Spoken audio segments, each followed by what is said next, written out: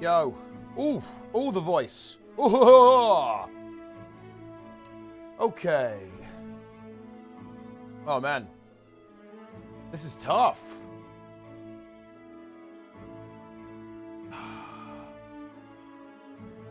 Wait, we actually have the, we have exclamation mark awesomeness clips being added.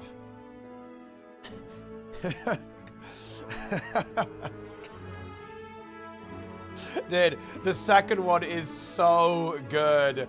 Oh my god. This is the kind. Did you post this to LSF, by the way, also? You should have done. This one is so good.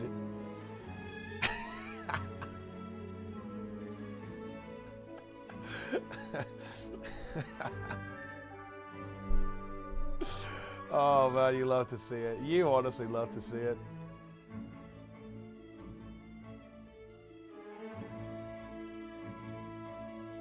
I call this the green noise. I think we all do, really.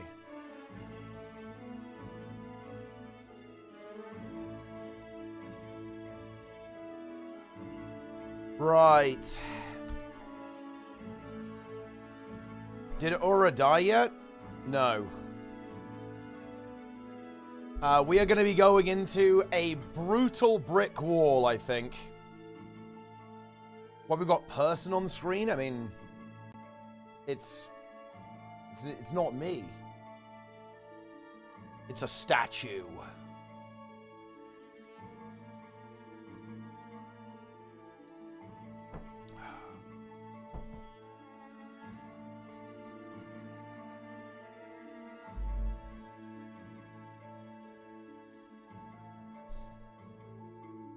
What do you think about these markers? Well,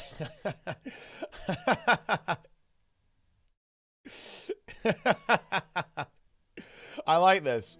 We've got a marker pack that's using I guess a variety of community figures, right? Like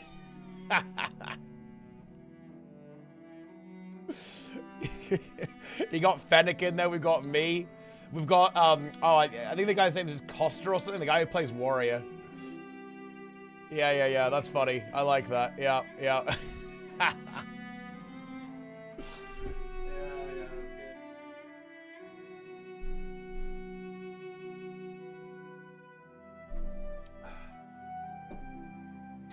Right, come on then.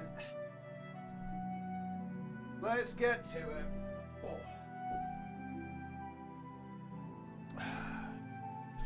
Oh, yeah, it was Costa, yeah. Around, it's Sarah Costa, Fennec, and Young Team I. It's fucking funny, actually. I like that. Yeah. Oh, that's good. Yeah, that is very good.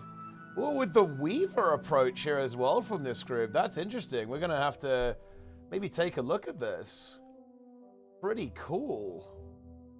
Pretty cool, actually.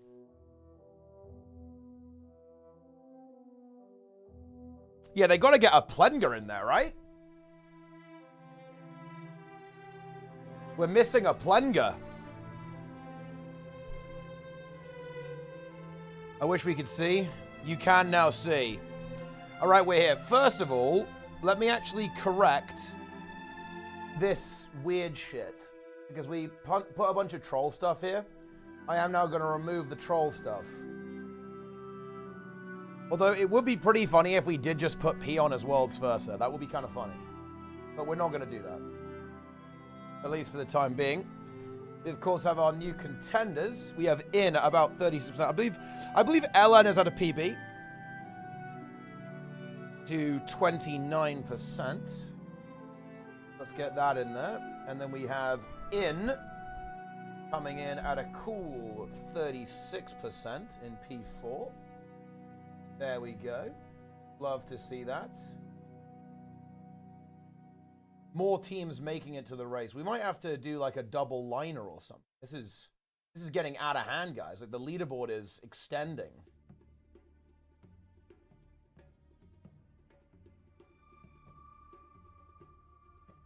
Essie have discovered something. Yeah. They have discovered something. They might have to go dark. Oh, wow. Curious. Hidden technology. Well, I mean, look, that's definitely what they need right now. Let's be real, guys.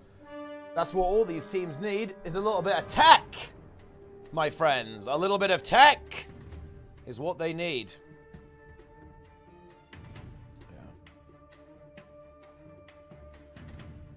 I imagine it's to do with, vent shots and stacks being removed. I saw them talking about this in Twitch chat the other day.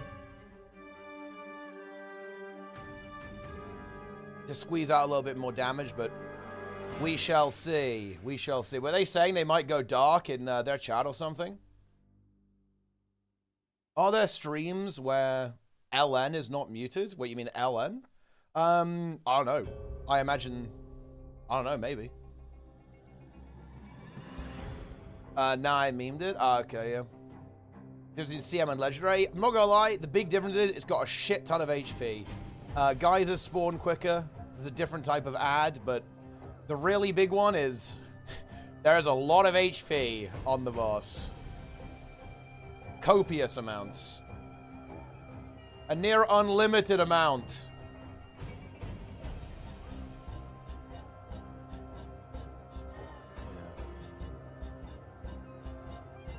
But anyway, looks like LN's taking a bit of a break right now. NA will be starting up relatively soon, of course. SC, meanwhile, pumping. Handling these geysers. You can see that they've really got the memory of where they are. But to be fair, when you've been doing this for like 50 hours at this point, like, you better remember it. If you got 50 hours on this boss, guys, you don't know where the geysers are. Like, what are you doing? You paying attention or what? What are you doing? Anyway, the DPS continues. I think the fight is sellable or DLLable. I mean, well,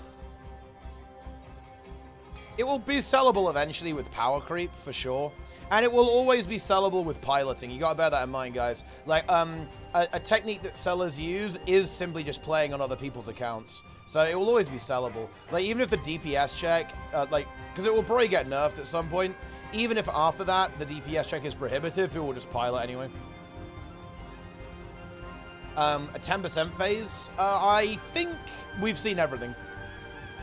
If I had to guess. If I had to guess, I think we've seen it all. Hoping the nerf will be here already. Well, they haven't said anything, so look, I'm going to say it, guys. They are probably not changing this until next week now, which is hilarious to me. I'm not going to lie, guys. That is absolutely hilarious. Because you know what that means? It means that all of these guilds are going to smash their faces into this boss today, tomorrow, the day after tomorrow, and then Monday before any changes come through. Yeah. Like, okay, there's actually... I actually have a slight concern with this, to be honest. And it's that I think this is actually going to disadvantage SC a little bit. Oh, well, that's not the right word for it. Basically, I think SC is potentially going to get to a progression point where they can't really get any further. And then the other guilds will catch up, basically. And that, you know, that's what I mean, right? I think it will, this is actually quite bad for SC in a sense. In that, like, a lot of their performance now, they've been significantly outperforming all the other teams by a pretty big margin, to be honest. And they're essentially going to kind of lose the value of that superior performance early on. And I think that kind of feels bad. Guilds don't have time off the Sunday anymore, though. Yeah, that's obviously an issue as well. Well, I imagine SC don't have infinite time off, right? You know, I imagine many guilds took this week off to progress this, but I imagine, like, work commitments and work or school commitments are going to be back next week.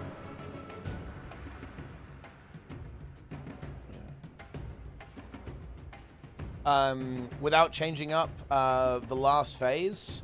Well, I mean, look, it seems like copium to me. Like, you know, we coped at 25 and at 20. 15 is like the last remaining copium we've got.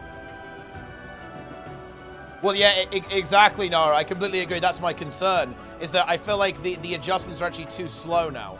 I think ArenaNet's actually, I would say that ArenaNet has mishandled this somewhat, unfortunately. The race is quite likely to be compromised now, unfortunately. Because, again, like, if they do nerf it, all of SC's hard work, it's not gone. They're still the most consistent, right? So they'd still be favored, don't get me wrong. Like, I'm not saying that they're just gonna, you know, like some other team is gonna default win or anything like that, but their advantage will have shrunk, essentially, if that makes any sense, right? Like, because they're gonna if they're gonna slam into a brick wall for the next 4 days, you know, they're done, right? Like, they've pretty much, like, done the best they can do, and it's a very good job indeed, right? But the other guilds will be able to catch up.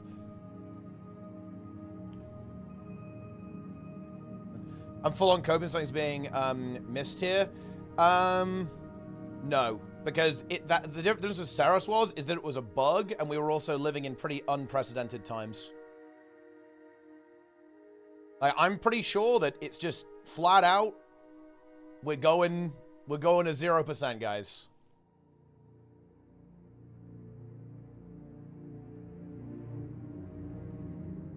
Until we have a top 3, I mean, we very much do.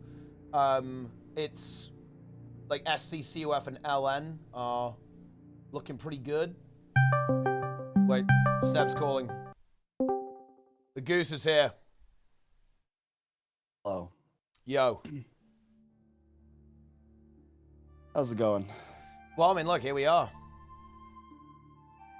Oh, top 3 is in... we could do a scientific study on this. Oh, yeah? We could. Yeah. Oh, yeah? I think this was some kind of social experiment. Okay. Get everybody together, tell them there's a world first race, make it impossible to do. Just see how long they'll keep going. Yeah.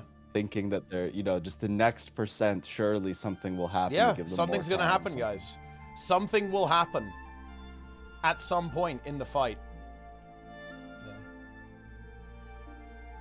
Maybe. Yeah. Maybe. Getting into phase at about 2:35, so a very good time here.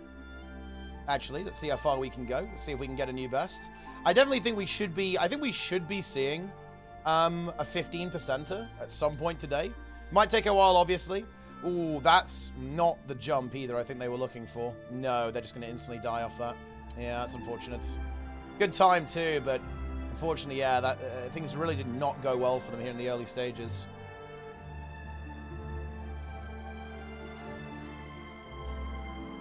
As in top 3 isn't killed? I mean, I'm not gonna lie. Unless there's something major missed, this ain't dying. I mean, look, don't take my word for it. Take Yui's word for it. He says if something doesn't happen at 15%, he doesn't think it's possible.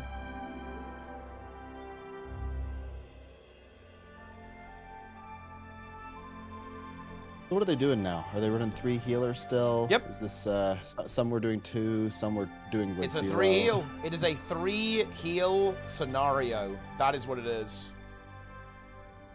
So the sustain what it is. Is more important than dropping the healer. Like the damage is higher with 3 healers.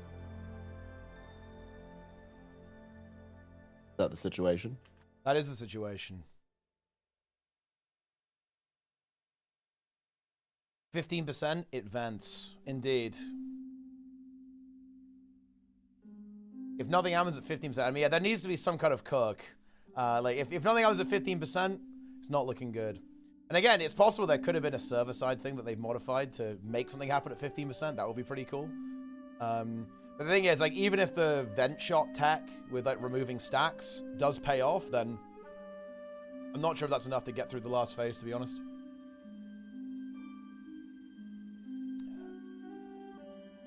But we'll see. We will see. Surely something will happen at 5 n-1%. True. Dude, if the boss healed up again at 15%, that would actually be the biggest content. That would be Omega content. Holy shit. The CC jug is the problem? Exactly, yeah. Like the thing is about the 3 heal stuff is that you need like Omega CC. And also like really good mobility and stuff to handle the mechanics, right? That's like the really big thing about the 3 healer. These comps are lame when it's nearly a single class. Hi all, by the way. Well, I mean, like, that's just the way it goes. Well, there's actually there's a reason for that.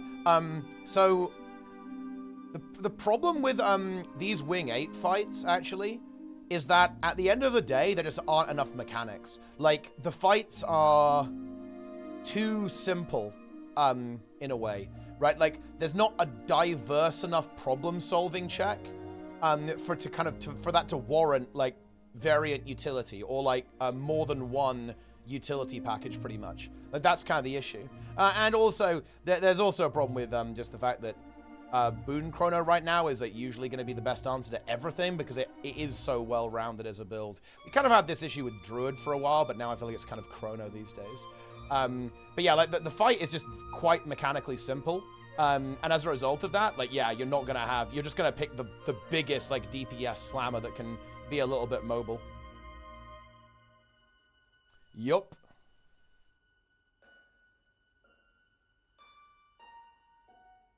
Dark phase at 15%. Yeah, dark phase at 15%, guys. How to get good DPS in playing Boon Chrono? Well, I mean, you're a healer, so... And look, right now, Yui's doing 1.7k DPS, so if you can do that, you're in business. Yeah. We are in business.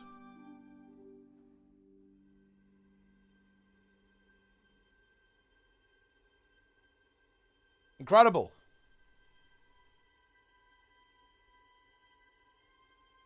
What if when they get it to 15%, it goes up by 20% again? And that would be content.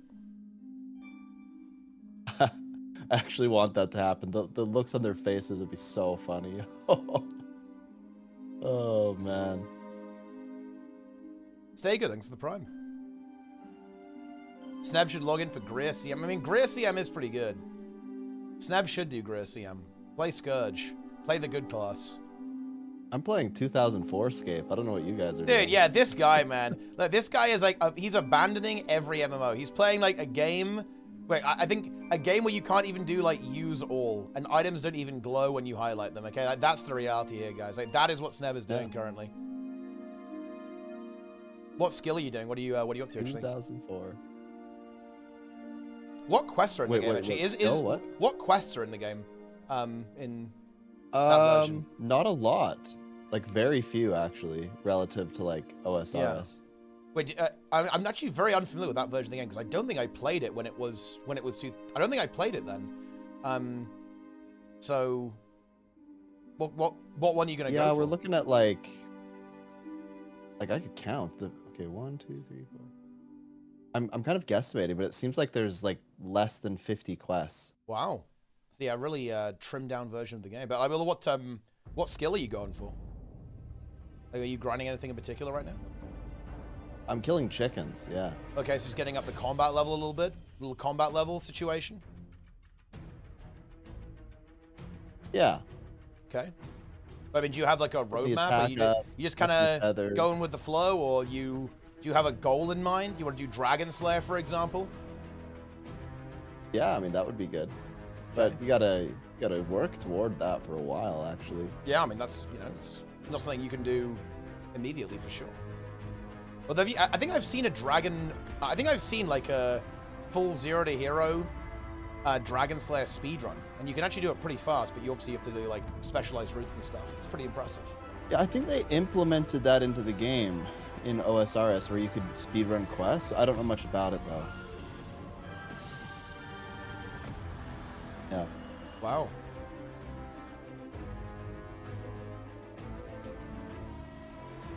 Goose versus chicken. That is true, actually. Yeah, it is a goose versus a chicken. It's working out pretty well. Yeah.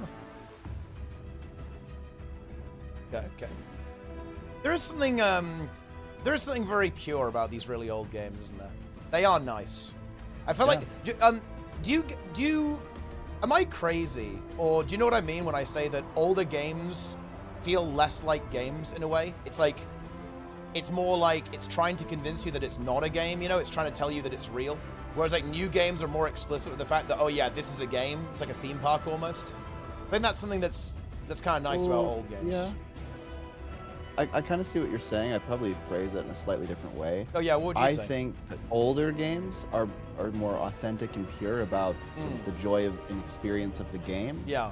Because it's all there is. It's like, we created this thing, play it. Yeah. But newer games, it's like, we created this thing, and for $9.99 you can just skip all of the nonsense and just beat the game immediately. Right? So they're kind of in your face about the monetization. Yeah, I mean, yeah, maybe, I guess. Yeah, that's crazy. Like, look at this game we made, but actually, we don't really care if you play the game. We just want you to pay us. Please pay us. Okay, but you know, actually, to have a slightly less cynical take, do you think that it's actually about telegraphing and clarity in a way? Because did you play Season of Discovery Awesomeness? Because here's the thing, you know what Season of Discovery is, right? It's basically WoW's OSRS, yeah? Yeah. So, Yep. Do you know what's interesting about the raids in that game? Is like the telegraphs are like whack, right? They're really weird because there's no circles. Like if there's a fireball flying at you, it's a fireball. Do you know what I mean? It's not, Yeah. It's not, there's no marker or line that you've got to not stand in. Like the telegraph is the spell in and of itself, right? And that is such a different raiding experience compared to, you know, a modern raiding game, you know, like Guild Wars or Final Fantasy or WoW. And it really does make the experience so unbelievably different. And in a way, like more immersive because, yeah, you don't know how close you can stand to that fireball. You kind of have to feel it out, right? And get a feel for it. You can't just rely on the game telling you. The game isn't going to tell you that, right? Like, you know, you have to just play and find out what's going on, right? Which I think is kind of cool. On a big pull here from SC. Got a good spawn on that initial venture, or at least decent. Not too bad at the very least. Able to shut that down. They do have a double, though, which is certainly not ideal. They're going to have to deal with those, then go back to the boss. 1 minute and 44 on the timer here. Well, a lot of damage, man. These vent shots. The thing is, like, the damage on the vent shots is like, it's like very unpredictable sometimes, a little bit hard to see, especially when there's loads of them up. It's like very difficult to keep track of everything that's going on here. And you can see, yeah, the player's getting chunked on intervals as those vent shots start to pummel SC here. Another vent shot now spawning. They're committing, though. They're just going to go for raw damage output. They're not moving to CC this. They're just going to try and live. We do have Barrier Signet, I believe, and Reflect, yeah, because the thing is, these vent shots, you can survive them by reflecting. That's why we see the Barrier Signet, I believe. That is why we see... or that might have been a turtle, actually, a siege turtle. I'm not sure if it was a Barrier Signet might not make less sense. It was a green bubble. I think it is a turtle, though. I think yeah, it's a turtle. It was a turtle, but it's not enough. They just get completely obliterated. Big damage from the vent shots. 45 seconds on time at 20% HP. Good pull. A good pull indeed. But it's not going to be enough. There's a lot going on there in that fight. Yeah. And the thing is, it only gets worse. You know, as they add more and more vent shots, you know, it gets, you know, it gets more intense over time. Who took the name Vent Shot? Somebody has to have Ooh, that's name, a good call, actually. Someone better have that. Oh, wait. Any vent shotters? Wait, I think Awesomeness wants to join the call, by the way. I'm bringing him in. Wants to join. I'm bringing him in.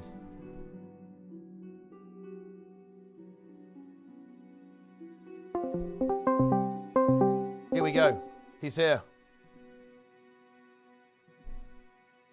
Yo. Hello. Hey, Marine.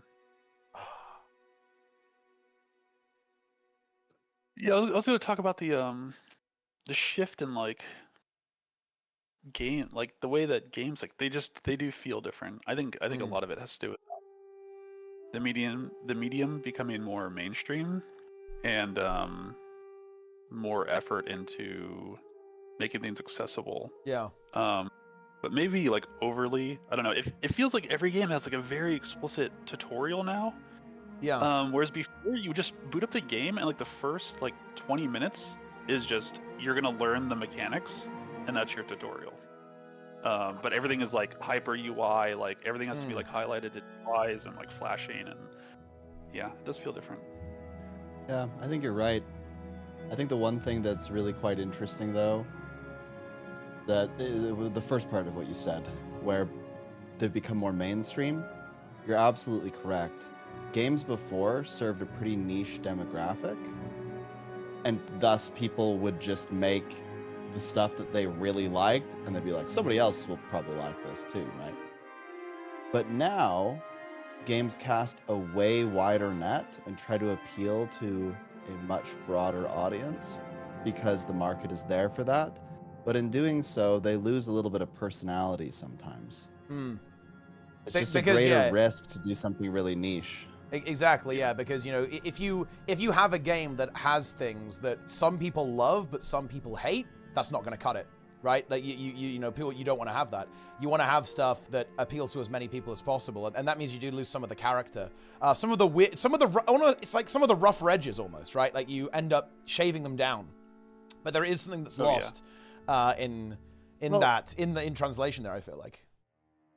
Well, this is kind of strange because in marketing, you typically would say, don't try to appeal to everyone, because in trying to appeal to everyone, you appeal to no one.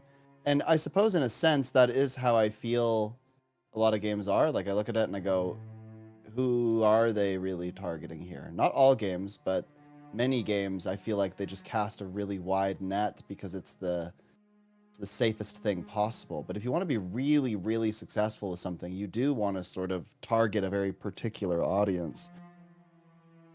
I think the industry is also like stratified to where AAA is trying to hit the mass appeal. I think indie has gotten really, really good. Really good. The tools have become much easier to acquire and like use. So indie games are popping off. I suggest to anyone that if your favorite game is like not feeling good anymore, to like just check out indie games. There's like so many. The genres are getting wacky. They typically have a lot of heart in them, at least the good ones, and like they're just designed real well. Stuff like Hades. I started playing Balatro recently. I'm not like a huge poker fan, but I am like a deck builder fan, and that game's just like a ton of fun. It's wacky. Yeah, I think smaller games are probably gonna for any like old time gamers. I think like indie is like a pretty good market to tap into. Yeah, for sure. There definitely still is that stuff out there.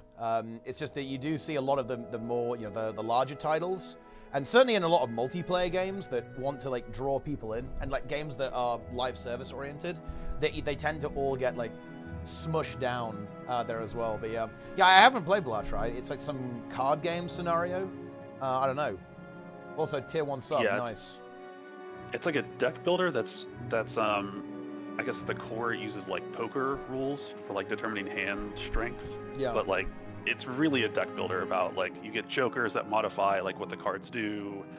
You have to hit a certain number of points every round or whatever. Yeah, it's pretty fun. It won a bunch of awards last year. Yeah,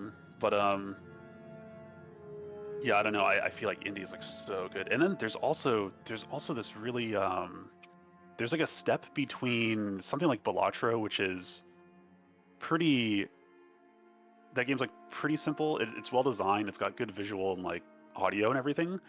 But then there's something between that and AAA, which is I think like a V Rising fits in there, which is like that game. I don't know how the game was made actually. I don't know how big that studio is, but it's like 3D, so it's instantly more complex. And then it has like server technology, which makes it more complex. And like the fights are really good. I don't know. There's a bunch of weird games like that. It's also like one of those like base builder sort of games like Valheim or I don't know. There's like so many of those types of games that get stuck in early access for forever. But I feel like V Rising landed pretty well. Yeah. I just looked up Balatro. They're from Saskatchewan. Nice. Canadians. Yeah, I think Canada has a pretty good they have like a pretty good system where they have grants for art, and I think games are considered art for those types of grants. Yeah.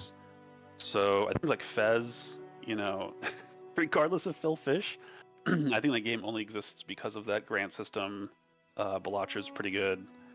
The classic BioWare titles, I don't know if they got grants because they were already so big, but like, you know, your old Baldur's Gates and Mass Effects and Dragon Ages, I think those are all Canadian made. There you go then. Yeah, the guy that came up with, I think it's Baldur's Gate, he actually went to the high school that's near my house. Oh shit. Sold out Yeah. and became a doctor, though. Yeah, yeah, That's pretty good. Well, he became a doctor, and then I think he didn't. Wait, did he become a doctor before BioWare or after BioWare? I think it was before, but I could be wrong about that. Yeah, BioWare has an interesting origin story where I think it was just like some like game fans were just like, let's start a studio. I think that's how a lot of early studios started, though, right? So. Is it worth playing WoW as a new player? Would you say retail or classic is the way to go? Looking for rating and some PvP. Classic. So classic WoW is an open world RPG, like leveling journey. Retail WoW is an endgame simulator, right? Like an endgame degeneracy tryhard simulator. Well, actually, that's not entirely fair. It's also like a collection simulator as well, if you like that sort of thing. And it's got like a cinematic chosen one story. Ooh, very exciting.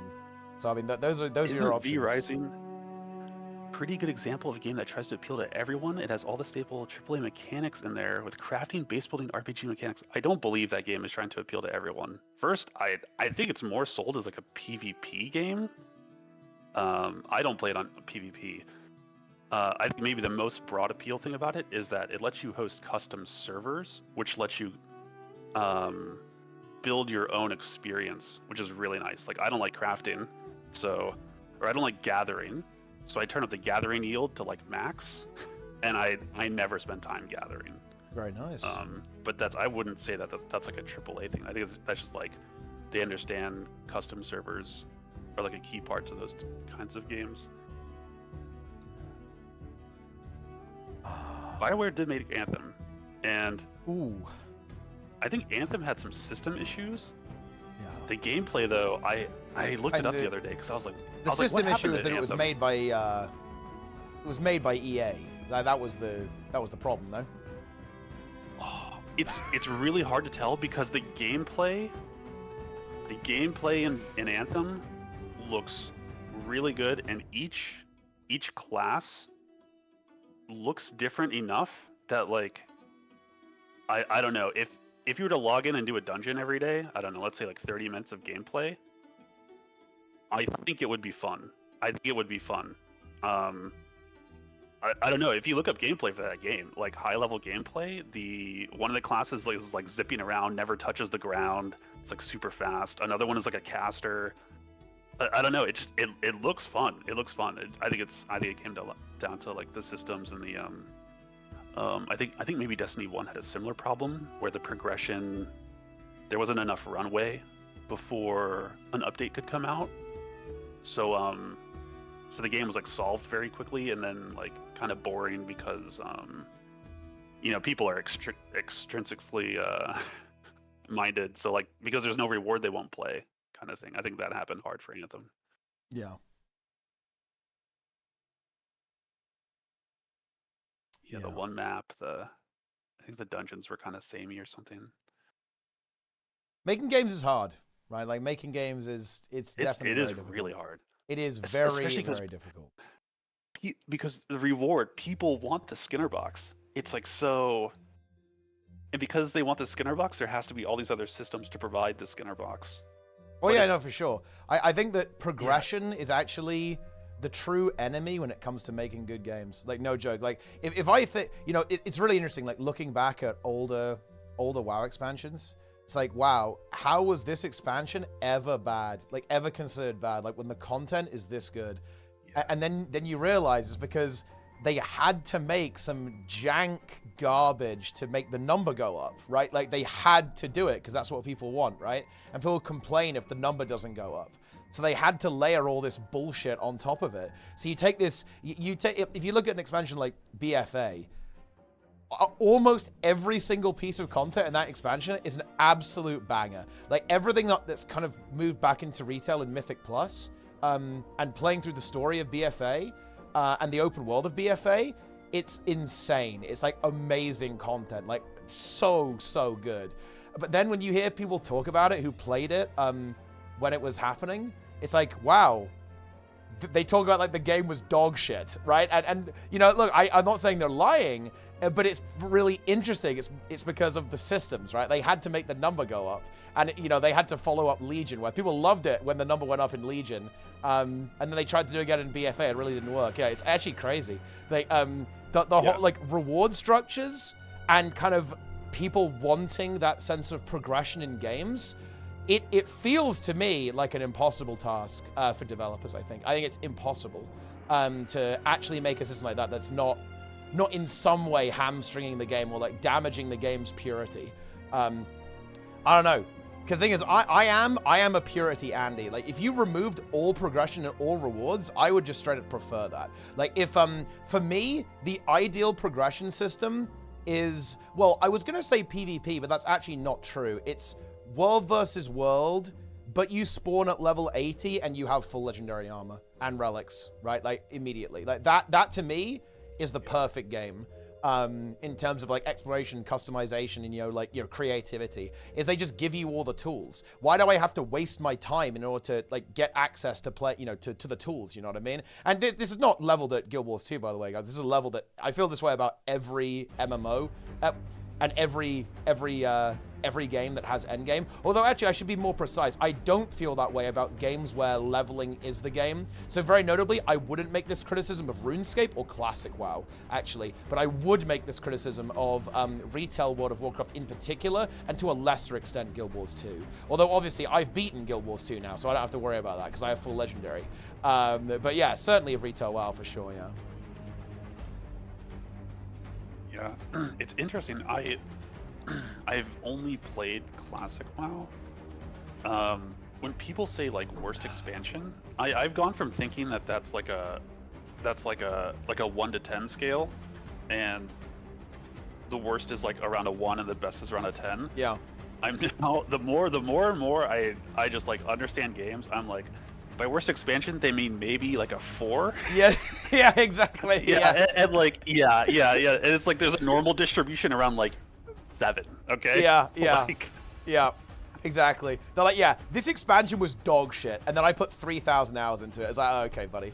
Yeah, like that's how it always goes. Yeah, even like just regardless of hours spent, but just like, yeah, moment to moment, probably no one is just like, oh, this is so trash, this is so trash, this is so trash. It's like, oh no, they gotta.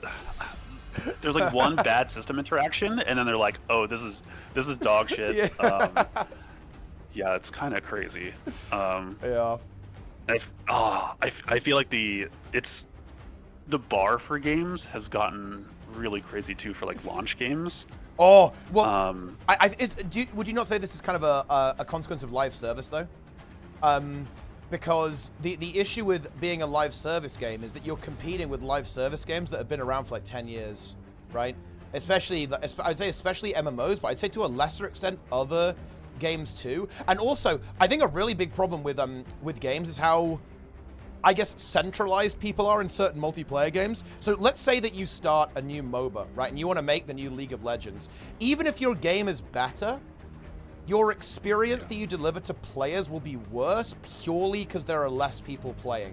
I feel like a really important part of game, this applies to all of like the big MMOs, WoW, Final Fantasy, Guild Wars, RuneScape, is that having that many people is a strength, right? Like in and of itself, right? That you because you just have so many people you can interact with, you can find people who you align with your values, right? And your goals, right? You can find people that you like, right? You can find people to play with all the time, all the game modes are populated, right? Like just having that player base is a massive selling point. And it's really hard to kind of deliver that same experience when you're a brand new game. Like you kind of have to go all in.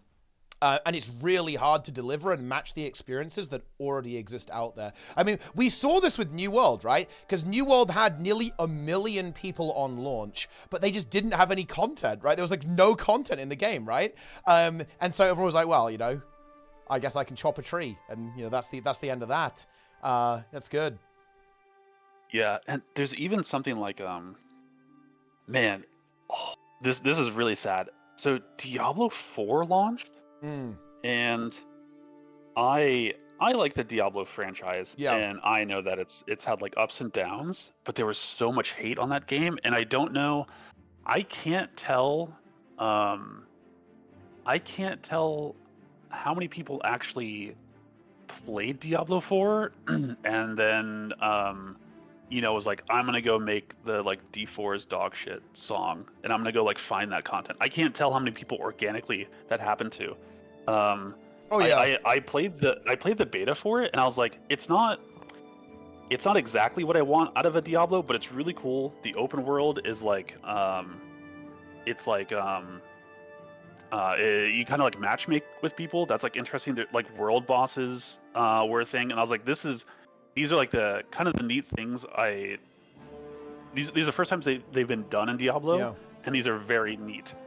And these systems are more expensive than most of the rest of like the game, and it's gonna follow the same thing that happened in Diablo 3. Like you wait a year or two, it's gonna have an expansion that's gonna like fix a lot of this stuff.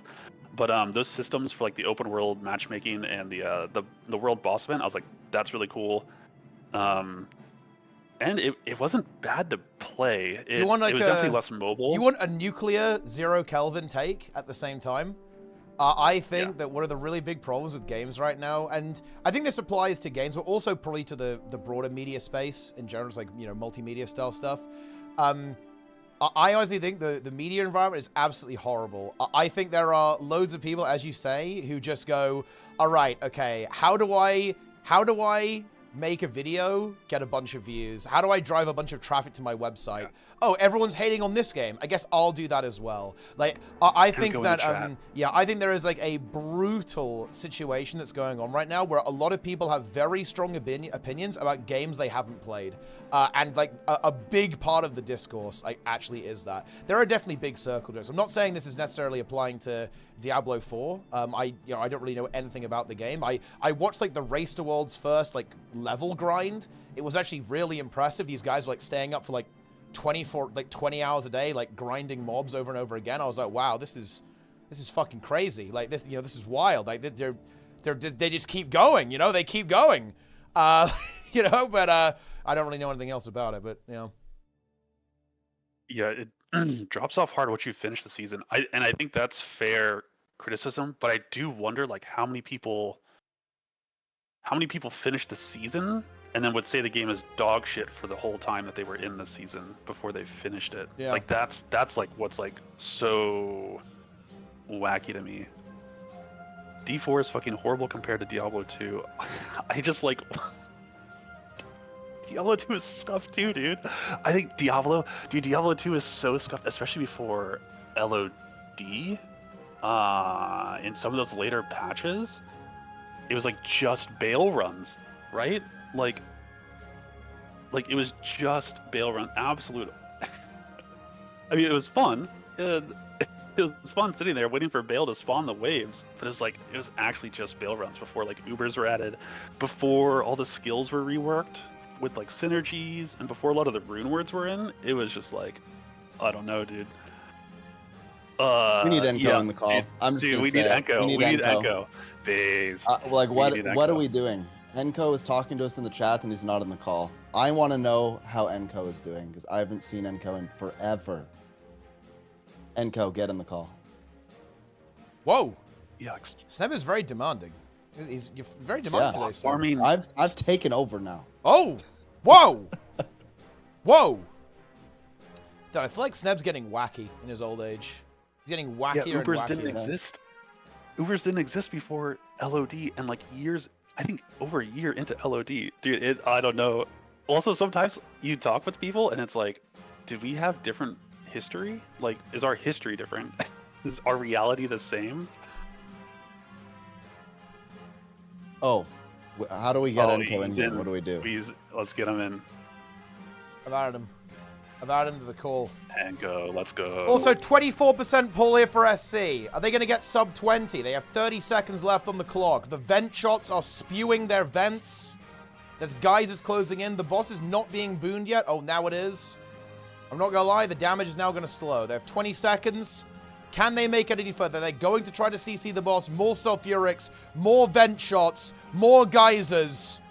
And the vent shots, they run rampant. By the way, guys, every single emote in the chat, it can be any emote actually, it will summon an additional vent shot, just so you guys are aware of that. It will bring one more. Also, welcome Enko to the call. Tea time is here actually. Tea time is back, guys. We are back in business. Yo. Yo. Long time no see, man. Yeah, how are you, Enko? Yeah, I kind of stopped playing Guild Wars 2 except for my Monday night raid group. Yeah. Raid log? He is raid logging. Yeah. I feel like you've encapsulated a majority of the raiding player base. Yeah, I log in Monday night, do raids for 2 hours, buy the stuff in the gem store, and then I log off to the following So wait, day. do you whale? Well, I mean, I guess you just have the gold, but I mean, it's kind of like whaling, I guess. Just gold to gems. Yeah. Yeah, Enko's got like Pretty gold, most skins, right, in the game? Yeah. No, I'm like probably not even in the top 10 anymore because I don't have all the referral skins. I haven't done the last 2 expansions. Oh, my bad. Not top 10 anymore of like thousands of millions of skins. Yeah. And this is crazy stuff. It really is. Yeah, we don't really hear so much from the Barons anymore, right? I think Souls Dude, is... I think Souls is like boosting in WoW, I believe. That's what he's up to these days. Like MM, I think, is off doing real life. Enko's raid logging. It's All over. I see from MM is he's like, I started another company. Like, here's another event I'm running. It's Yeah, like, yeah, okay. yeah.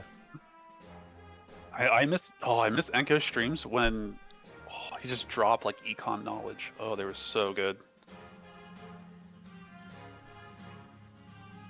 True. Yeah, the economy of Guild Wars 2 is kind of boring now also. So there's not a lot say that. really to do with it. The extractor event was pretty rough. That's pretty rough. Yeah, I mean, it was necessary. I don't like how they did it though. I think a 1 second cooldown on the extractor is fine if they just put the 1 second cooldown in there instead of just being like a flag for them to check your account. Yeah, cooldown and extract all of rarity, I think would be. Actually, I don't even know if the cooldown is needed if those options, those context menu options existed. That'd be really cool. We need to see NA activate. Like, what? That. Look, yo, boys, wake up, yes? Jaden's in the chat. Grim's in the chat. You boys need to wake up and slam into this boss. Was starting in another half hour is what I saw on Discord. Yeah, these guys need to wake the hell up at this point and get going. Because look, Sneb, I want your take on this. I want your molten hot inferno take. These guilds are, we are probably not going to see any kind of adjustment until next Tuesday. We are going full brick wall here. All of today, into Saturday, into Sunday, into Monday, and maybe the next opportunity we see could be a Tuesday situation. Like, what do you think about that? Well, okay, my take is pretty nuanced here. I feel like I have to be careful. Listen to the whole opinion before you Drop a judge nuke, people. Snab. Drop a full nuke, please. Here's my actual opinion. I feel like I'm watching a race that never ends. So, like, everybody's competing for first, but there is no first because it actually never ends. So, in some ways, it's kind of pointless to experience. And I'm really struggling to see how the teams feel like this is a productive use of time. I suppose the sentiment is, well, if we keep practicing when it gets changed, then we could be the first. But that's kind of weird. It's like they were all running a marathon and they're all at different parts of the marathon. But then there's like 2 guys that are just running around with the finish line. And somebody could randomly finish first? I don't know. It's just kind of weird. I don't know how they're staying motivated to do that. So I don't get it. haven't seen any of the URA, LM, or CM stuff yet. Like, you know, I think the last half hour was the only I've seen it on the SC stream. Is it really just the normal mode mechanics sped up a little bit with more HP and the bosses turn or the summons turn legendary? Yeah, Yes. pretty much. Yeah, that's it. Okay, so at the HP reset, when it goes to 0 to back to 40%, does anything change with the fight, or it's just you have to redo the 40% again? Well, there's like different ads. Different instead of fumarolas, you get vent shots. Because like I don't, Yeah. I would have liked it if that last 40% like the boss did like a transform or something, and then like actually had like a new phase, but it doesn't look like anything really happened. Yeah, people But are as far as essentially ArenaNet coping. adjusting this, Yeah, people are coping for something to happen at 15%, but I think that's a little bit of copium, to be honest. They've coped every 5%. Yeah, every by the way. 5% has been copia. Like literally Yeah. every 5%, it's been like, oh, maybe something will happen. Maybe something will happen. And maybe something will happen. I don't know. Actually, I have not played LCM on the dev servers, so I don't know. He has no idea. like I half expect that ArenaNet's just gonna be like, oh, we made a mistake. It was only supposed to reset to like 20%. Well, but this is the problem. Again, nuance. I actually think it's far better to make it unkillable than to make it too easy. Because if these guys went in and killed it in 2 hours, it would have been a nightmare. And that's what I It was that's happening. What I thought was gonna It was happen close when to I was happening watching. because the fight was just not different at all, right? Like towards 0%. Yeah. It was I was like, bro, what is going on here? Have they actually fucked this up? Is this a disaster? Yeah, it was very stressful to watch, to be honest. Well, I think there's a So this difference isn't quite as between bad, it though. being difficult to kill because mathematically it just doesn't work with the timer versus, oh, we just have to play better. Like we have to do mechanics better, or we have to like improve our DPS, or both. Versus what I think what we're seeing now, where it's just like it's not possible to beat.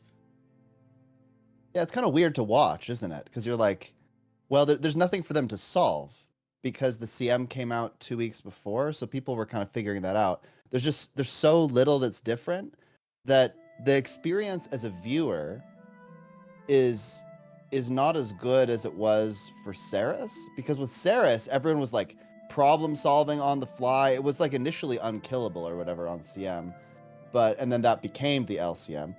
But you still had to like figure out all of the strategy. Like there was a lot of strategy and comp changes and portals and all of those things going on. This, I don't think we get that experience because the CM came out. And now I just feel like I'm watching it and going, well, it doesn't really have to. There's like a little bit of RNG here, and it just feels like it doesn't really matter because they can't kill it anyway. It's a weird feeling. I don't know. Yeah, someone on the Discord said, they already put 100 hours on Nightmare or on normal mode pushing mechanics, and then they killed CM in an hour because of it, and now they've killed CM 20 times doing the same, and now they're just repeating it all on LN. So there's nothing like drastically different between the challenge modes and normal mode, which seems to be the problem. Yeah, for sure. I actually think that it's funny. I think they should have done this release order the other way around. I think they should have actually copied Saros even more than they tried to do here. They should have released the LM first and the CM later for URA specifically.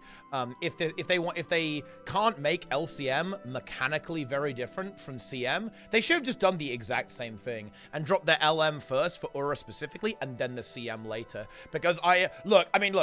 Again, we can just talk numbers. Look at numerically here for this race compared to even the CMs, right? It's not even close. Now, to be fair, drops inflated the CMs, and obviously, that's a thing. But even with Saris, right? Like it's really not even close. The interest here is not there on the subreddit nearly so much, in my opinion. On Twitch as well, on YouTube, all these places. Yeah, they should have got drops again or something like that, or they should have or they should have like done a different release strategy. I think that, as much as I hate to say it, I don't think this is quite what ArenaNet was trying to do. I think it's really cool that they went for it. I definitely respect that a lot. I love to see it. In fact, I think it's really cool that they even bothered to put this much effort into make something this difficult and put it in the game. I think that's really cool that ArenaNet would like go that far to do that. But I think there are definitely some lessons to be learned here, and then there's a great discussion to be had after the race and after this is all like solved and all done about like how this could be done better in the future, right? And my understanding is the drop campaigns on Twitch actually don't cost the company anything. Like they just have to tell Twitch, hey, we want to do this, right? Well, I don't know how it works. I mean, I would imagine they pay Twitch for it, like because it's marketing, right? But I mean, obviously, I can't speak to that. That's what I thought too. But yeah. Then I saw another game said it's like, no, yeah, we just have to like tell Twitch we want to do a drop like these dates, and it actually doesn't cost anything. So if that's true, it's like, I think ArenaNet probably should have released normal mode, challenge mode, and LM all at the same time.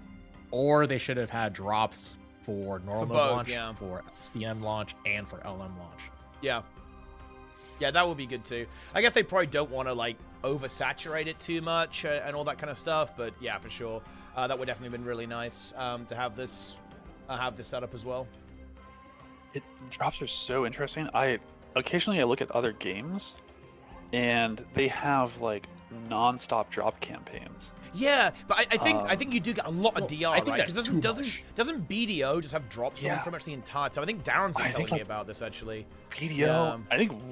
I think Warframe might have like 50% drop up time. Wow, Um, that's crazy. it's really interesting. Does it work? Does that work for them? Do they get? Wait, which game did you say? I don't know, Warframe? Let me go check the view. I think Warframe is up there quite a bit. Well, I think Black Desert. What's the other? I think Well, I there's- mean, there's a lot. There's other games in that similar vein. Is it Albion? Just like those other- Albion Online has lots of drops. Oh well, it looks like there's some kind of dev stream for Warframe right now, so this is not maybe that representative. There's 50,000 people watching a dev stream. Dude, ArenaNet needs to get in on this. What the hell? Although Warframe I think, is pretty juiced. yeah, Warframe. I think also a Canadian company. Yeah, I think they also have like really good community management, right? I think for that game. I believe so. Yeah. I believe so. And I think they started off as like one of those like smaller games that just like listened to the community quite a bit, Yeah. and they just like iterated on that. I think they got a bump from over Total and over Biscuit and over. as well, didn't they? Because I think he really liked that game. And like he was like very engaged with Warframe in like the early phase of that game as well, which is pretty interesting. Okay, well, okay, yeah, BDO has drops right now. Okay, I'm gonna check. Okay, BDO has drops, and it actually has 5.4K viewers. The top stream has 1,000 viewers. I wonder how many of those viewers are drops viewers though. I guess is there any way to actually see? It's Wait. really hard. Wait, can It's we really look at the hard. I depth? don't know if Sully known. Yeah, I wouldn't like want ArenaNet to have like drops all the time, but they should definitely have them more often than they're doing. Like I think every new content release they should have drops running. Like if they had it running all the time, like some of these games, then it just becomes like, oh, this is status quo, this is normal, instead of it being like a special thing. So, I think there's too much of a good thing that they could do. Yeah. But for Warframe, like when you say, like, yeah, they listened to their players, but they also didn't capitulate to the players. Like they just didn't like, oh yeah, we're going to give you everything you want. Like, there was an example a while ago where like there was a game that the devs basically took every suggestion that was posted on their Reddit and it just like destroyed the game because like some people just wanted things to be like way overpowered. So it's like, yeah, you need to listen to your player base about what changes need to be done, but you also have to like temper it with like, and not just like give them exactly like overpowered stuff because that's what some people want. You actually have to like look at it and do the responsible thing. Yeah. Diablo 4, you guys were talking about, has kind of gone overboard with that. Like the game's too easy now. Oh shit. Which they're trying to pull back. Casual. In Season 8. It's casuals, man. Yet again. Did it do the D3 thing where it launched? It had like some wacky stuff, and then a year or two later, first expansion comes out. Like quite a bit is like fixed. That is a It's classic. Like, actually. probably like, yeah, I don't know what it is about. I don't know what it is. Like it happens so hard with Diablo 3. The big problem auction with house, but- Diablo 4 every season has been that every overpowered build that gets released by content creators, every single time it depends on some kind of bug, like a bugged interaction. Nice. Like there hasn't actually been like a good build that was just good Wait, that's because like, crazy. it was designed to be good. That's so weird because I feel like D3 hit its stride where it was kind of like every season we're gonna take like a set from every class, we're gonna juice it, and they kind of were like, this is going to be the meta, right? Like that's kind of what they did, but it was you know, you were able to like foresee it, but it was kind of like, yeah, I guess if you don't already play like every build imaginable, it is kind of nice to like log into a season, get the set for that season, and like try the meta build, and then you know reset next season, try a different meta build, kind of like that. I guess I'm surprised if D4 like didn't go that route, and everything is dependent on bugs. That's crazy. Yeah, every single like I play sorcerer most of the time in that game, and every single build that's been considered like really good, has been some bug, and then they fix it in the next season or at the mid-season patch, and then like the build just like sucks. Like when the expansion came out, Spiritborn was doing like literally 100 times more damage than every other class because of how bugged it was. Like there were multiple bugs that were just like building on top of each other. So it was doing literally quadrillions worth of damage. Like it got so much that the damage counter in game couldn't track it, and the numbers went negative. Yes, that happened in D3 with there was an overflow on damage to where you'd start healing enemies. And then there was a build. Actually, there was a build that was. It wasn't like super bugged, but critical mass, where every time you crit, you reduce your cooldowns on all of your abilities. That was absolutely busted. That build was really fun, but it did lead to like people found the different skills that like hit more often, and they have like out of whack crit modifiers, like crit chance modifiers. So you did become immortal, like tornadoes or whatever. God, that build was so fun. It was busted though. You were immortal because you were refreshing your like invuln cooldowns, pretty much off, like instantly. Okay, here's a take. I feel like Wing 8 would have been more based if it had been one boss, and instead of 3 10-minute bosses with the same mechanics, it was one boss, but 3 minutes of each of the individual bosses' mechanics back to back. Because that'd just be a strike. That sounds a lot like KO. Yeah, yeah, but that's the thing. I think that's just based, to be honest. Because look, KO and Harvest Temple, I think do that pretty well. Well, yeah, the design works pretty well. Yeah. I don't know how those are made. It seems like a lot of work. Like I'm not saying Cameron, he was in the kitchen. He had his chef's hat on. He was stirring the pot. He was cooking. You know, he was. I mean, look, where's the wait? Do we have like the cooking emote, like the the guy with like the giant pan just going crazy? That was Cameron. I think we have that. I think we got it. We got access to it. He cooking. Yeah, he cooking. Yeah, that's Cameron when he was cooking that up. Not slop, guys. Okay. I will admit, like, wait, is KOCM slop? No, KOCM is not slop, actually. Was there any slop in EOD? I mean, HTCM. I think we should make Orsinus answer that question. That's good. Like, you have a bunch of different. You know that game you work on? Please tell us what part of it is slop. Okay, like, please detail. Dude, I don't think any of it is. Yeah, I enjoyed DagdaCM. I don't know what, dude. You guys are crazy. Dude, DagdaCM. By the way, got patched. I think like a year later. By the way, I will grant you that DagdaCM is entertaining because pugs die to it. I will give you that. Like, it can be amusing to experience it from the pug perspective. I will admit that. Yeah. Are you talking about watching pugs or playing in the pugs? Well, I mean, you can do both at the same time, right? You can play in the pugs, and also, it's DPS check. Okay, so you're pugging DagdaCM.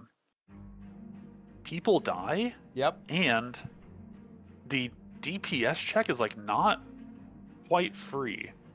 True. Especially if people die early, which does happen. And I think that alone, I'm like, yeah, I will happily pug this. It's not like a Doom CM situation where I could pug that for like hours. Yeah. As long as we make like some progression. But like I'll join a DagdaCM off the LFG for sure. I'll see what it's like. I'll get in touch with the people. Well, look, the reason I gave that suggestion though is because do you know what I felt like the issue with Wing 8 and is that it's like, bro, these fights are 10 minutes of the same mechanics. Like, yo, that's crazy. No, that's kind of a little bit wacky with what's going on there. I kind of want new mechanics that start popping up like every 3 minutes, not the same ones. I feel like we could have something a little bit fresh. Could make that happen. I think that would be pretty cool. And yeah, obviously that would mean that you get less bosses, but look, I think it's kind of a quality over quantity scenario here. I want to see some big ones. I think that's why Ceres worked really well. Because Ceres, it didn't have new mechanics, but it did have new overlaps that was like that were essentially novel. Whereas like here, that's not really the case. I'm not gonna lie.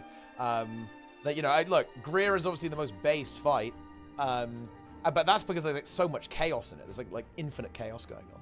It's pretty good. But then you just play the forbidden one. Yeah, the mechanics usually for the raid wings, they usually just build up. So like you start with one mechanic phase 1, and then they'd add another one. Then you just have to deal with both of them, and then it's just all up at the same time at the end. And that's kind of what happened with Ceres. And it's just the fact that they were all at the same time is kind of what made it difficult. I still like wings 1 through 4 mechanically, like from a design perspective. I just think they need to have like an HB update because of the power creep we've had in the game. Yeah. But like a lot of this wing, it's, I don't know. Like, yeah, I think having more of the mechanics happen at the same time, or having more drastic shifts in the phases, would make things a little more interesting. Because otherwise, yeah, it does just feel like you're doing the same thing for 10 minutes.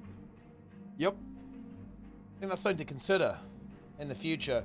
Godscream Aura is here. They should have given her a new name for LCM, because I imagine it's similar, right? Like, it's a different NPC, basically. It's, like, not the same version. It's, like, a different copy of Aura.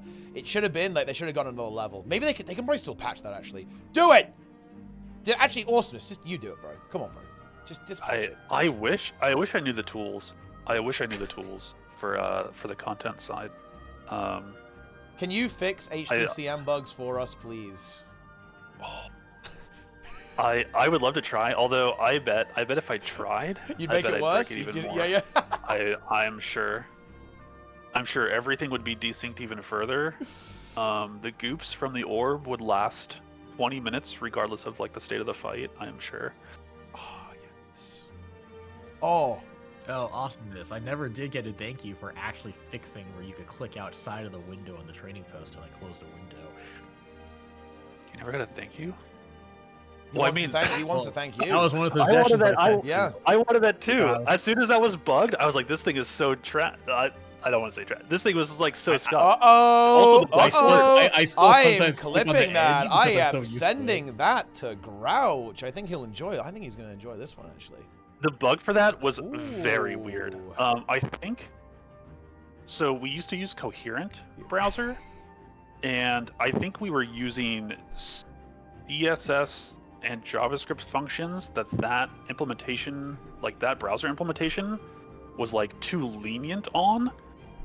And then when we switched to Chromium, those functions and CSS stuff, it started being respected properly, and thus things were breaking. And I think that's not even the only thing that broke on. Enko, you might know this. Years ago, when you would, when you would click on something, or when you would search on something in the gem store, and then you would click on it, it would scroll you to that thing in the gem store, and then it would flash. It would like highlight it, like a little golden thing. That also broke when we swapped from Coherent to Chromium. And that too was similar, where like some CSS and Java. That was mostly JavaScript broke, or CSS broke, the flashing bit. Yeah, so I actually totally forgot that was in the game until I was working on something else in the gem store, and I was like, wait, what is this code supposed to be doing? And then found it again. I was like, oh, I fixed it. I just like, how do I update? How do I fix this to use like the new whatever proper syntax? And it was like fixed. The browser update was just like really rough. Do you only work on the UI for it, or are you also the one that deals with what items in the gem store are there and like how that shows up? Because something really pissed me off mount pack, the last mount pack. I work on like the technology, and then other folks create the content that goes into the systems. So the gem store, like system wise, I work on that, and then the system is set up to where people can so put in assets. I don't know if this was a mistake on the gem store team, but every mount pack that's having one where you have to where you buy the random mount unlock, and you can unlock one in that set, and if you buy the max one, it will unlock every single one in the set. That's how it's been for every single mount pack up to this point. This last mount pack, the max purchase you could buy was 15 unlocks, and there were 16 mounts in the pack. So you had to buy an additional one after buying the max size. So I don't know if they just screwed up and they can't count or what.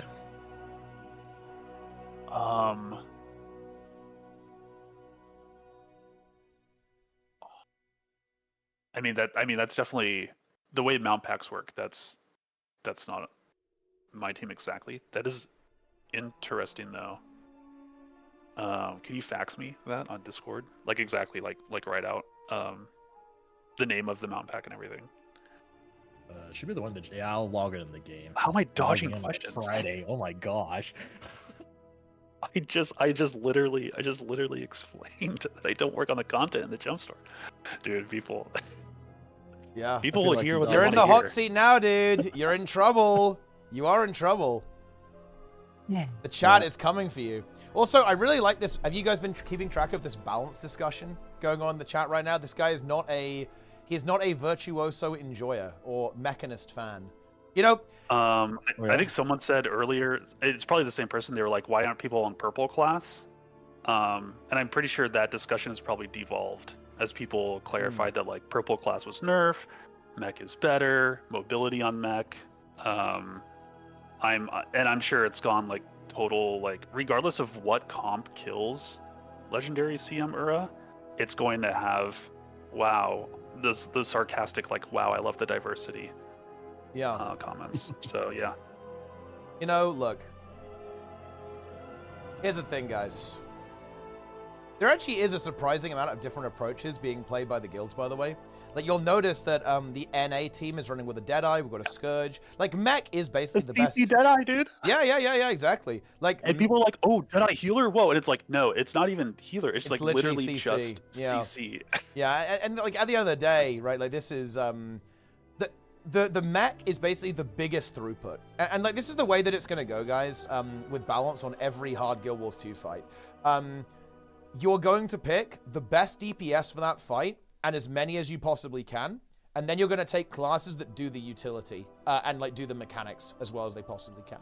And that's why you see the double chrono. You'll note, I mean, look, if you want to say that chrono is kind of busted, realistically, yeah. I think chrono is basically what old druid was, but maybe even more extreme. Chrono just does everything. It has pretty much come full circle to OG chrono. Yeah, it really has, yeah. It basically has the best utility, the best boon support, and nearly the best healing. In terms of like raw healing output, I would actually definitely say that Druid still has the edge actually in that regard, but that's another reason why we see that Druid being played there by a lot of these teams too. But Chrono's utility is incredible. You'll notice like a really key part of what SC is doing is utilizing that rifle portal to gain DPS uptime. As much as they possibly can. And you also have this really powerful ranged CC, and that's kind of something that's present on the Druid as well, of course. Like, Druid has really powerful CC with its pets and with its lunar attacks, of course. But yeah, that's the situation here. That's what's going on, guys. Every class a portal. Well, I mean, portal's not even being played here. It just turns out that rifle portal is really nice. Being able to ferry someone back is pretty nifty on this fight in particular. So yeah, there you go. Yeah, it's on a weapon, which is very big because it means it's very strong that it's on a weapon, yeah, because it means it doesn't compete with a utility slot, and that weapon's toolkit it's like another utility slot. Exactly, yeah. So you just have like a free slot, and this is coming from a class, and this is another really big strength in the design of Chrono.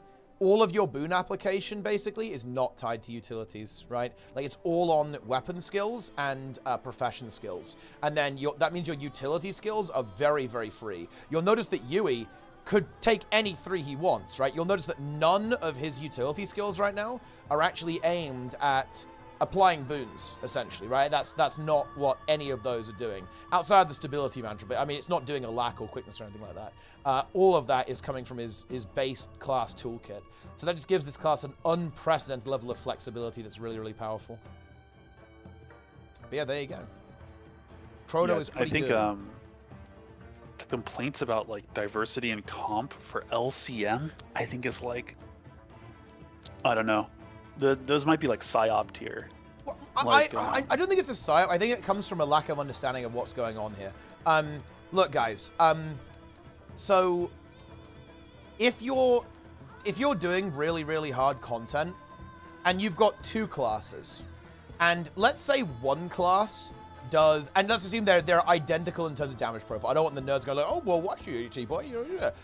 2 identical DPS classes in terms of how they work, the DPS profile, all this kind of stuff. If one of them does 42k DPS, and the other one does 41,500, which one do you think people are going to play, right, in the hardest content in the game? You're not just going to leave 500 DPS on the table for no reason. Are you trolling? Like, why would you do that? Look, I hate to say it, but yeah, if you're doing something like Ceres LCM, which has got a pretty nasty DPS check, or Aura LCM, if you're playing a class that does like 3% less damage than the best in slot, I hate to say it, you're literally trolling. And you might not like that, and you can say that, you know, I don't like that that's the case, and that's a fair objection, but understand why people do what they do. It's not because, oh yeah, like, X class is utterly garbage compared to Y class. It's because it's the hardest content in the game.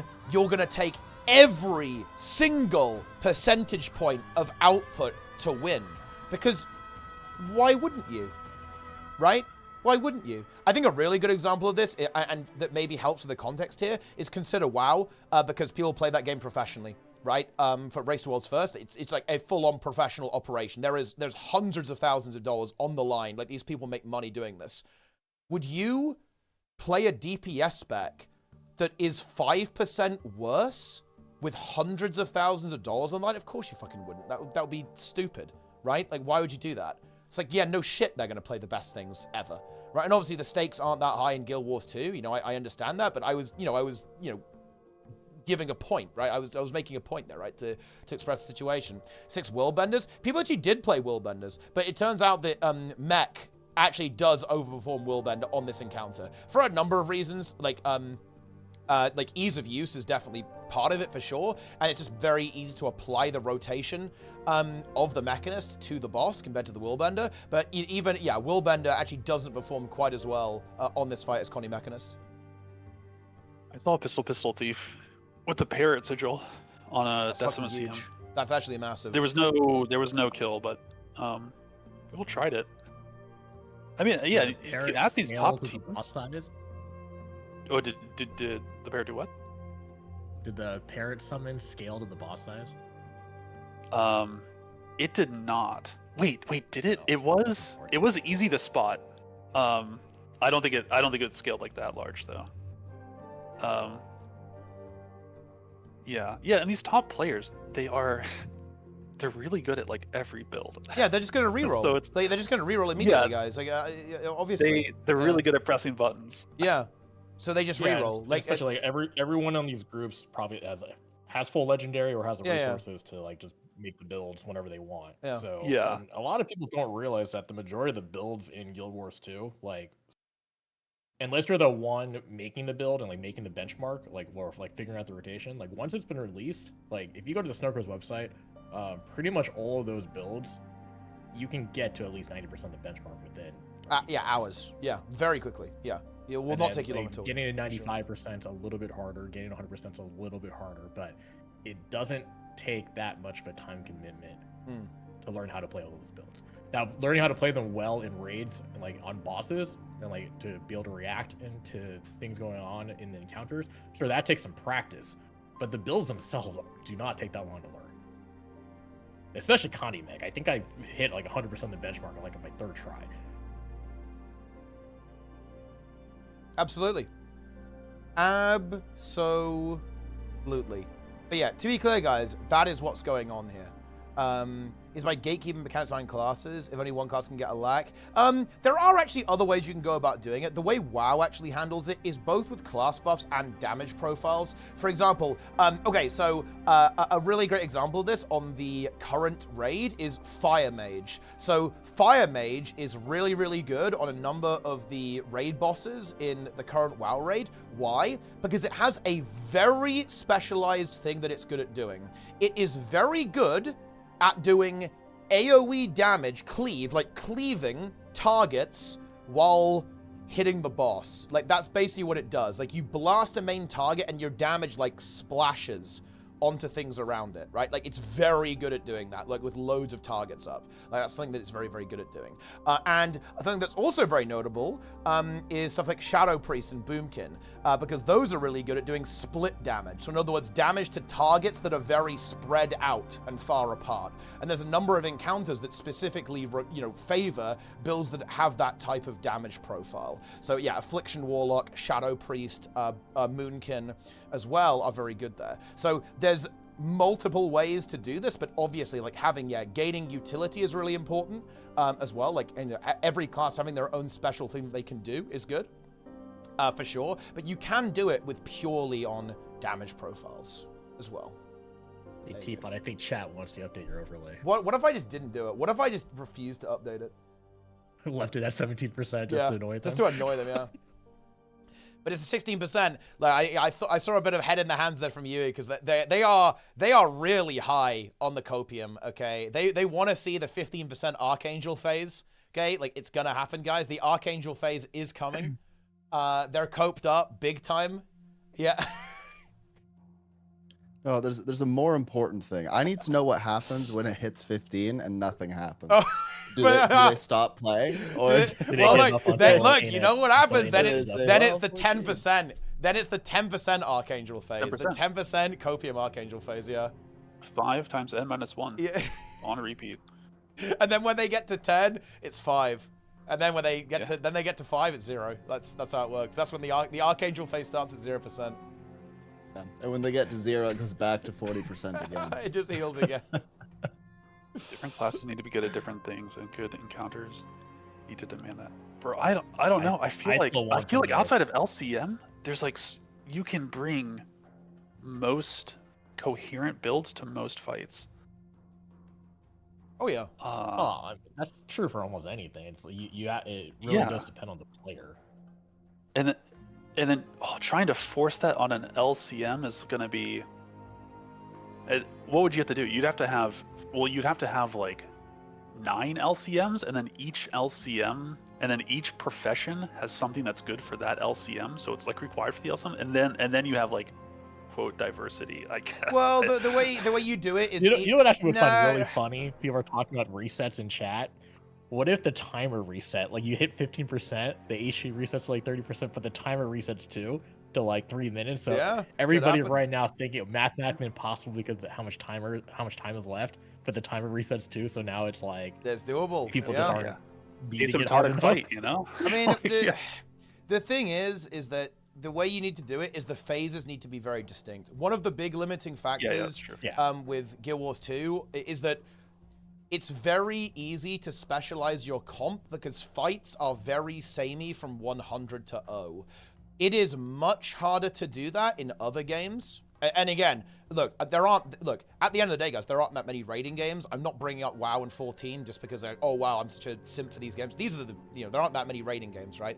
Like, if you look at the other raiding games, all the phases are very distinct, right, between each other that have different requirements. So you can't really do the one-size-fits-all comp nearly as well in encounters like that, because there are like, oh, we're going to want this for this phase, or like, oh, this phase is different, so we're going to want to have this packaged in as well, right? Like, but Guild Wars 2, the fights are typically based around one concept the entire way. Very notably, URA here is very heavily based around CC and mobility, right, and raw throughput. And guess what? It turns out that that's what Condi Mech is really, really good at, right? It has raw throughput and excellent mobility. Like, that's, that's pretty big. But there you go. What did the team to the bottom right get to? It's the NA team. They have been to 26% in Phase 4. And they're playing a very different approach as well, which is kind of cool. They are playing with Firebrand's mechs, a Deadeye, and a Scourge as well. And Grim, of course, Grim is playing the Forbidden One. Also known as Syndicate Scourge, by the way. That's actually another name. It is the Syndicate build. It is the build EU refuses to play, by the way. It's very wacky. Yeah, when I go to EU, and I do Greer CM, people are afraid of Syndicate Scourge. Yeah. Maybe calling it the Forbidden One and was not the way. Yeah, like the stability thing We on need a name Greer for is stab really chrono. weird. It's so weird, actually. Like, people refuse to play like triple stability utility on Greer, and it's really not it. It's a big mistake, I think, to not play that. It's so good. Like when I was watching you pinging, you just or pugging, you're just getting like ping ponged around. It was absolutely crazy. It's like, bro, like this is not it. Then you go to NA and pug it with COF. It's like, oh yeah, I have perma stability the entire fight. This is spaced. This is good. I like this. The other thing about that Greer was like, I was in comms, and there was a chrono doing some stab, and they were calling stab, but my group didn't have stab. So I had to essentially ignore everything that chrono was saying, and I just had to sidestep everything. Yeah. But yeah, for the first like few fights, it was rough. I didn't even realize Greer had knockbacks for a long time because the team I was my Monday night group, we always had stabs, so I just never noticed. Yeah, that's big. And then that person switched off or like wasn't there for a day. I was like, why am I getting knocked out all the time? Yes. Oh, that reminds me when I was learning fractals with like Daxon and Left and like I think Isa was in there. Yeah, dude, it was like, dude, learning those fractals. Oh my goodness. First, it was like, let's see, my wife and I we were learning around Sunqua Peak release, and yeah, Daxon was like, we're always CCing, right? Because CCing makes it kind of like speeds up the phases, right? If you don't, we're always doing side break or whatever. And I was like, okay, you learn that, and then you start pugging, and people don't do that. You're seeing phases that you should be skipping, and it's like, oh, I learn a completely different CM. I realize. Yeah. You know, that's actually why I quit doing fractals after I got the god title, because I would try pugging, and it's like the first boss of the arc fractal. It's just like, why is the boss not dead yet? Like, yeah, the bar is not broken. You guys aren't doing any CCs at all. Look, I hate to derail this again, but I have actually become more and more annoyed over time with the whole balance discourse, because I want to make something very, very clear, guys. Guild Wars 2 is in the state where the most weapons and builds are good ever, and it's not even close. Yep. Okay, right now, if you queue PvP, Boyce could literally pick any weapon he wants and fuck you with it, right, on his Ranger. And like, this is actually true in PvE as well. Like, almost everything is good. Like, look, CMC and Trig are like, no joke. They're like, I'm not even joking, bro. They're like the Dark Knight, okay? Everyone is like, oh, you know, they suck. You know, he's a villain, right? But he's actually they're the heroes we need. Like, they have actually improved the game so much, actually, in terms of like what works.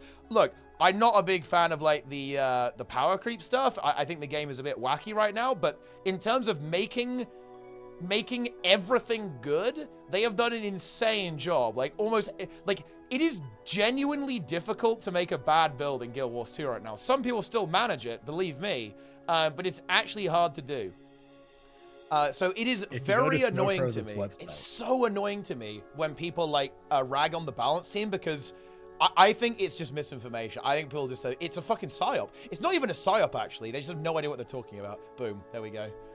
Sorry, go ahead and cut. If you look at the benchmarks, there are 57 builds over 40k. Yeah, that's a lot. That's a lot. Then there are 3 builds that they list for DPS under 40k, and it's 39k, 38.7k, and 36.9k. Like, I would, when people, well, for me, when I complain about balance on this, I would rather we go back to like HOT levels of DPS, like balanced around that. Because otherwise, right now, like the earlier wings are just kind of, they're like nothing right now because it get destroyed so fast. So they either need to adjust earlier wings, or we should aim for like 20 to 25k being like the normal balance point. People will say Condi, Electrude, and Power Mirage. Oh god! I mean, look, those builds are cursed. I told you, those are the most cursed builds ever. Okay, dude, like, bro. There's LCM, and maybe very specifically unit strat broke people. Yeah. It is the Virtuoso. perception. It mentally boomed police. everyone. It is a perception police moment, yeah. They only see. I encourage anyone who didn't like the vert dominance on Saris to just go on a Wingman and look up the kills on Saris LCM over time. I think what you'll see is actually I know what you'll see is most teams just did unit strat, but then there were other teams out there that were doing wacky comms. Notably Dozer Bowels. First they got the kill on kill on untouched Saris with power Soul Beast. Soul Boons. Oh, the Soul Boons build. That build it did get nerfed. Although I asked Grim recently and he's like, oh, the bench is back. The bench is back up for Soul Beast, so you could probably do that comp again. So yeah, and then they have kills with like Renegades bringing Alacrity, like 2 Renegades I think bringing Alacrity, like wacky builds. They're also always coped on like Druid, which I don't think Unitrat was ever utilized Druid really. They're doing emob strats. EOS comes about. People just like stopped progging EOS except for one group. And then, it's just Scourges. And what do you know? Scourge is really good at progging. Well, the thing is that I wonder if this actually helps clarify things. People need to understand that the way the meta tends to go, guys, is that people will pick the easiest comp that works, right? People don't even necessarily pick the best comp, like the optimal comp. People will pick the easiest one that will get the job done. That's how it goes in PvP as well, by the way. I've had some really interesting conversations about this in terms of PvP balance, is that like the theoretically optimal PvP metagame actually looks like a little bit different to what people actually play. And it's because like you need to be consistent, right? You need to be consistent enough to actually win, especially in a best of one situation. So you end up making decisions not just based on raw power level or even like optimalness. It's actually about what's easy. A really good example of this, actually, guys, was the Pug meta. When the Pug meta was the Fire Brigade meta, that was when Heal Firebrand was actually just kind of a shit build, if I'm going to be honest, guys. And playing stuff like Druid or Tempest was just way better, in my opinion. But because, like, with the Fire Brigade comp, you needed 3 supports, versus if you played Druid and Tempest, you needed 4 supports. People always went for Fire Brigade, even though, in my opinion, it was significantly inferior, like way worse, actually, than playing Druids and Chronos. People never played Druids and Chronos, like, basically ever, in that version of the game, because it was just significantly easier to build your group around the Firebrand and the Renegade. Like, this is the thing that people really need to understand about this, but I don't know. People never get it. Yeah. Teapot, a good example of what we're talking about is if you compare like raid record comps, compared to like what people ran to Pugs, because in the tournament it's like, if you're doing a world record attempt, like if you wipe, oh well, you just start over. If you on a raid tournament, if you die or if like you lose a couple people, other people are going to pull ahead of you. So you're gonna go with consistency and a little bit of safety while still trying to do as much as you can compared to just like full out, just straight up damage. Exactly. I think was it ARV mixed? They just ran Scourge. Scourge, which is like quote dog trash, dog mess, summer ant piss trash back then, and they just didn't wipe. You just don't wipe, and you end up getting second. Wasn't this bench like 30k or something? Was it unironically like 30k DPS? And that wasn't actually that horrible back in the day, but it wasn't great. And yeah, like Salt, they just Scourge stacked every boss except Frosty, because basically Frosty was at the point in his career where he was like, I will only play Renegade and nothing else. Only Renegade. I will not log into the game unless I'm allowed to play Renegade, which was pretty good actually, to be fair. But that was just the way. That's the way it was. But yeah, then it was Scourges all the way down. It was good. To be fair, they had some pretty good players, I think. Oh yeah. They weren't like trash. They weren't noobs, but they weren't like it wasn't like a speedrun build. It was it was slow and steady wins the race. Like we will not wipe at this pace, and they nearly won. They nearly managed to take it all. They defeated all comers. Yeah, it was good.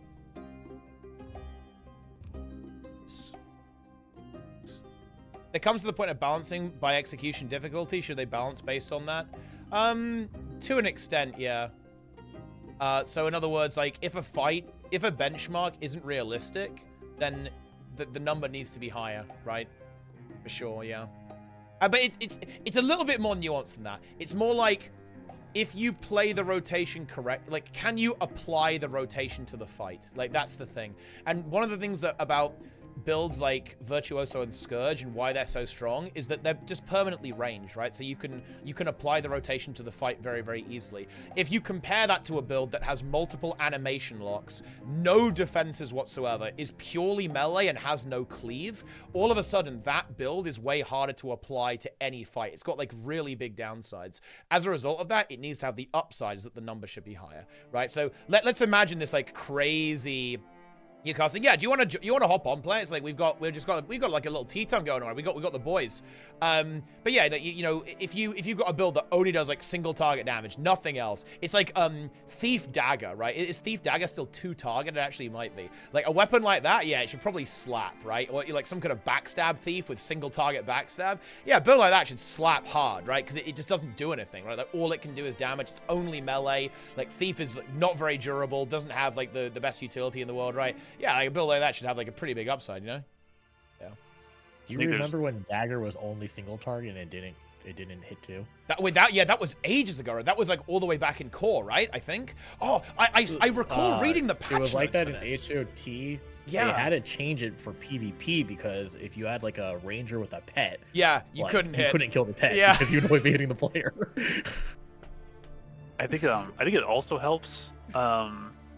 Scourge and Vert, they have very few like combos in their kit, so sequencing isn't too important for them. It's not as auto attack has it has like autos and it has like BIP into F5, but it's not like what's a I think like DH is a pretty famous one where you have to load up on like you have to get all your modifiers. All the modifiers. You have to line up all the modifiers and then you blast. And I think it's like I feel like DH is like way more punishing for people that are unaware than like Scourge or Vert, where you kind of just are mashing. If you're mashing on Scourge and Vert, you're getting like pretty far, but not so much on DH, especially when the encounter trips you up and then DH you have to like mental reset. I used to feel that about Scourge. Vert's very easy to get back on track because like you said, there's not a lot of sequencing you have to do. Like DH, if you screw up, or like Soul Beast, if you mess up, it takes a little bit to be able to like actually get back on track. I think people really don't like Scourge though. Like for some reason, people find Scourge difficult now. I think that the shade not lasting as long. I think the shade change. Yeah, it's like really messing with people. That's huge. It's way more punishing if you make a mistake there. Because like right now, I feel like most people are actually really bad at Scourge. Like really bad at Scourge, actually. Even though it's like it's not a difficult rotation, to be honest. It's not as easy as Conny Mech, I guess, but it really trips people up. Yeah. In my play is that I think I interrupt my F1s actually. Oh. I need to test if it has cryo. I think I might actually interrupt my F1s, but also interrupt my pistol 2s with those like some skills. But yeah, I do think that I think the shade duration change, it made it way faster, right? Because you have to F1 way more frequently than before. And it's also part of the whole spatial awareness thing where your cursor has to be placed, your position has to be good, you have to be placing it properly now. Before it was like way more lenient when they lasted, I don't know, so like 3 times as long or something like that. Yes. I think the thing I see most people with Scourge make mistakes with, especially if they have to move away from the boss, is like placing the shades correctly. Yeah. Like not really any other build you have to pay attention to that, and I mean that's why Vert's so easy, because like as long as you're within 1200 range of your target, you're gonna hit it. Like even your Dagger 3, if you misplace it, will still get some hits and just won't get as many in. But yeah, Scourge, if you miss a shade, or if like you're a support Scourge and you're not putting shades on your group, it's not very useful. Yep. I used to be able to play so when I used to play FPS games, I felt like I was looking at the whole screen, and my periphery would give me whatever hints I needed, or like, am I low on ammo, am I positioning a minimap, all that sort of stuff. And I feel like I don't do that as much with Guild Wars 2, definitely not with Classic. Yeah. I think it's with... I feel like you have to learn that. Yeah, you have to learn it, but also I think it's really, really difficult. Like, this is one thing that I actually really struggle with in retail Mythic raiding right now, is there's so much cognitive load going on, is that, bro, dude, I can have a weak aura, like, slightly to the right of the middle of my screen, and it's actually, like, very taxing to read it, you know? Like, my brain is looking at it, you know, the light is entering my eyes, but my brain, there's so much going on. Like, yeah, on the fourth boss, and the fourth boss in particular, right, like Styx Bunk Junker, it's so much cognitive pressure. I've got to raid lead, I've got to pull these ads, and I've got to position the boss, I've got to avoid trash, I've got to do a DPS rotation. Like, bro, it is, like, mind-melting. It is so difficult to actually have, like, the peripheral vision in these, like, more complex MMO-style games. It's a lot of practice, a huge amount of grind to get to that level for sure, yeah. It's really difficult. And also, I bet you've had this as well in Classic, is that when you're in that panic situation, it's like... It's GG. Well, it's like, bro, exists. All of a sudden, you go... you get out of the bad situation. You wait, dude, I had health potion, I had a dummy, I had the dust, and you're like, you can't, it's so hard to think of that in the moment, My death? Right? Yeah, you know what I mean? My death? I didn't realize it. My death, I have the countdown thing in the middle of my screen telling me when I will warp out. Yeah, and you can't see it. If I literally didn't do anything, I would have gotten those 3 seconds. If I just would have let my pet tank it for the whole duration, and then if I just would have sat there and like drain tanked it, I guess, I would have lived. But I was like so panicked. Like the fear, you know, I trolled my own fear, and then it's like instant panic, and I'm like, oh my god, all my consumes, use all the things, use all these things. I always miss my sleeping sand. I still have that from like level 5 or whatever. I never use it. Yeah, and I don't know, the pet, kiss, the seduce. Yeah, it's all like downhill. Yeah. You know, the sad thing is you guys are talking about the complexity of this, and then on the other side of the spectrum, you have the ARPGs, so like Diablo 4. You literally just hit all 6 skills. You just hit them off cooldown. You just spam 1 through 6. And then, like, you die more often because you can't see what's on the screen because of the damage numbers. You just can't see anything because you have too many numbers on your screen. Yeah. Yeah, that was those critical mass Wizard in D3 was like, yeah, just mash everything. It's like Path of Exile 2, I played that. Similar thing, most of the builds, like there's not a lot of the complexity in your build is from how you put it together, but like actual execution for like damage rotation, there's like 3 buttons you have to hit most of the time. Last Epoch was the same thing. So it's a different style of the game though. Yeah. I felt like the kind of the difficulty in those games, like it's in the theory craft, right? It's like you've got to concoct, right, this crazy build that's like capable of doing that, like, and it's like, oh yeah, you got to come up with that, you got to gather all the right pieces, right, to get all the effects that you need, right, and then boom, then you get then the payoff is like the actual gameplay, right? The payoff is when you go into these dungeons, you can like obliterate everything, right, with just a couple of clicks. So I think it's like just a very different style of the complexity and kind of like the execution are in different places there, it feels like.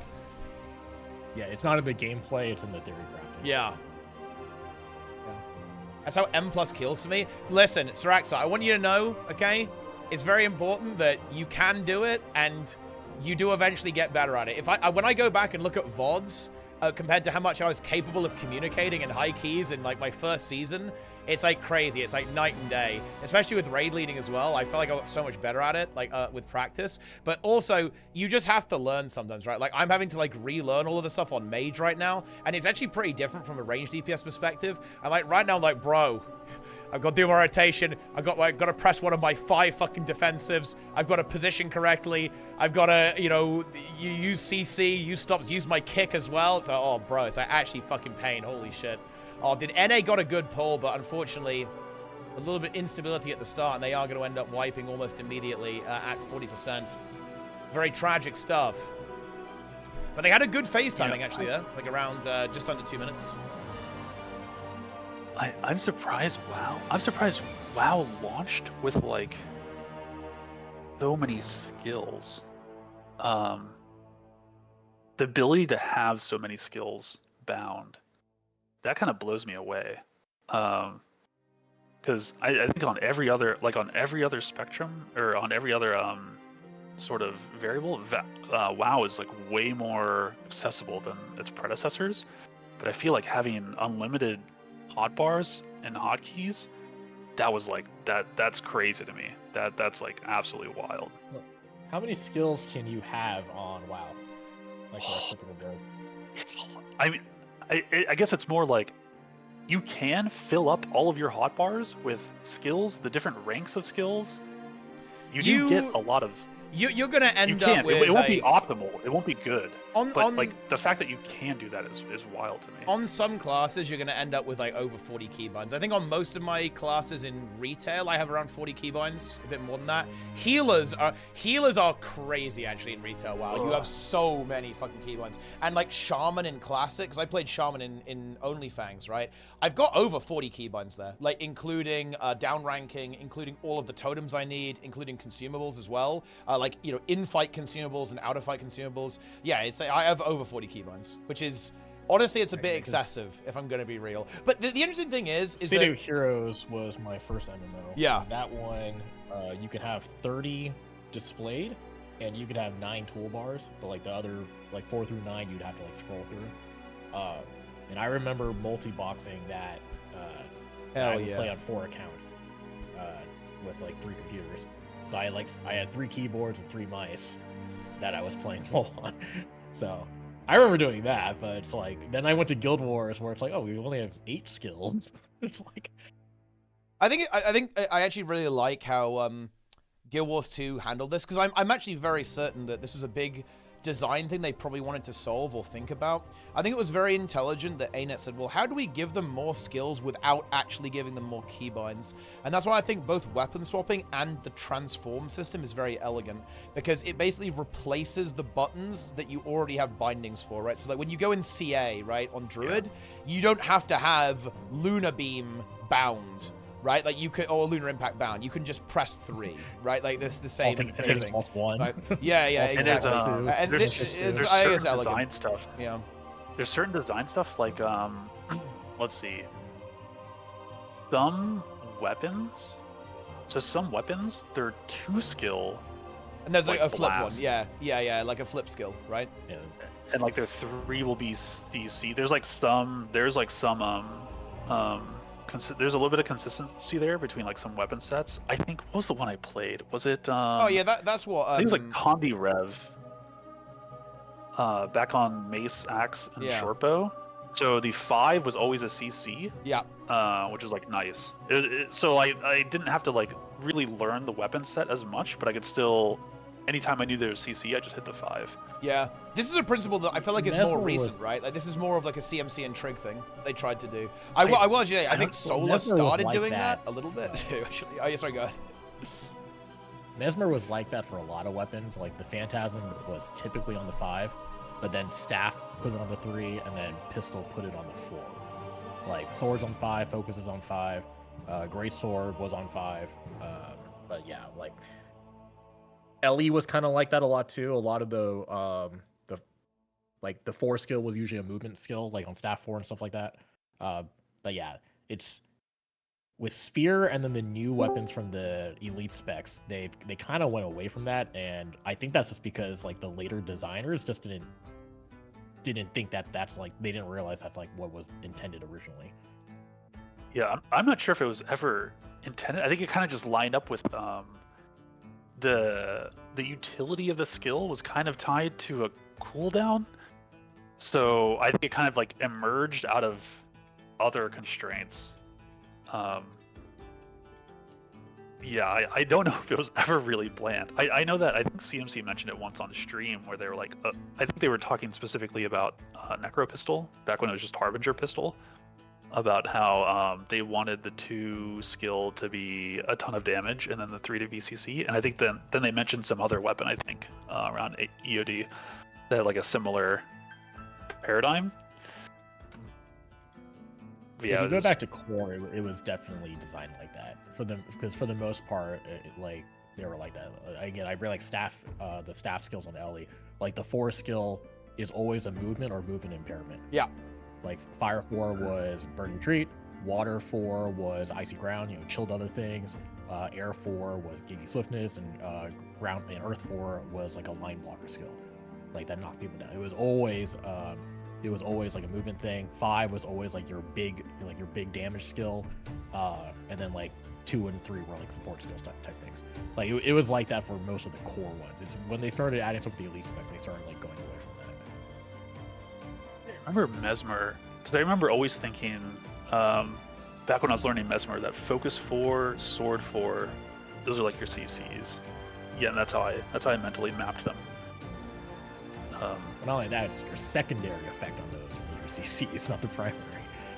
Yeah, it's not the primary, but it was like, oh, I need to CC something, and it's like, I'm mashing 4 right now to get that. I think that type of consistency is cool actually as well, right? So that means it's easier to like pick up a new class and like learn new weapons and stuff. I think that's something that Guild Wars does really well actually. It's I think that in other games, I think that this feels pretty true in retail actually. Although you could also argue this is a good thing about the game. I think it's a double-edged sword, right? Like all the classes like really fucking different, like really different actually, the way they play. So like when you go to a new one, it's like, bro, wow, like this is nothing like anything I've played before, right? This is actually crazy.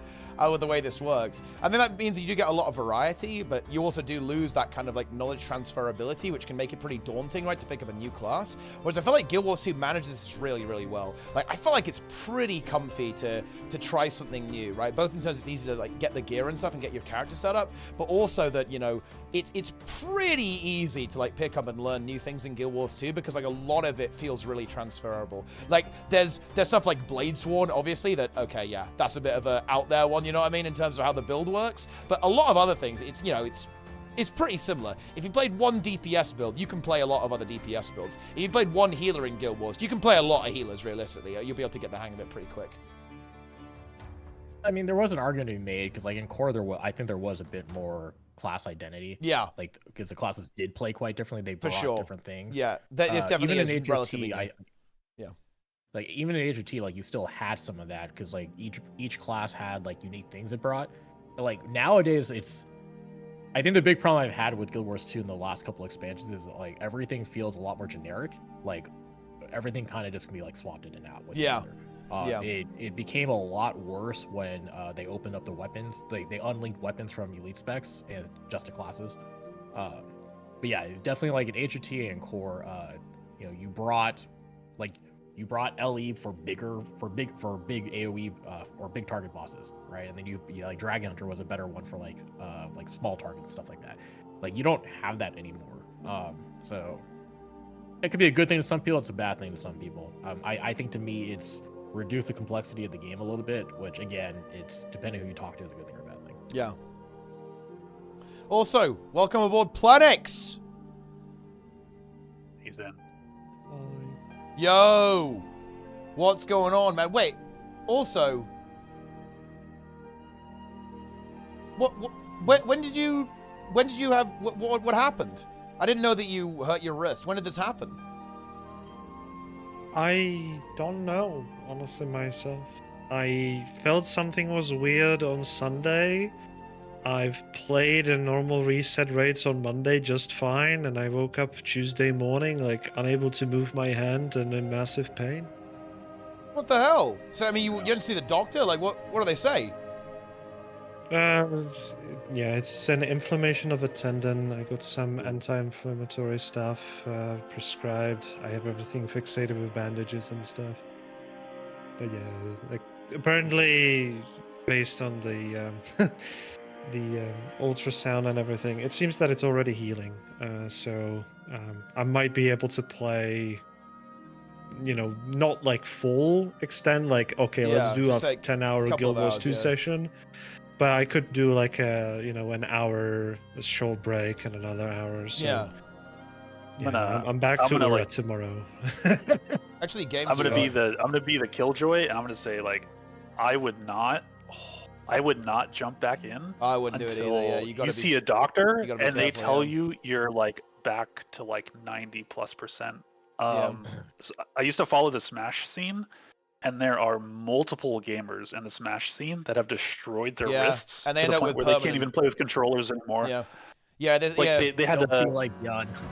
Yeah, it happens in StarCraft too. Yeah, as Enko I think was brought up there, it does happen there too. Like Flash, I think he had to have surgery right on his wrist and his arm, because of like massive. Yeah. Mario has problems with it. You're absolutely right. Yeah, and there's like a bunch of players who have like actually had like long-term chronic illness basically because they've been gaming so hard, right?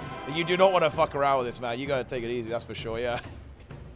There's a player in specifically because now a lot of it seems to just be in his head. Like the doctors say there's nothing physically wrong with him, but when his wrists start turning to tournaments, it's like completely in his head now because he just thinks I'm playing a lot, therefore my wrist is going to hurt. Yeah, but it's nothing. It must be scary. So I used to follow Smash, and there was a player named Hacks, and there was a time in Smash where like people were getting so good that it was down to like, oh, you have to sit in the lab to test like what is possible in the game, and this guy would just like grind, like on like an NPC just standing still to see what's possible, and that game is like frame perfect. Like there's no input queuing in Smash, so you have to be like frame perfect to play perfectly, and he destroyed his tendons. He had to get surgery. He can't hold a controller anymore, so he had to work with like the people that make typical fighting game like pads with like the stick and the buttons. He had to work with like designers of that so he can get a custom setup for his controls. And yeah, that's I don't know, Planix. I don't want you to need a fight stick for Guild Wars 2. Teapot update. Yeah, we saw a new PB there for NA North American server, 25% on P4 for NA there.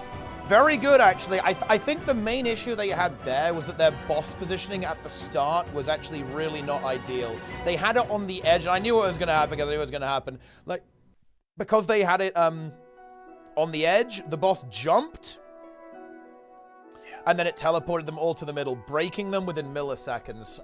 That is just... I mean, you just hate to see that. You really do. I really do think that... I mean, this is something that we've seen, like, SC trying to do, but SC has the boss very central, and I think that really works out well for them. Like, one, it allows them to get to the first 2 Titan spawns in that phase immediately to reduce the number of vent shots. And it also means that they have an easier time kind of manipulating the boss into a good spot if they do end up getting a jump. So I think a really key part of the strategy going into phase 4 is having the boss central and preventing her from jumping. Because if that jump happens there, it is boom, boom, URA devastates you. It is URA the breaker, URA the ender, pretty much. And she will end your run. I kind of want to bring, Jack's comment about removing the legs. Yeah. It's like, what do you guys think would happen if ArenaNet actually added stuff like that in the game, where you could have targeted? Oh yeah, you can like chop the leg off, some dead space shit. You can like chop them off. They can't move anymore, or like you break their arm off, and then like they lose an attack or something like that. That'd be good. Move up for a minute, it becomes permanently immoved. Yeah, they did that for the FF7 remake for a lot of the bosses. Content, like you could target specific parts of the bosses to make different things happen. Yeah. I don't trust the ArenaNet devs to be able to do it though. They just don't. And also, how would that work with like cleave and stuff like that? And yeah, I've actually seen the log, guys. That was actually a 24.05% pull from NA. So actually very, very respectable indeed coming up from this composition. They're clearly making it work, right? They are absolutely clearly making this work. Yeah, with a double firebrand, single chrono, 5 mech is the approach here from NA. And you can see they were able to survive those vent shots pretty nicely with all of the reflect uptime they have. This is something that SC is also leaning into with the Siege Turtle pet being picked by the Druid, if I'm not mistaken, too. So that is a powerful tool at their disposal. I'm really looking for NA to get a pull where they have the boss in the middle at that phase and see how low they can get it there. I believe they could get to a sub 20. I really do, actually, with their composition here. They could be seeing a sub 20% today if they're able to keep up this level of execution and they're able to get good boss positioning in the last phase. What I was going to say before I kind of got derailed, I want to bring Plenix in on this. I want to bring Sneb as well. Sneb's just been silent. He's, you know, he's actually being the leech that he claims that he's against. Like, he's basically in our conversation passively and not engaging. Like, if he would actually, he would probably kick himself out of the squad right now, if he could. Because, you know, that's what he would do if someone was leeching an open world map. See, look. Oh, yeah, he's here now. I'm just saying stuff that you're caught. Like, no. I'm saying that you're caught. He was hiding at the waypoint in Dragon's Den. Exactly, yeah, you are right now, the peepo at the waypoint. Like, just like, fishing cave. Yeah, I kind of want to get some like general takes here from Plenix though. Like, what you've been watching the race? Obviously, you've been done some URA CM as well, I believe, just the other day with Jester and the gang, right, and the crew. Like, what's your take on the situation here? Like, what do you think? I was kind of thinking that you could still do double heal, but so far every single team is running triple heal. I don't have the full experience on the encounter myself, so it kind of makes it difficult to judge in certain situations. Oh yeah, like SC just now faced, for example, right? I don't know. Yeah, you're watching that. I wasn't sure. Or are you? No, I am you're now. not. Okay. I'm there. Yeah. They just faced to the P4 and they're going for it, but yeah, the Vengeful just like massively brutalized them. It's already kind of unfortunate getting over and over because they needed to stabilize and it's just not working. But yeah, I don't have the full experience on the LCM myself, so it's very difficult for me to judge that. But the idea that I had with just like running double heal, like it would have worked. Because my idea was to maybe have a double heal and like a CC'er, and you have the people constantly present on the boss. Right now, since most of them are running triple heal, that CC'er, in the case of the NA tactic, would be the Deadeye, for example, and you just have people helping out. I would go in that way, I would say. So most teams run Druid or Chrono and stuff like that. I would just do a Druid Chrono mix, Firebrand in, get like the CC'er, maybe even compress the roll there as well. I think right now they're just missing some damage. They can have the God most pull to get like a sub 10%. I believe that is 100% possible. But at the same time, like, are you waiting and just going for that God pull, or are you just gonna actually do something to change the strat? I think everyone's kind of hesitant to change things. Like the only things that I saw was essentially just Grimm's team swapping that second Alacrity DPS or Sally Scourge, whatever, to the full Chrono heal. Outside of that, like, everyone's very stable in terms of roles. They don't swap anymore. So I think the comp kind of swaps are over, and now like they're just grinding for the PB. And question is that choice, because now it's a long-term choice, is that choice going to be the correct choice, or is that choice going to be something that will only be, that it's going to be painfully visible that it's just not enough and they need to change that? Or... Dude, my Chrome is crashing. It's fucking over. What is this? What is this? No! I have too long of a monologue here. Yeah. But no, I completely know exactly what you're saying there, and I actually definitely agree. There's a lot of, like, strategic decision-making to be made here, right? Like, what do you do? Are you just going to keep trying to optimize this composition? Like, personally, I do think the comps the teams have are actually really good. I think the strat that I think I'd lean a little bit towards might even be the SC comp with the single fire and double chrono, and then the Druid as well with the 6 mechs. That seems to be the comp that is both has like very strong healing output and consistently makes, gets us close to the DPS check as is like considered possible right now, which I think is obviously like really, really good. So I think you just keep grinding as much as possible. You definitely have some ideas in the back of your mind. You try and cook up some stuff. You try and think about some things. But at the end of the day, I think you've just got to send it. Like, a lot of these teams are obviously going to be expecting adjustments as well at some point, some kind of hotfix that might in some way modify the fight. And they want to be ready for that, right? They want to have the comp there. And that's why I think consistency is so key. The reason these teams are grinding, even if they think it's impossible, I think that is kind of something that, you know, people are kind of coming to the conclusion of at this stage. But their goal is just, we need to be able to get to 15%, like every pull, like every single time. We need to be getting below 0%, boom, down to 20, around that mark, so that when we see some changes, they're able to actually get that push to kind of finish the job. Also, I need to do something here. What the hell is this? Oh no. Oh, you're trying to save your Chrome, I see. Yeah. Don't worry, you could press wait, and you'd be waiting just as long as they'd be waiting before they can kill the boss. So you wouldn't miss anything. What the hell, Snap? What the fuck? Wow. Are you still using OBS, Teapot, or did you try out Meld? No, wait, what is Meld actually? No, I'm using OBS. Meld, it's another streaming software that it's supposed to be like super easy, like set streams up. Oh. I tried it out. If you're doing like basic streams, it actually works out pretty well. It doesn't have like the add-on support that OBS has yet, but they have been very reactive to people's suggestions on Twitch or on Twitter. So like if you ask for a feature, like it goes on their list basically. Oh, that's pretty cool. Yeah. Also, are you going to be doing another raid tournament like that includes Wing 8 at all, or what? I actually have. Okay, I have cooked a format that I think that will work for a raid tournament that will even include strike CMs and even LCM. Oh boy. Yeah. I think Will it there's... reward fast load? Well, no, actually, it will not. Yeah. Well, any raid tournament will actually, because you want to relog sometimes, right? So we're gonna be allowing fastload.dll. Like, there's no way around it. Like, we can't prove that people aren't using it, right? So if there's no point in having a rule you can't enforce. You know what I mean? So as much as I am not the biggest fan of allowing fastload.dll, I don't really think we have a choice, if that makes any sense, because I can't enforce it, and I'm not gonna put a rule that I can't enforce, right? Are there two versions of fastload also? There are, There are yeah. There's like one version that's less clean than the other versions. Like there's one like that's fast on load, Nexus, and then there's fastest load. Yeah. Like one's on Nexus, and then there's another one that you get like directly from Discord. So. Yeah. Well, there's more. I think there's more than two versions. I mean, look, there's a lot of versions of all this stuff. There's guys. like other spin-offs. Oh no, I'll just reply to the chat. two primary releases are those ones, I think. Yeah.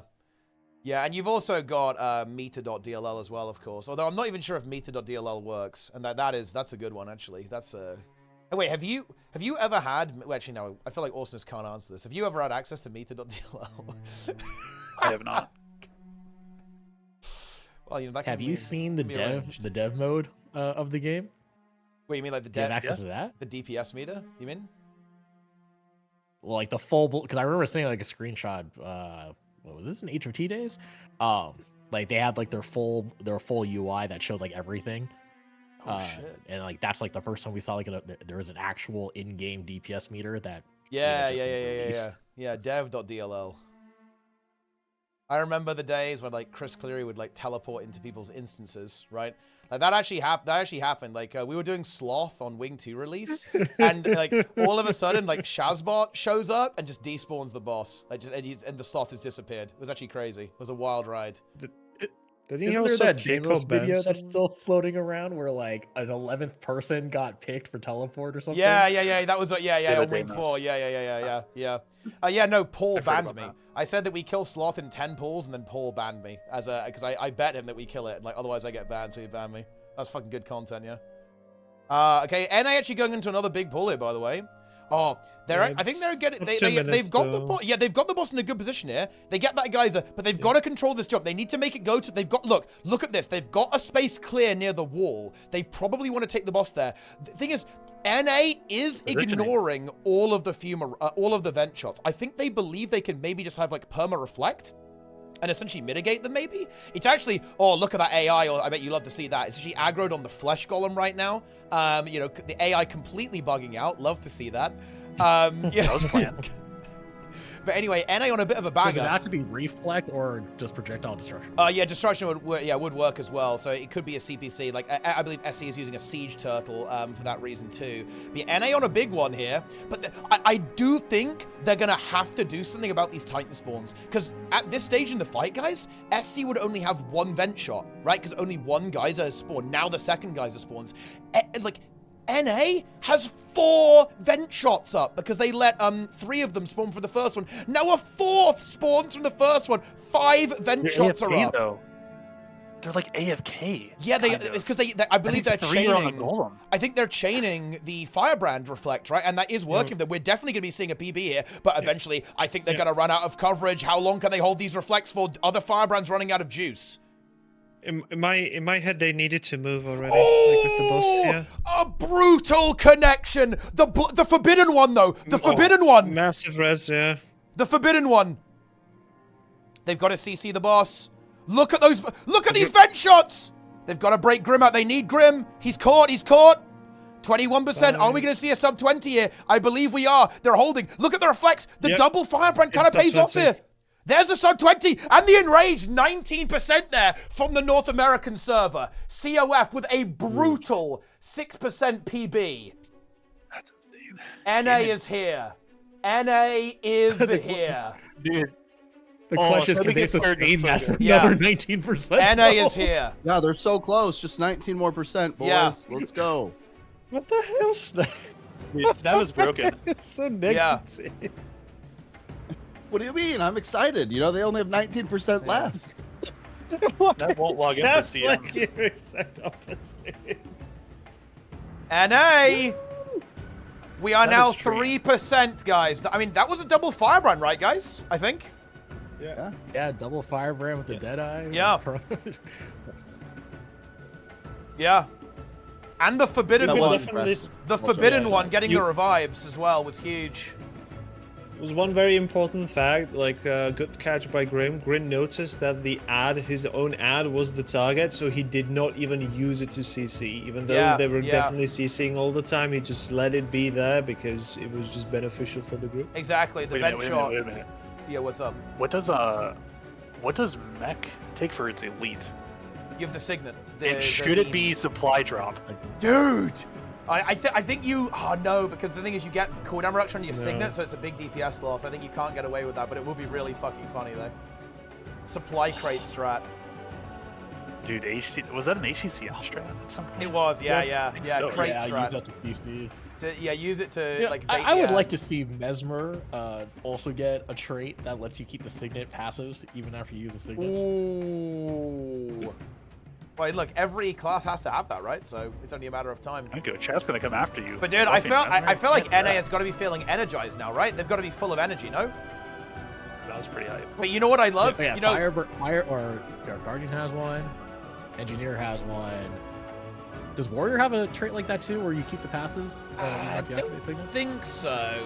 Ellie has one though, right? You've got like the trait in Earth. So yeah. Oh, you know what's crazy though, guys?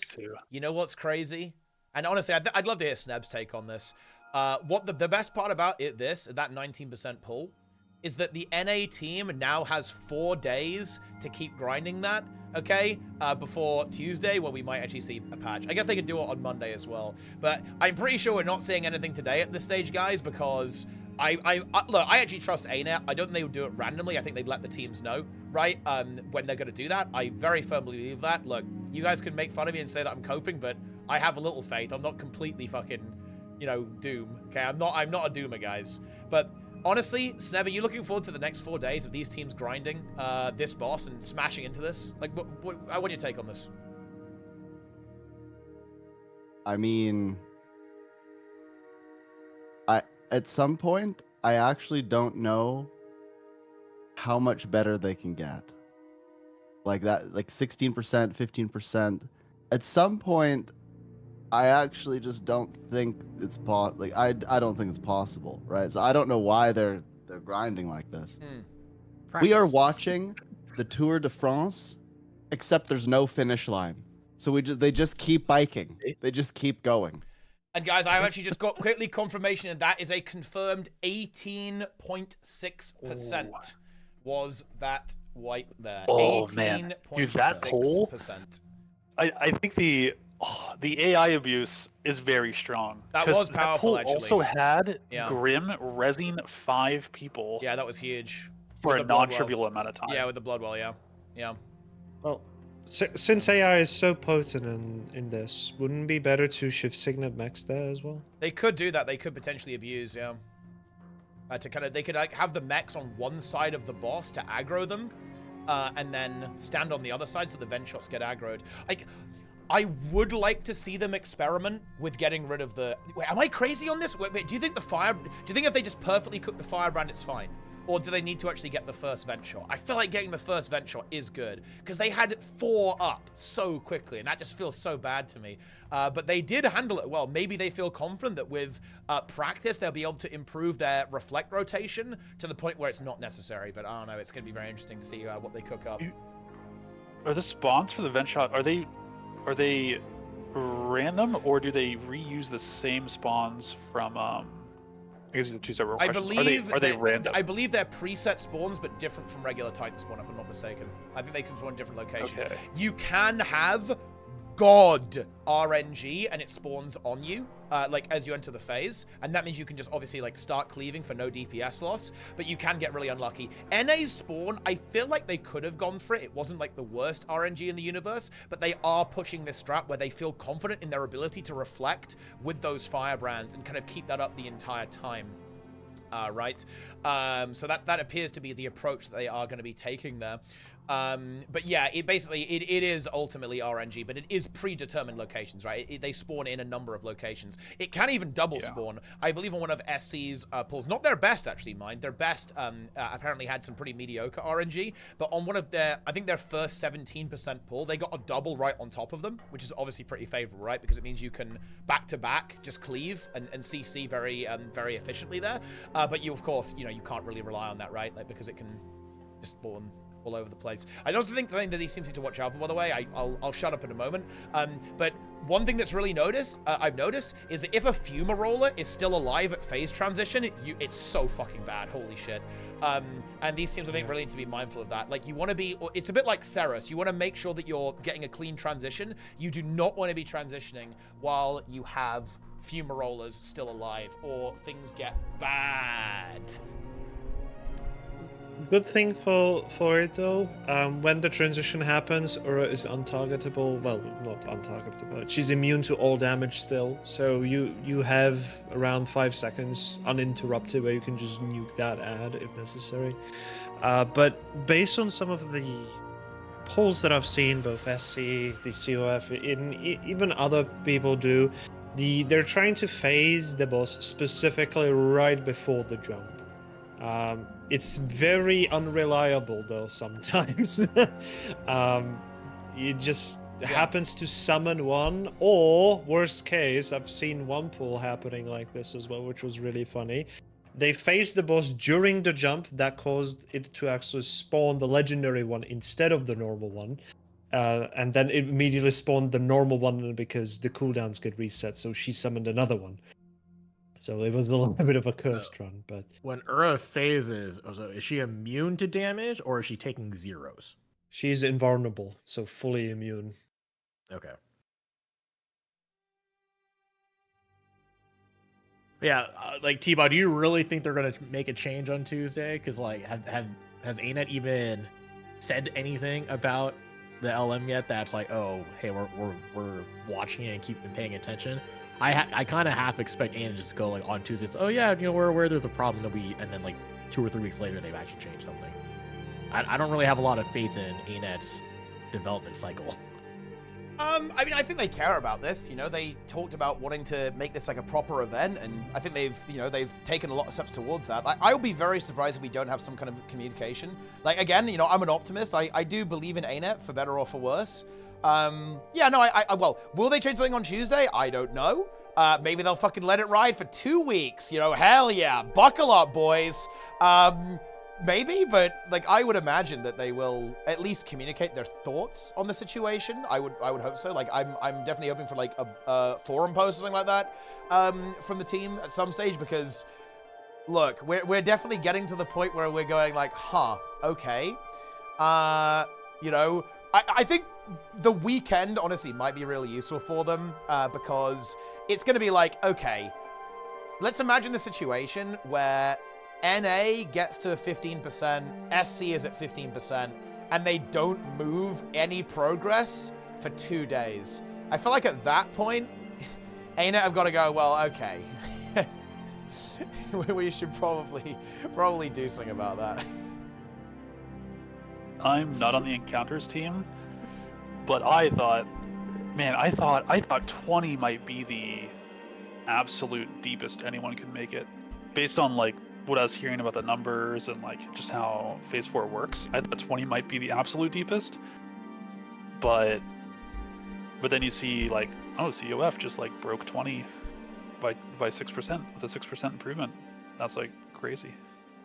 Yeah. Yeah.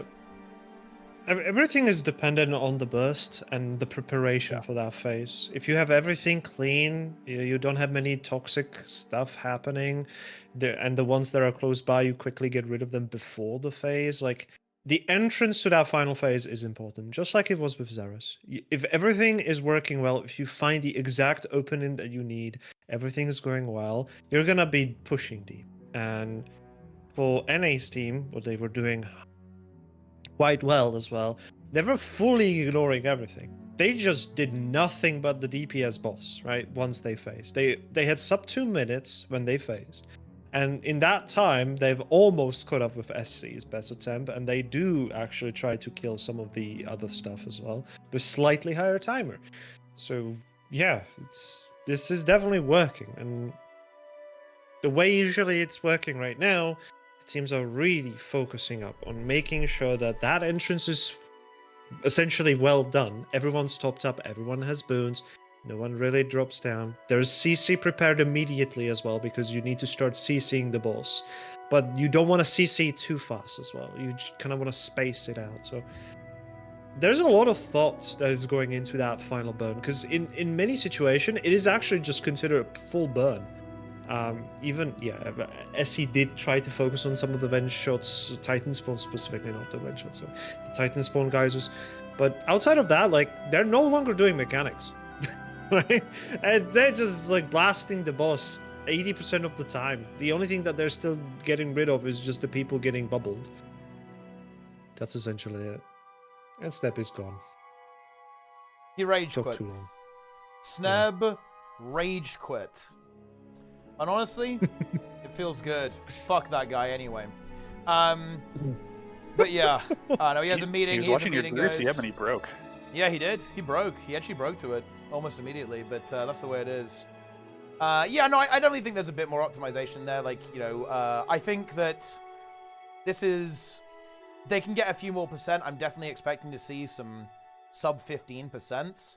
But bear in mind, guys, 15% is a long way. 15% of the boss's health is about 16 million, approximately.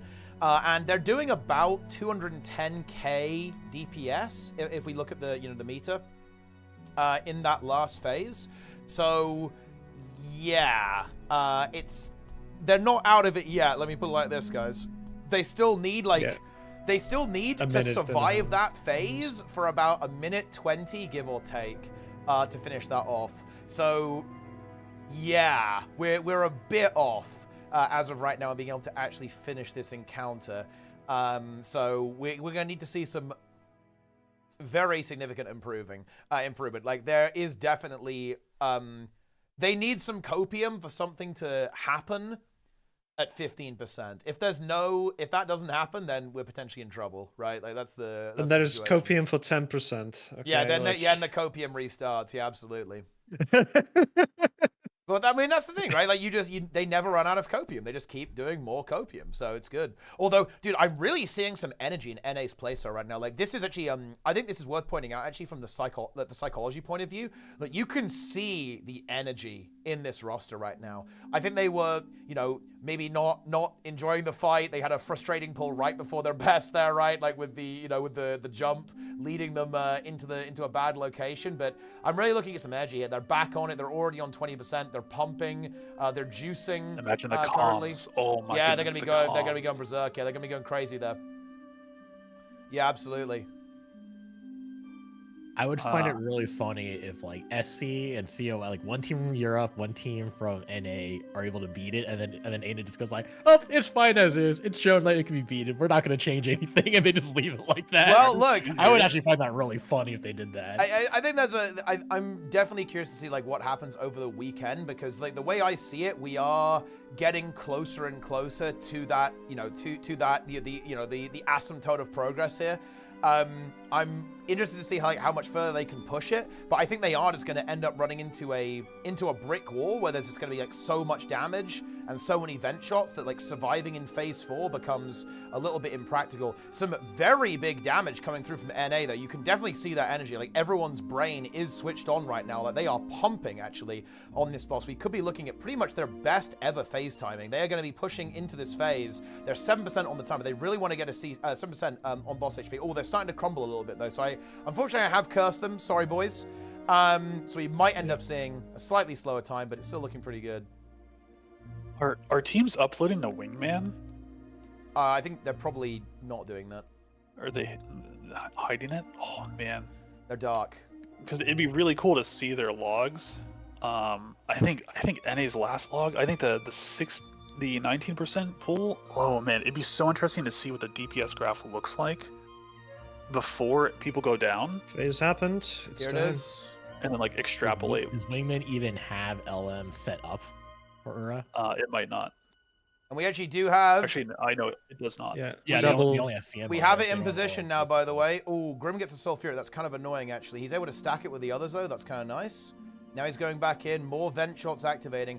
They got the bad spawn timing, though. This is... Okay, look. Yeah, I'm not we going to got the lie. double, yeah. This is so fucking cooked. Awesomeness fixed the game. Like, they got hard fucked this time because they got the double spawn. So they have twice as many vent shots as before. So that's a little bit unfortunate. I think maybe you can, like, cancel her spawning it by CCing at a certain time. Actually, that might have been what happened last time. So they didn't get the second Titan spawn coming through there. But, yeah, they are mega screwed now. As you can see, they basically have double the number of Titan spawns that they normally would have at this stage in the fight. They're still going to try and push through it. Scourge is healing as much as possible. Another Titan spawn is now up. The reflects are there. Is it going to be enough to sustain through these vent shots? They need to reflect now, otherwise damage is going to start landing very, very soon. We're seeing sub 30%. Reflect is holding. A bubble just got spawned. The geysers are closing in. They're not touching Ura yet. Ura's still unbuffed. DPS connecting, but I think this is pretty much as far as it's going to go. They need a bubble desperately. Sulfuric's coming down, but they've got nowhere to go with those. They're going to have to just eat these more or less. 26%. More vent shots. One vent shot lands a massive crushing blow and kills the entire team. Ooh. Still Have they have tried, 45 seconds left. Well, The thing is, Have they tried using the ring to reflect the vent shot projectiles? they would have an insane amount of time left over, by the way. They actually had loads of time there, but they would have had even more time because they actually had some instability right before phase. I think they lost at least 20 seconds. I think they could have actually had a phase timing there around 2.5 minutes, which is kind of where we've seen SC be pushing that phase as well. SC is kind of in that 230 to 240 region a lot of the time with their phasing. And yeah, that's the deal. Feedback is not competitive. Is feedback useful here? I mean, it's very hard to fit it into the build. Obviously, it would be nice, but it's not being taken here as of right now. it's a little bit of a long cooldown, and taking the feedback rest trade would be worth it, but it also does require you to have a down state already. So the feedback would only appear when something already bad has happened. And then you're also the feedback trait competes with the mantra trait, which are they giga pumping mantras like Greer? Well, it's heal mantra and stab mantra, so there's like a little bit of healing that comes from that for sure. Yeah, it is not like a high amount of healing, but there is some noticeable healing. The thing that you need to take into consideration in regards to this, if the vent shot hits you, you'll go down state. There's no sort of healing that you can do there to outdo that. the healing is just there to kind of stabilize some of the easier hits, and especially when the toxic starts coming in, to just out heal those toxic geysers as well, just a tiny bit. But Does AED prevent you from going down from those shots, or is it just an instant down? Well, it's an immense burst of damage that comes. Like sometimes you just get random 30 stacks of burning. So. And you have to cleanse it from like 1 of 2 mobs, and yeah, if they also come with a delay, then you cleanse maybe 14 stacks, but now there's another 14 on top of you. So it's a weird take. Sneb's take is not weird actually, by the way, guys. I'm gonna defend him in his absence. Like he wants to see people solve a puzzle. This is not that. This fight was solved within 1.5 hours of release. yes, that's the reality. That's the problem. Yeah. What's the mechanic they got figured out? I wouldn't say it's anything that's that important as far as I can tell. It's probably to do with the fact that vent shots have temporary stacks and there's a way to get around that. And also, and that's to do with reflects, by the way. And also, it looks like you can probably, with a CC timing, deny a Titan spawn, so you can have like less vent shots. It happened on a lot of the best pulls here. Doesn't that with WoW 2? No. The fights are typically like a lot more mechanical in that game, so no.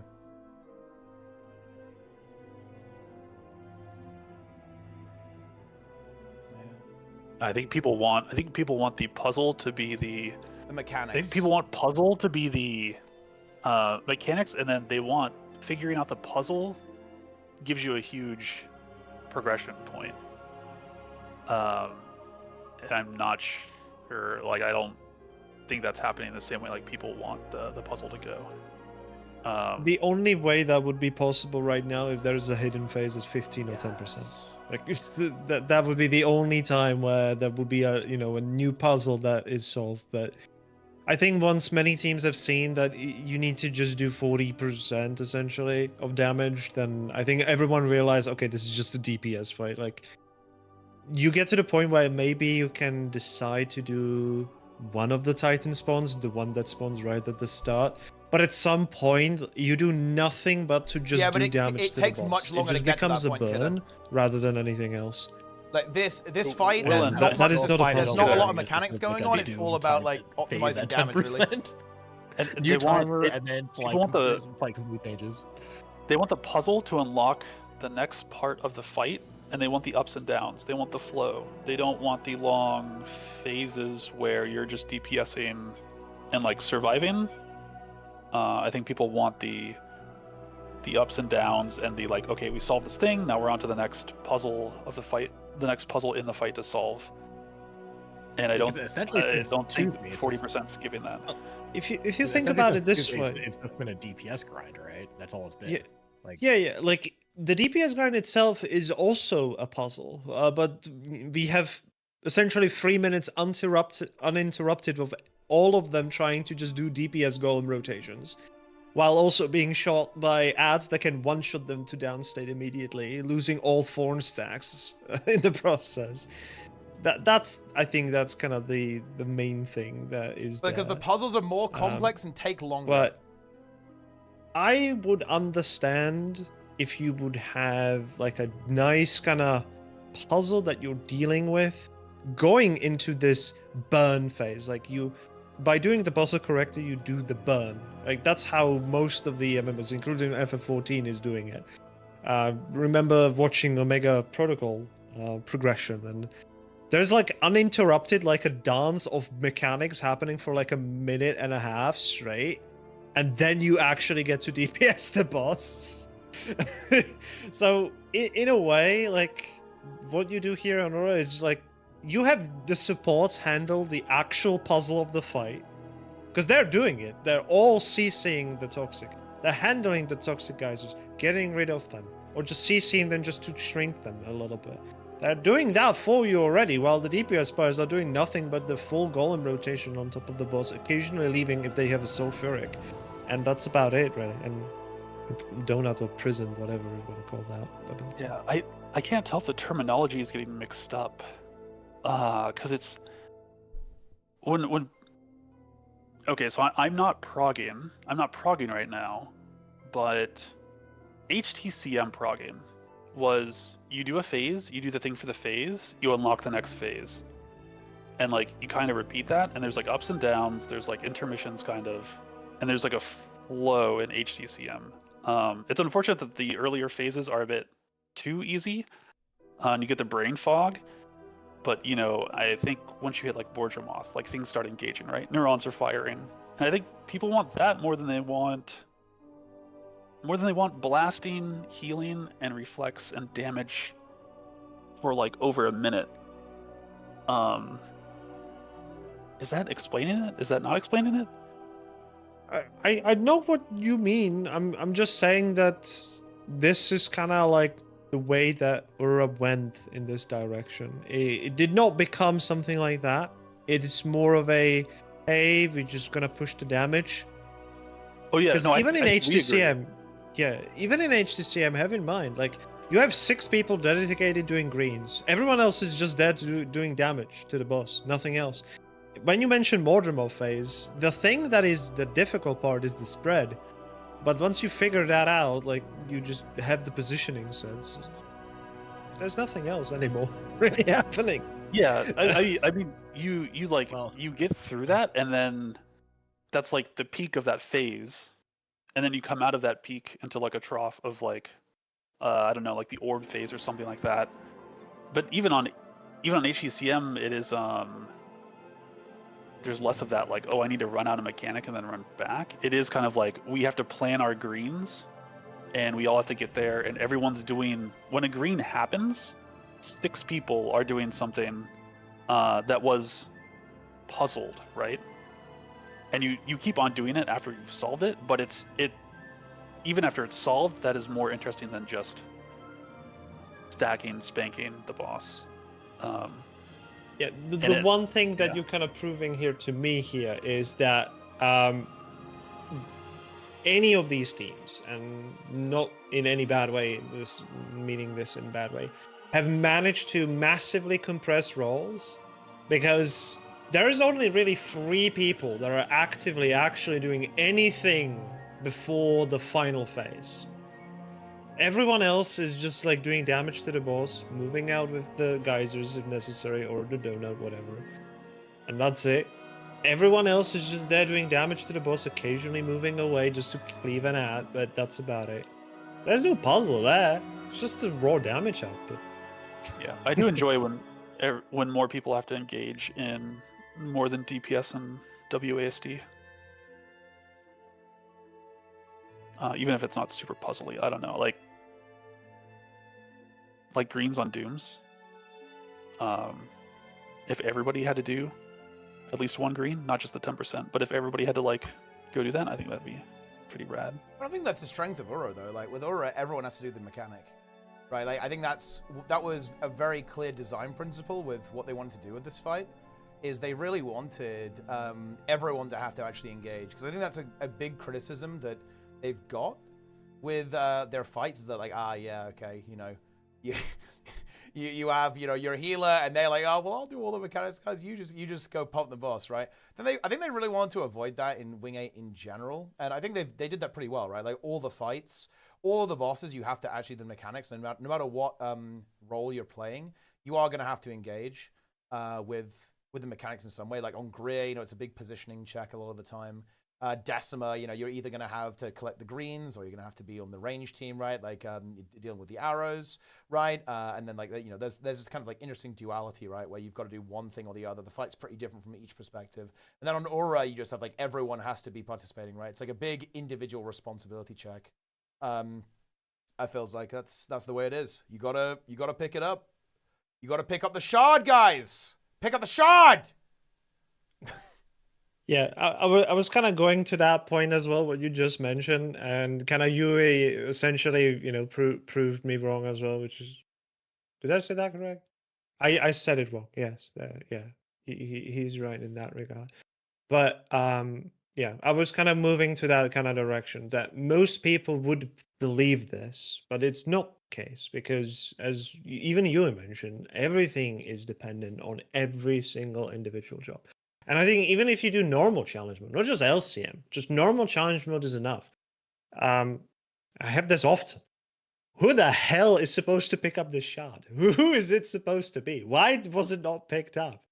Like, that's a very common thing that I experience in pugs and trying to do in Void Lounge when I was trying to do the CM for the achievements and stuff like that. Yeah, that's the thing.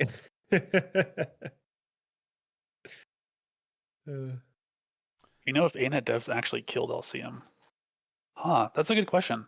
I never killed LCM. I didn't kill any of the CMs before their release. I don't think. There'll definitely be some testing that will have been done, obviously. But, you know, it might have been, you know, with some extra powers. Or I think this is how a lot of raid testing is probably done, is in not just gw2, but other games as well, is that devs will test a phase, right? So they'll like spawn the boss in at a certain point and go like, okay, let's make sure everything's working here. Let's make sure that, you know, this doesn't get too out of hand, doesn't get too crazy, right? And they go like, okay, yeah, you can get through that phase, right? Let's try the next one. So, you know, like, has it been killed ever, like from 100 to 0? I'd say probably not at this point. Certainly not without like a little do bit of people helping hand. expect that? Because I see those comments that's like, oh, I want to see the devs.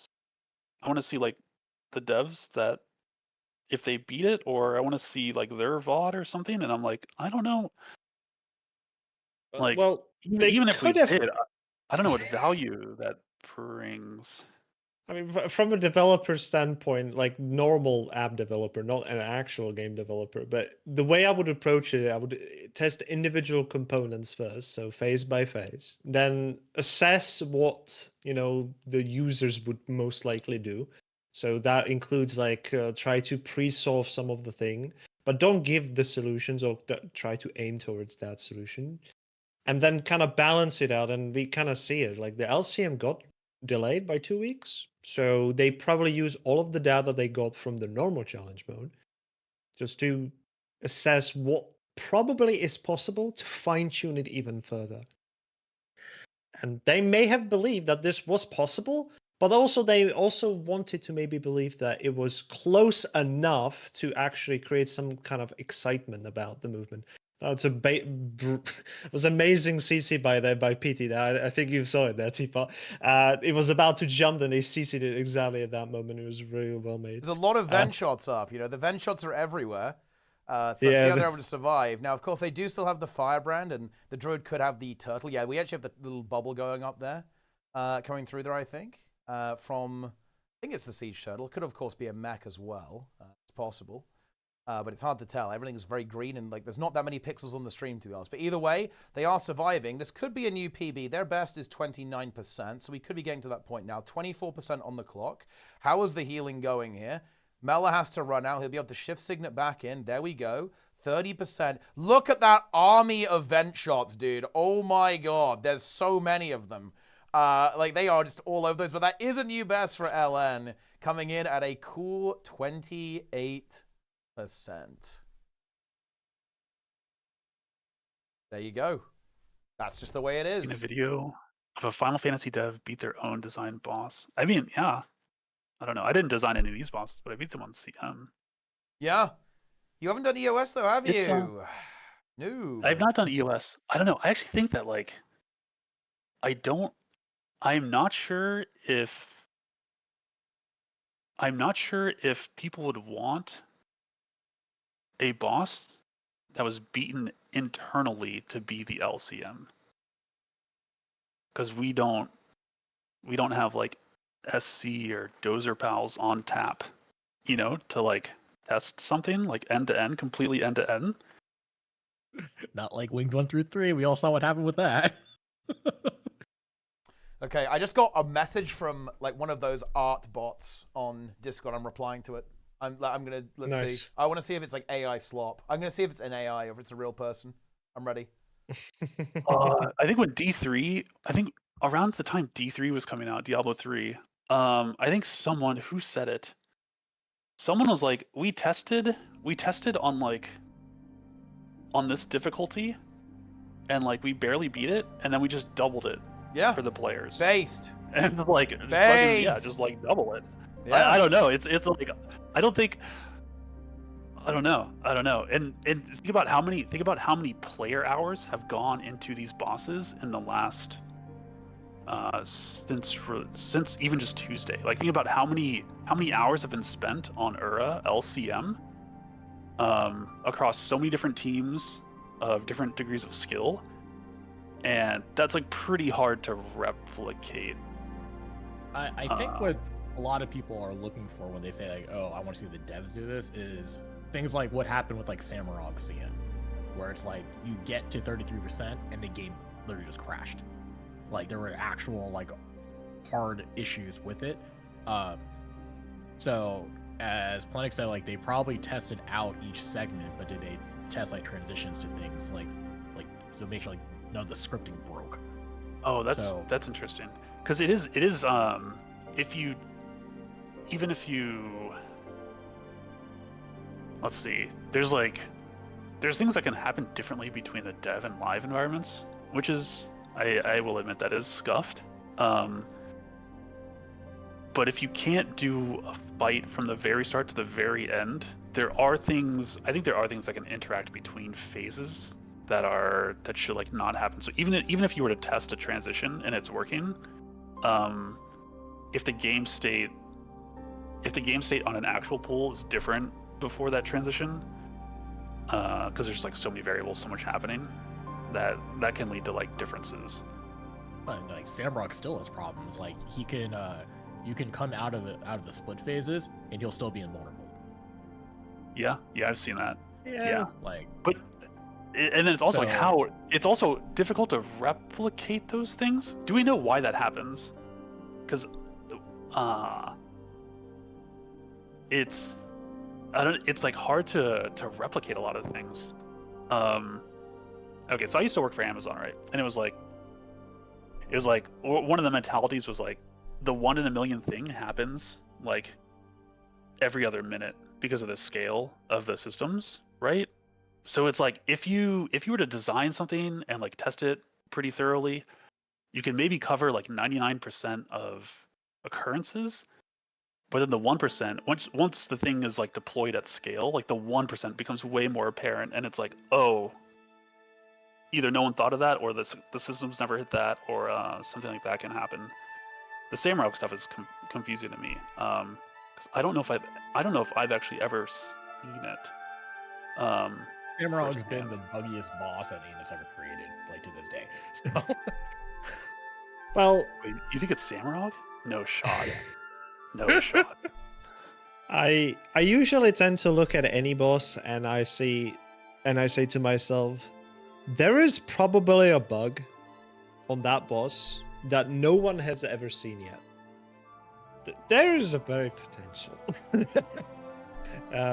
Yeah, there were some things that I even haven't seen that started only appearing when the damage got high enough with many of the stuff, right? But yeah, now we like see the absolute peak. This is the full mechanic check. This is awareness check. This is positioning check. This is generally doing any mechanics check as well. Doing everything correct is essentially just gonna go the same. Like the teams, I will circle back to URA here because we kind of went way away.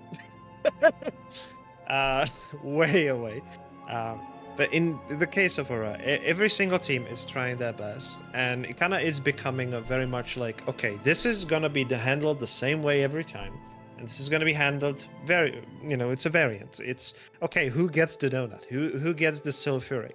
How do you handle that? If you get it during your DPS rotation, you have to leave. Suddenly, what happens if you get it as well as also holding the shard or something, and now Titan spawns or something like that? It becomes like a choice that each team is handling extremely well at the moment. They're already playing to their top. And there's still just more to be made. I think that's why everyone keeps pulling, because you want to see the lower percentage, and the lower percentage is being achieved still. How much can you push it? Yes, that's the theoretical limit you can ask. Like we brought up the DPS numbers many times, right? okay, they would need like a minute, they would need like something like that. But overall, like the biggest change could just be, the regeneration health. Even you kind of pointed out that around 25% would have been the best instead of the 40. And I would actually say that happened. Many teams would actually suddenly be within the kill range without much happening. The two main teams would be achieving it already, with essentially it being doable. But in the future, this is just the releases we have right now. In the future, there could be a different balance. There could be a much higher power creep, a much lower creep. So right now, at this state, we're focusing on this state. We're not focusing on the future and the bugs that could come with it, right? Just to come back to the bugs a little bit. I don't see... Yeah, there's some kind of quirks, but I think, and I need to give the credit where credit is due, I don't think I've really seen any bugs on the LCN. Am I just wrong? Is there something that may have, because I was not watching all the time, I am not playing myself. Is there anything that is specifically I think it's bugged working in pretty the well. I account? think Wing 8 in general, like Decima was a bit wonky early on, but they Yeah. ironed that out now, more or less. In general, it's been pretty damn good, I'd say. They have actually been actively trying to fix bugs too as well, which I think is really cool. Well done, ArenaNet. Love to see that. So yeah, I'd say they've done a pretty good job. Pretty good job. Well, and Linker asked me about nerfs. The problem is, Linker, is we're in a tough spot here. Okay, so if they nerf it by 10% and 10% heal HP, it dies instantly. Like SC and COF one pull it. Okay, this is like what I think they should do. I think they should say that they're gonna nerf it 1% a day for, I want to say 2 weeks. And the reason for that is because they would just break the game if they kept doing that, though. well, I mean, they can probably fix it on the server without rebuilding the game. I would hope they don't have to actually like rebuild the game for that. I don't know how their tech works, obviously, but that's what they should do, I think. And the reason for that is very simple. It's because they should, if they nerf by 10% in one go, the Race to Worlds first is fucked, right? Because these guilds now, especially like COF and SC, they one pull, right?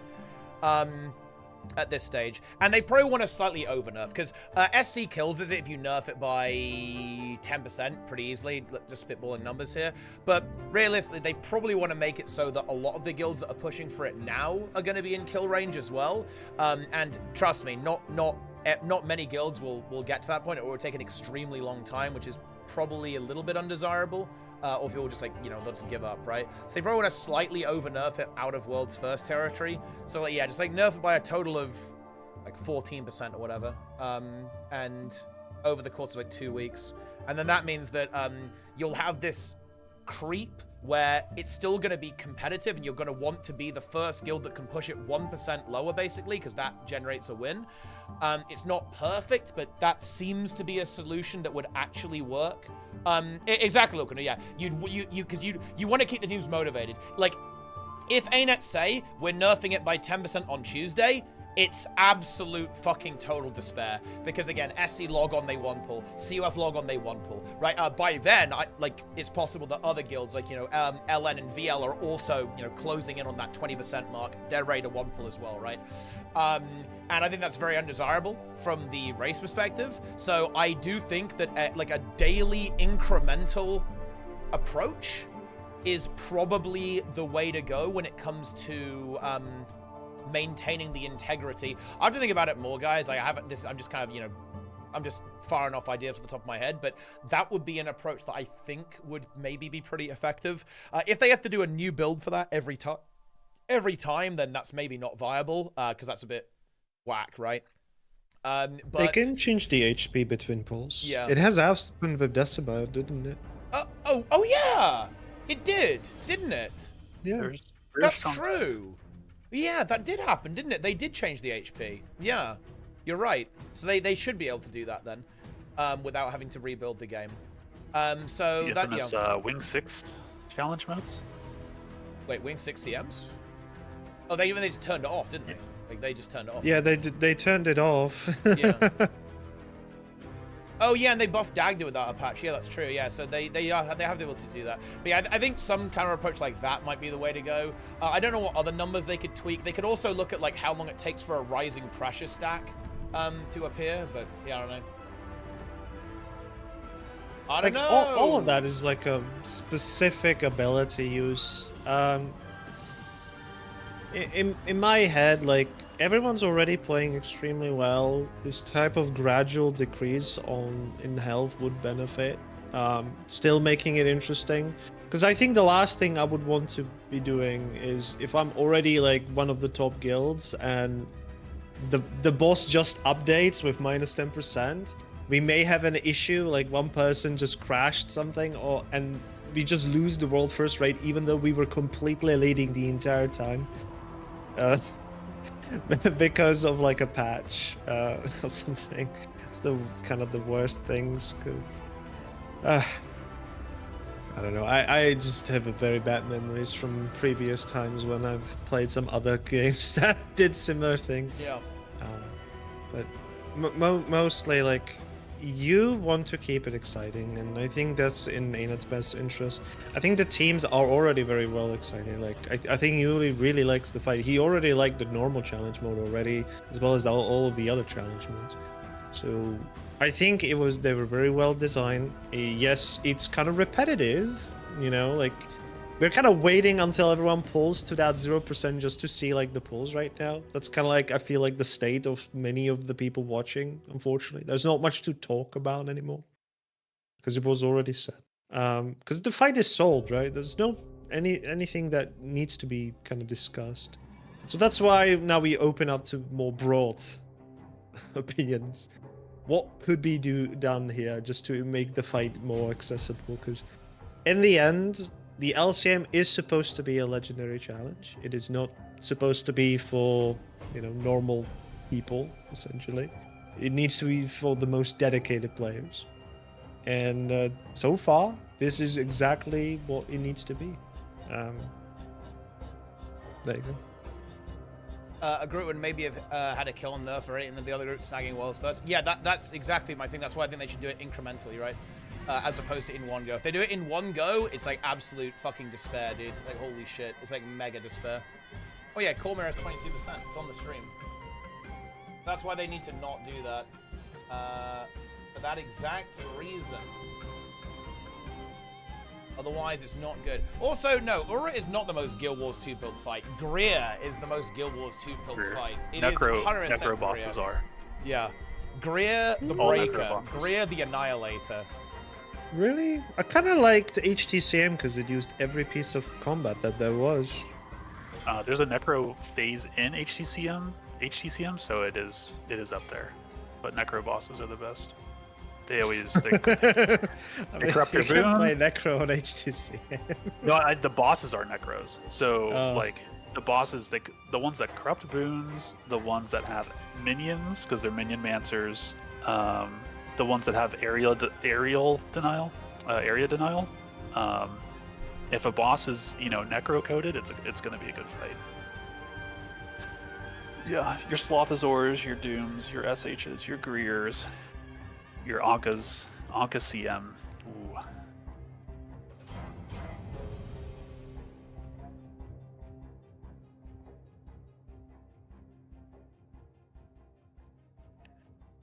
Indeed. Yeah, vasectomy, I see he's I don't going know for how the to answer. push. Yeah, they're I don't know about to answer your get to question, it. but you've asked a lot. Yeah, they just got the Titan spawn, so they're gonna try to phase it before the second set of Titan spawns hits. Yep, here we Most go. likely. It's about 2:30 on the time by the looks of it. Just got a couple of % left on the boss, so we're going into this with a good phase timing.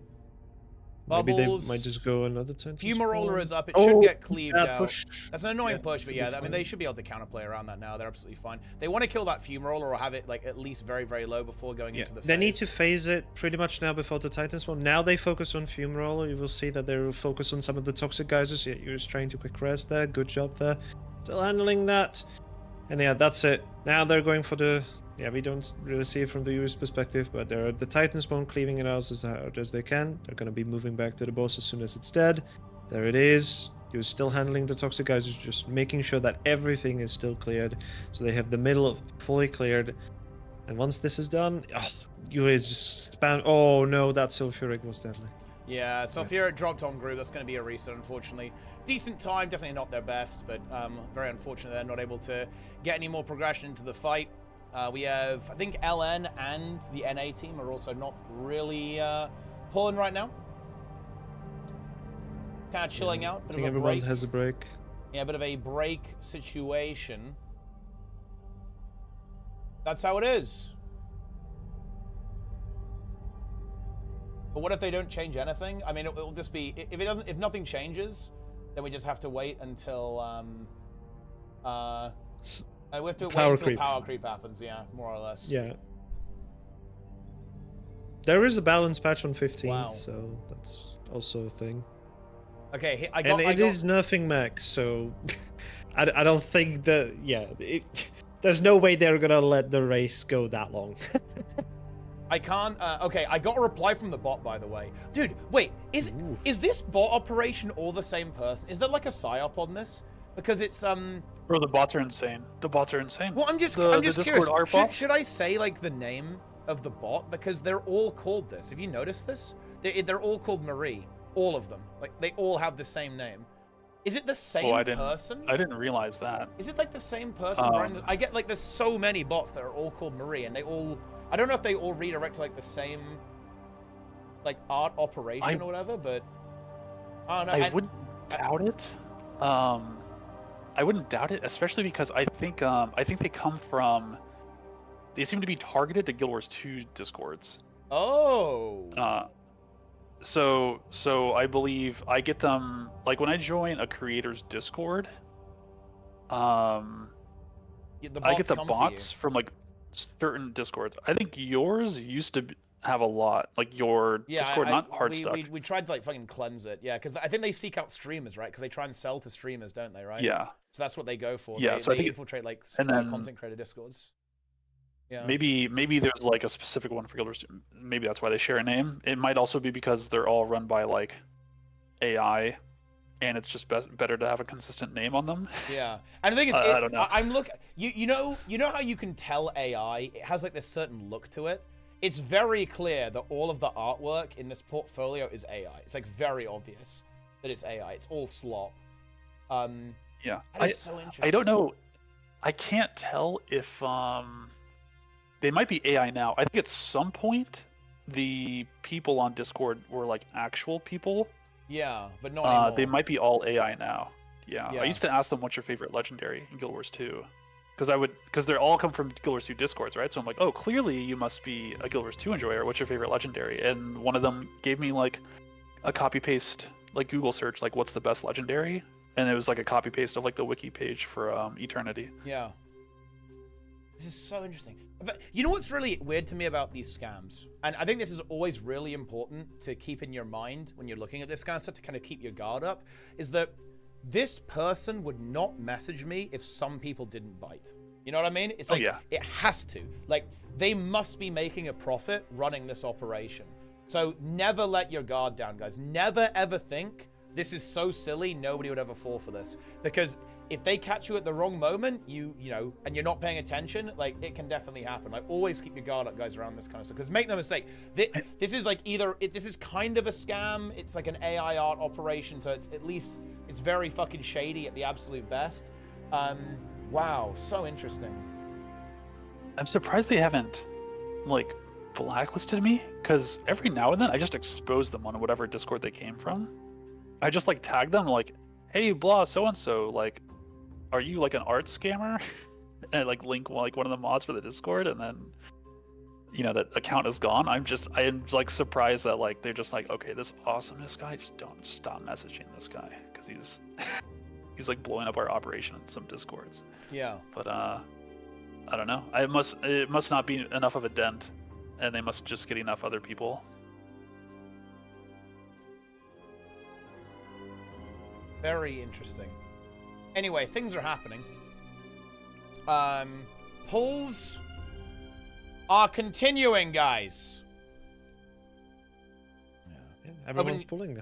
a new bank account, and someone tried to phish you the same day. Yeah, that's right, yeah. And that's the thing. These people really thrive on basically firing out loads of things, and then eventually they catch you at the wrong moment. So yeah, I actually did. I opened a bank account, and that same day, literally that same day, guys, I got an email, a scam email, impersonating that bank. They knew my name, they knew my phone number, and they were like, "Oh yeah, you've recently opened this account." Right?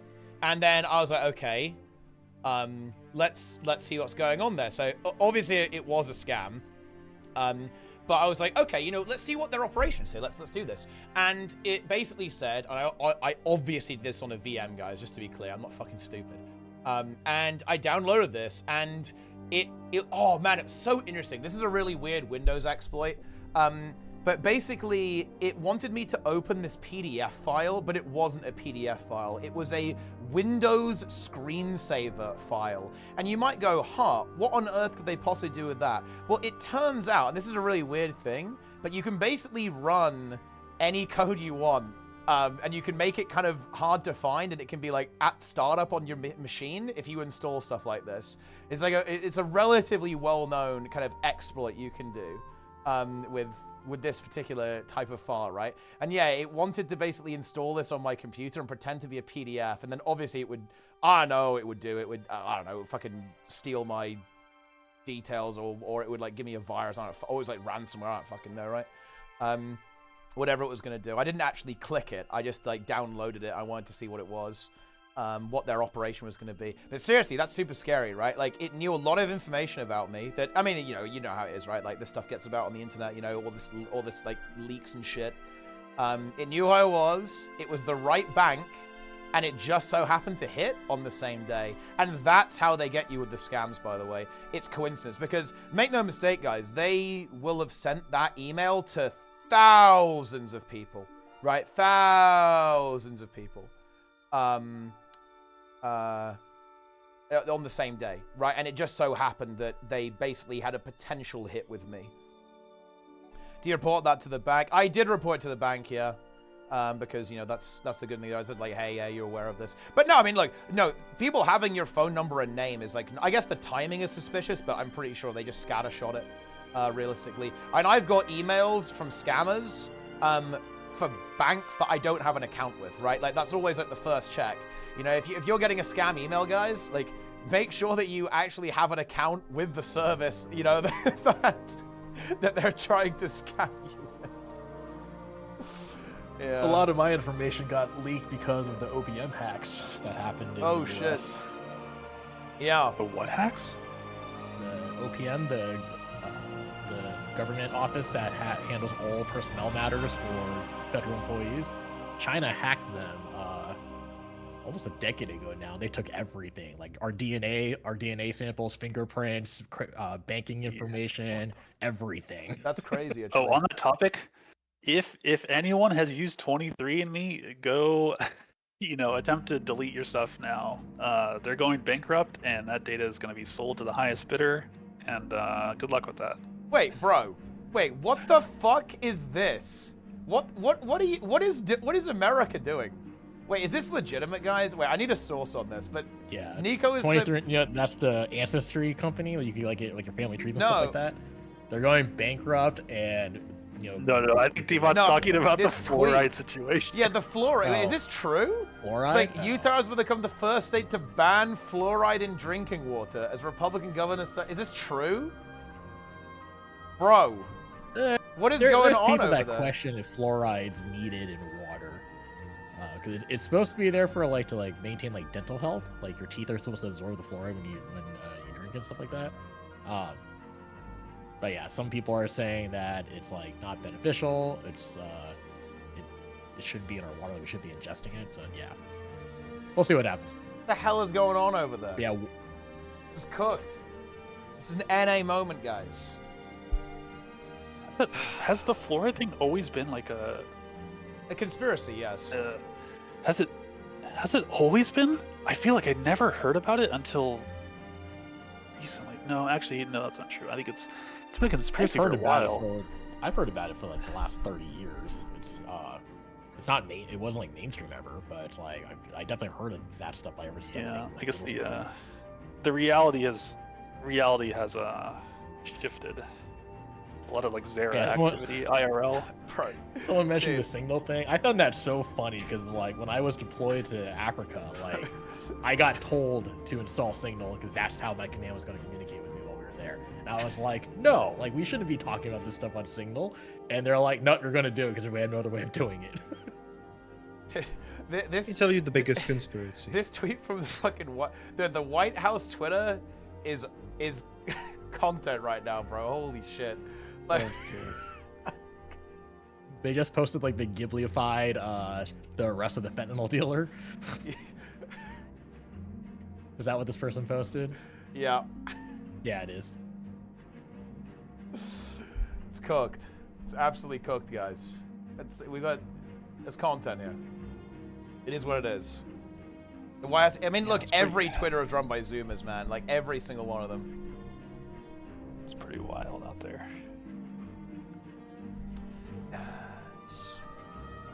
But anyway, there you have it. Yeah. Are we devolving into the politics stream? Oh, dude, I mean, that would be huge. Actually, we bait people in with this quad screen setup of Aura LCM, then we just drop nukes. I mean, that's also an option, but let's maybe not do that. We need the hosts. We need Nike. We need to get Nike in here as well. Could be huge. But anyway, Aura approaching 50%. A lot of guilds pulling right now. We haven't seen some progress for a while. And like some of that is because you know, it is a bit finicky to get things to line up right? Like we've seen a couple of runs from SC and COF where things kind of go a bit wonky, you're not quite stable, and therefore you don't get a clean transition into the final phase, and that's where it's difficult to see progress. You definitely need to be doing the denying the double Titan spawn as well. I can't confirm exactly how that works. I believe they're probably using the CC bar, like some kind of timing that if you CC the boss, you're able to prevent a second one from spawning. I imagine that's what's going on, because in COF's best pull, it was very notable that they were able to only have one Titan spawn up for a very long period of time, right? And that essentially gave them like a bunch of time where there was like less pressure on the encounter, less pressure on the team rather. So that's definitely pretty important for them to kind of pull that off. So they need to be getting that technology. You've definitely got to hit it right, or all of a sudden, like you are simply not going to be stable, for sure. Has SC gotten close to matching the 16% again? I think they've had some 20%ers, yeah. They've been, yeah. I think they haven't been there for a while. They're like that good, because you do need like a super nice pull to get to that type of number, for sure. And like, good RNG as well. Yeah. You need to have some like favorable RNG, just very clean execution all around. Like nobody making any mistakes. So we haven't seen that for a while, but COF is also kind of on that grind as well, just getting that consistency, right? Trying to get back there and just farm. I mean, look, there is a part of this. This is a part of raiding, by the way, guys. This is not just like in Guild Wars 2. This is like absolutely a thing in other World's First games as well. Like there's always going to be like a certain level of variance, like who gets targeted by the mechanics, right? Like how does the fight end up going? There's variance from pull to pull. If everyone was completely scripted, then that would be a little bit boring, right? Like you want to have some level of volatility, and like all fights do. So you have to just kind of grind pulls until you get the God run, you know what I mean? Yeah. The God pull.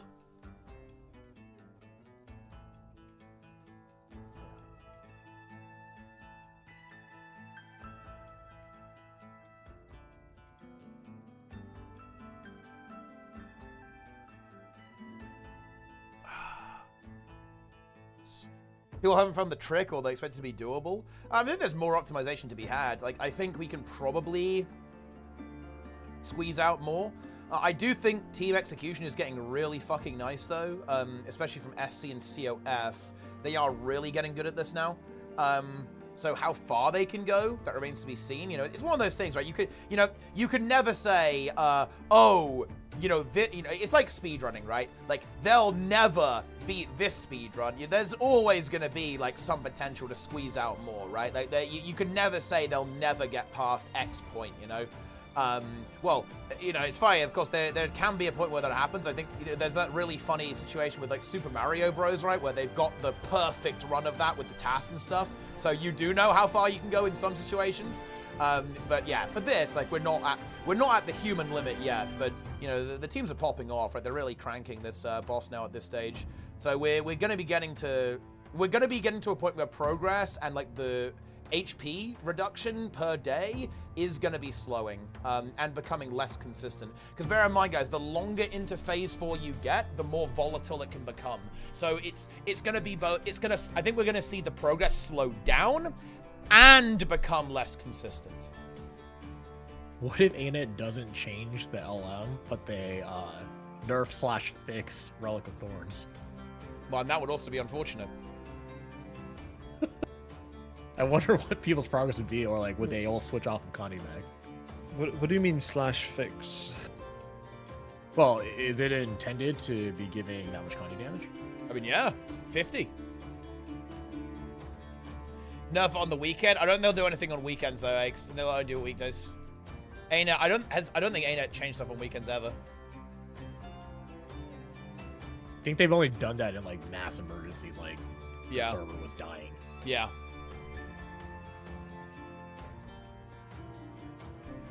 Odd reset on timer. Well, I mean, the problem is that the vent shots are like a soft enrage. So adding more timer, I'm not sure if it's that useful. Maybe you can keep up perma reflect, but eventually the geysers are gonna kind of encroach on you as well, and it's like very difficult to keep up with the geyser management. In fact, it doesn't appear to be realistic as of right now. So increasing timer might not really help that much. Because again, like they're not wiping to the hard enrage, not really. Like the soft enrage is what's going to get them over time.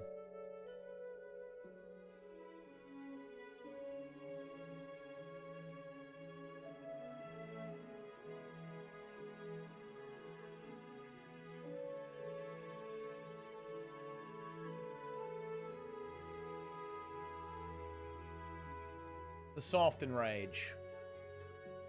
You know what's really funny? What's funny? Mela has been on a 10-minute break while playing for the last, like, 40 minutes. Yeah. He has forgotten to remove the text. The thing is, when he says break, he means that he's mentally breaking. Yeah. Yeah. It's not actually a break. He's just breaking. He is just completely broken. Full break. The countdown to when his mind breaks. He's got 10 minutes until he breaks. But yeah, it's not just the vent shots though, so because you have all the geysers coming in as well. Like by the end of the phase, like the entire arena is going to be covered. Like yeah, maybe you can just like raw out heal that, but that's also kind of lame, no? Like quadruple healer, just like out heal everything. They're cooked.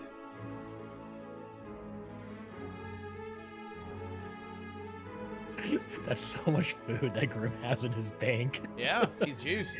It's just food and infusions in his bank. Could 10 bots, pretty good, 10 bots with perfect play clear this? I mean, I don't know. It's a good question. If you play 100% perfectly, does this die? And like ultimately, what that comes down to is like, can you is the DPS check theoretically possible? That's the question you're asking, basically. Because mechanically, the players are actually doing fine right now. Like the question is can you do a rotation that's good enough to kill the boss? Like that's the actual, because that's the limiting factor right now. I actually don't know. Like the nerds are to number crunch that if it's theoretically possible.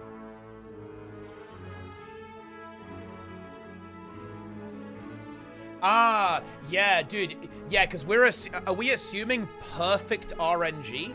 So in other words, supports get every mechanic and DPS have maximum uptime. If that's the case, probably, yeah, you can kill it. If you have legitimately perfect RNG, then it probably dies, yeah. Yeah. And then probably like all the ads going on like a golem, yeah. Yeah. And then, yeah, perfect AI manipulation, sub 40 as well, so like literal perfect manipulation. Yeah, it probably dies, yeah. Yeah, frame perfect bubbles. Designing a fight to only be completed because of perfect RNG though that'd be a little rough.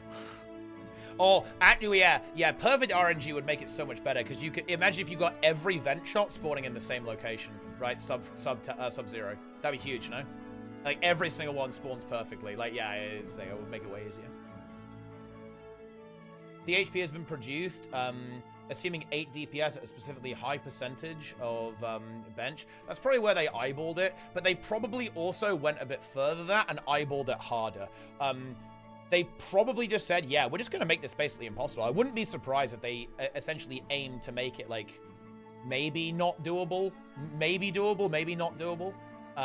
Just to like see like how hard they can push it. The problem is it's going to be very difficult to compute. The issue is, I think, funnily enough, I think the rising pressure mechanic probably really made tuning this difficult because it's a variable. The boss actually doesn't have a static amount of HP. The boss has a variable amount of HP, right? Because of how many stacks the boss has. The effective HP of the boss is fluctuating essentially. And ArenaNet probably didn't know, like, well, how much can they CC? How often can they break that bar? How consistently can they break that bar, right?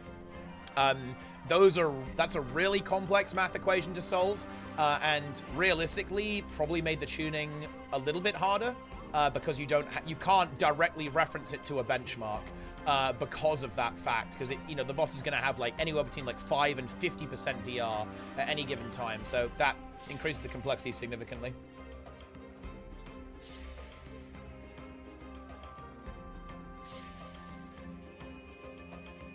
Huge. Why didn't they kite the boss to the guys that maintain close range through P1, P2, P3? I mean, that ultimately is kind of what they're doing, but it's a little bit difficult to do that because you have multiple players having to run out at the same time. So the boss can be a little bit finicky, but ultimately, yeah, their goal is to manipulate boss switching. It can be done, and the teams are doing that. They're trying to keep the boss in the middle as much as possible for the last phase, and then if there's a clear area, they'll leap towards it to give themselves maximum time.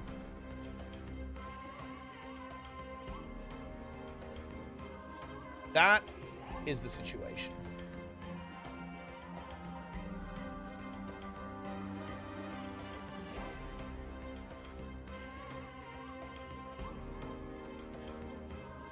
Well, so I think the big issue for raids is that ArenaNet releases them too slow, so we can't really maintain a raid, like a strong raid community. Well, I would say, okay, so the situation, guys, with to describe like why I think this maybe is not quite what people were hoping for. The thing is that Cerberus's DPS check was actually not that high. Even LCM, not really, to be honest. It's just that you had to learn the mechanics and apply the rotation at the same time on the fight, right? Because the fight was very, very novel. People getting caught by surprise definitely didn't help. It's funny, actually. If Cerberus hadn't caught people by surprise and people prepped, it would have died a lot quicker because people would have already innovated stuff like portal strat, like portaling the ads to the side. People would have already thought about how to solve this stuff. People didn't do that for Cerberus. It was like all dynamic on the fly while applying the rotation to a fight. So it's a very different situation. Even Cerberus, well, I mean, Cerberus would be crushed. And so would HT, by the way. Dude, the thing is, HTCM is hilarious because really nobody saw that one coming. Dude, I didn't know the mechanics of the fight when we started pulling HTCM. You got to understand that. I did not know the I did not know the mechanics, right? And it was the same with Cerberus. Basically, we did like one day where we did a couple of runs before CM came out, and then we ended up playing with pugs basically because Spin logged into the game, was like, I hate this, I'm not playing this, and then logged out. We had to like replace people and shit. It was fucking chaos. During that, yeah, it was a mess. So it is a very different situation. It just turns out if you want to have this fight, you either have to catch people off guard with it, or you have to really go all in. Again, look, I'm going to be serious here. I'm going to be real. If ArenaNet wanted to do LCM and create this, they should have done one boss with all 3 combined mechanics. It should be 3 minutes of Greer, 3 minutes of Decima, 3 minutes of URA. That is how it should have gone. The problem is that in my opinion, like this boss just does not have enough mechanics to make like a good race, right? We've got to like the DPS optimization part too quickly, and too much of it is DPS optimization. Ultimately, the race mechanically was figured out within, a few hours, really, and then all of this all of this is DPS optimizations, right? Since the first 3 hours, we've been nothing but like maybe changing comms, but that's in the line of just increasing the damage. That was the only thing. The Firebrand tech was pretty neat. The Firebrand, yeah, I mean, I do think Yeah, you NA's comm is pretty cool. It is working well for them, right? It is definitely working well.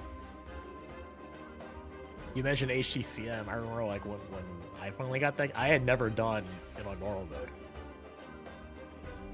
Yeah. And I actually I think that's true for most of the strikes in EOD or for EOD. Like I actually never did them on normal mode before.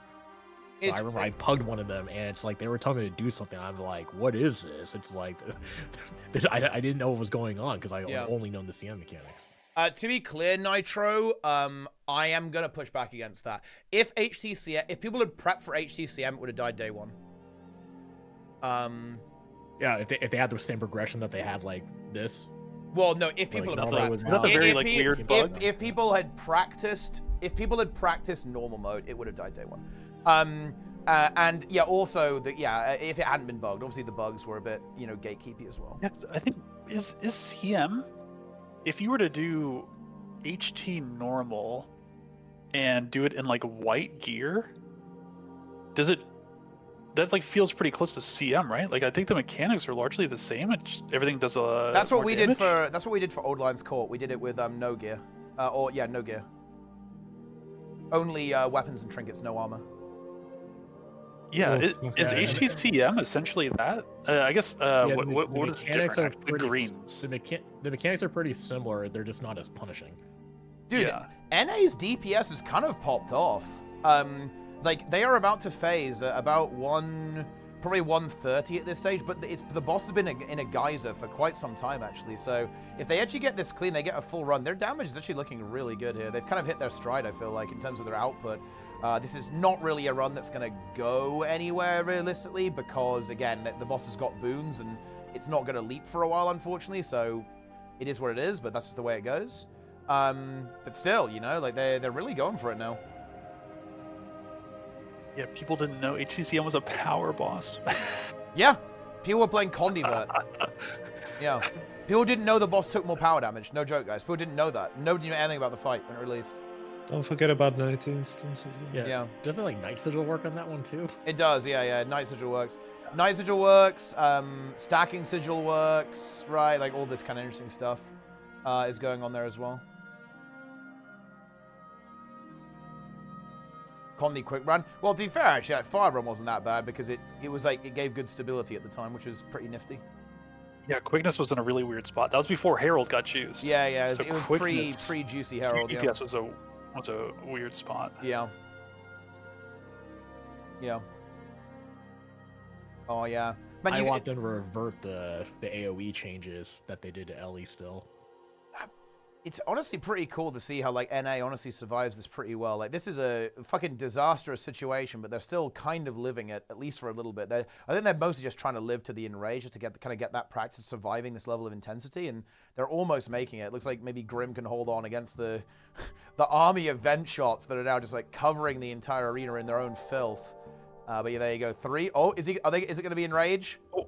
Yeah. Oh, they lived. The enrage got them. We had no good power classes back then. It was basically Soul Beast. Yeah. There were not many but good if power people classes, knew that true. a boss, if people knew it was a power boss, they just would have played Soul Beast. Well, I mean, people did do that, And right? People played like Power Mech and Soul Beast was like popping up, and then eventually Blade Sworn was like the cook, eventually. But yeah, like the game was in a weird state with balance. But daily Yeah, I reminder, guess, like- guys. Daily reminder. You want to remind me who's in charge of balance? Yeah, exactly. You know what I'm talking about. Solar. It like HTCM dropped on the same fucking day as the God Emperor's like balance patch, like his fucking nuclear balance patch. Holy shit, that's insane. Yeah, my point was if people knew it was a power boss, they would have been all in on Soul Beast from the get-go. Oh yeah. Well, Solar's they would've played gone now, more. right? Yes, he's gone. Okay. Yeah, whenever you say Solar, I keep thinking for the freaking Zerg player. Ah, yes, yeah. No, that's not the same guy. You can Power Mech was the intended green kiter? Well, look, you had Heal Mech, right? Heal Mech was the intended green kiter. There it is. Just as he intended. Oh, man, it's funny. That is a funny meme. So now we're just on the grind, guys. We're just grinding. I think, wait, oh, Ellen did get a pull sub 40, but they're really struggling with like getting it clean on transition, right? They seem very unstable. And I think their geyser management is still maybe a little sloppy. They've got to tidy that up if they want to make it through, or if they will just feed infinitely for all eternity. Is Rise pulling today, actually? Let's see if Rise is pulling. Based Cell Guild. How much are raid cells even going for now? I actually have no idea. No joke. I don't even know the They should be free. I mean, yeah, they should be free. You should not be charging a lot for like selling raids these days, man. They're very easy, yeah. Yeah. I feel at this point, like, a raid cell is like, all right, logging in with like 7 or 8 of the boys, and like someone's gonna be dead the whole fight, and I guess we'll make some MC, but like, yeah, if you're charging big gold for that, that's unacceptable, right? Like, you can't it's free. Because the raids are free. You heard it here first, guys. Wait, are you being toxic, Awesomeness? I'll have you know, as someone who works 7 jobs and has 10 kids, and I want to play my Fire Wizard Soldiers build, I get gate kept out of raids. Are you saying that raids are free? That's toxic. Get in there. You just gotta get in there and blast, you know. Get some of those kids on good builds. Yeah? Oh yeah, get the key. Well, if you want a recent story, week before the LCM release, I did a Wing 8 training. There was a guy who legitimately said that he cannot, for the love of God, find any headphones, so he can't join Discord. Because of his 3 kids sleeping in the same room as him, and he just put them to sleep. I felt bad about that guy. And he played really well. I mean, I just DM'd him all the mechs, and it was good. There you go. Yeah, you can easily do raids. You can even actually learn raids without ever joining Discord and just listen to stuff. I think be open you know what I always find really funny for a tournament? Yeah. A random tournament. So randomize elites, or just randomize builds, randomize Mystic builds. Mystic builds are back. No, it's like every you have your team. They pop up, a wing gets selected, and then every person gets a random set, like a random class and a random gear set, and then you just go. I would actually find that hilarious. I do think that. I think especially the earlier raids are so the game has outpaced them so much that you probably could do completely random traits, and let's say like your armor and trinkets, it's like all one stat type. And I'm going in for just everything random. Stat types, everything random. You probably could everything. I would find while you're at it, just randomize the members of each team as well. You know, just to make it even more spicy. Mystic builds. We do need mystic builds back. Mystic builds push, I think, would be good. Oh, push! Wait, when is push coming back? Actually, is it next month? May now, I think. I love push. You can do custom push, right? Custom push. Yeah, you can actually. Yeah, that's true. May 20th? Dude, mystic builds and push. Push. Dude, I love push. I love push week as well. Every week is push week. These guilds are going to have to push the HP. Dude, look, I want to look. Can we see NA get a good fucking pull? Holy shit. Can NA just step up right now? They need to go. They need to get the same as SC. Otherwise, this is no longer interesting, okay? They need to step up. And what the hell is LN doing? Why are we not sub 20 yet with LN?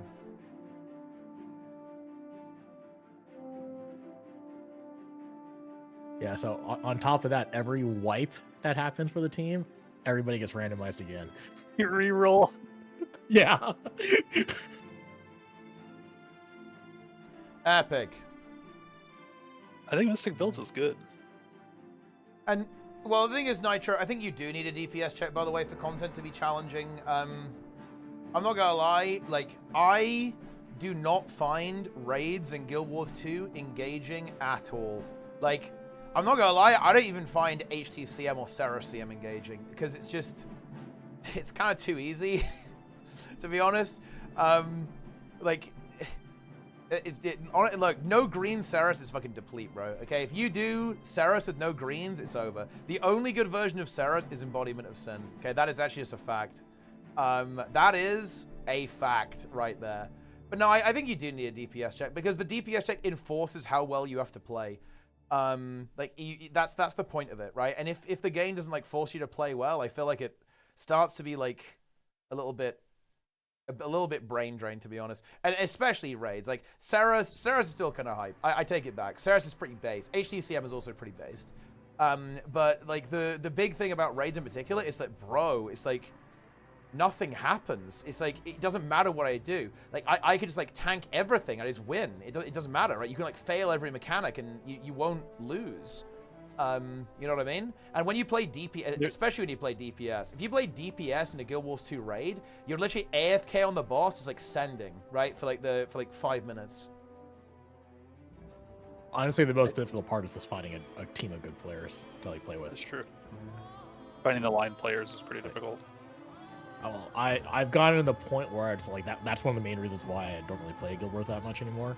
But like, even in Diablo 4, like they try to force you into playing with other players to like get better drops, and like there's even one of the game modes you have to be in a team. You can't do it solo. I just bought 3 more Diablo 4 accounts. I can just do it by myself because I just don't have to bother finding other people to play with anymore. Dude, this is a banger of a pull from COF. They heard me. They heard me flaming them. You guys are welcome. I motivated you. 240 on the timer, about to phase. They want to CC the boss now. They need to go big. Yeah, groups with 500 KP still feed to it. I mean, I'm not gonna lie. Like, the skill level in the raid communities is not very high, Nitro. I hate to say it, but that's just the reality. Okay, like, people are not very good. So, I think variance is a huge thing for like engaging yeah. play, because I think Go, like get Ceres. faced. Yeah, actually, I'll shut up for this one. Yeah. Yeah. So Come on, far, NA! great opening. Let's see what they do here. They're just gonna. I think they're just going full ignore on the vent shot. There is a They have to. fumarola still on them, but that is okay. They're gonna Ooh, clean it that out. star. That's a painful star, yeah, but I think they can heal through it. They can maybe even rotate off it potentially. They've got to be careful with boss positioning though. They don't want it to leap into like shit. They did get that toxic. They need to CC it. It's gone. The shard's on the ground though, on the right. They have to go pick it. Miko's going for it. Yeah, they're now. Oh no! Dude, they needed to pick that shard up sooner. I'm not gonna lie. I thought that was gonna happen, man. They all went behind the boss. Miko was the only player in front of the boss, and URA breaks.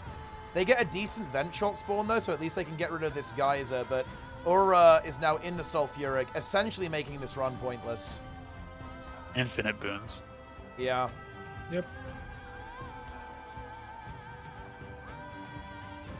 Yeah, I think that was avoidable, actually. I think that was avoidable.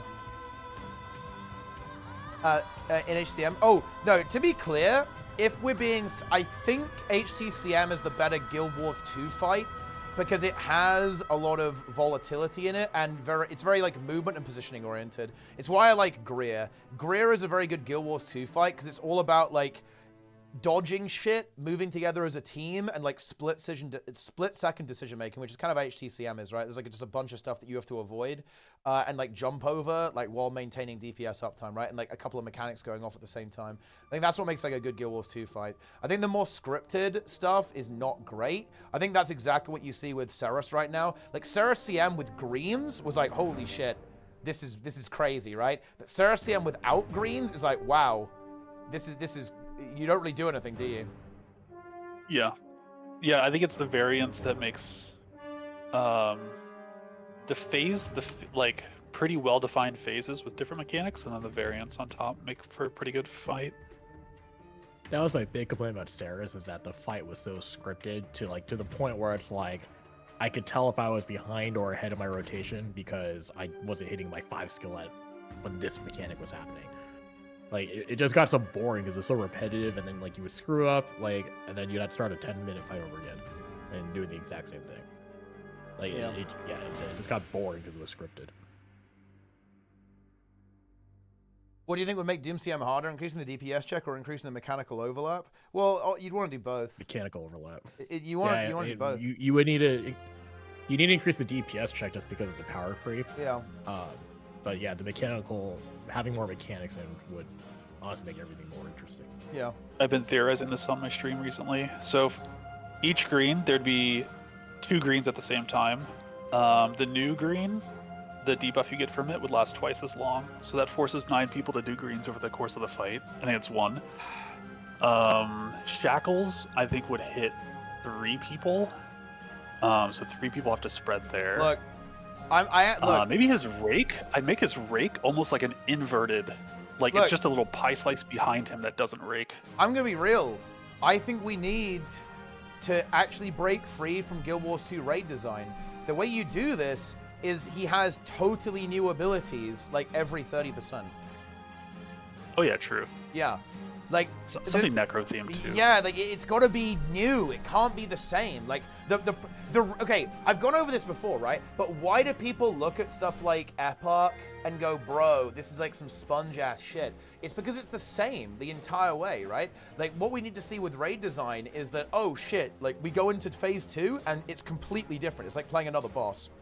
Right, like with new mechanics and stuff. Spectral grasp, Yeah. it just pulls everyone at some point. Exactly, yeah, you just get pulled in. Just like it's part of like his auto chain. It's just like you're grasped.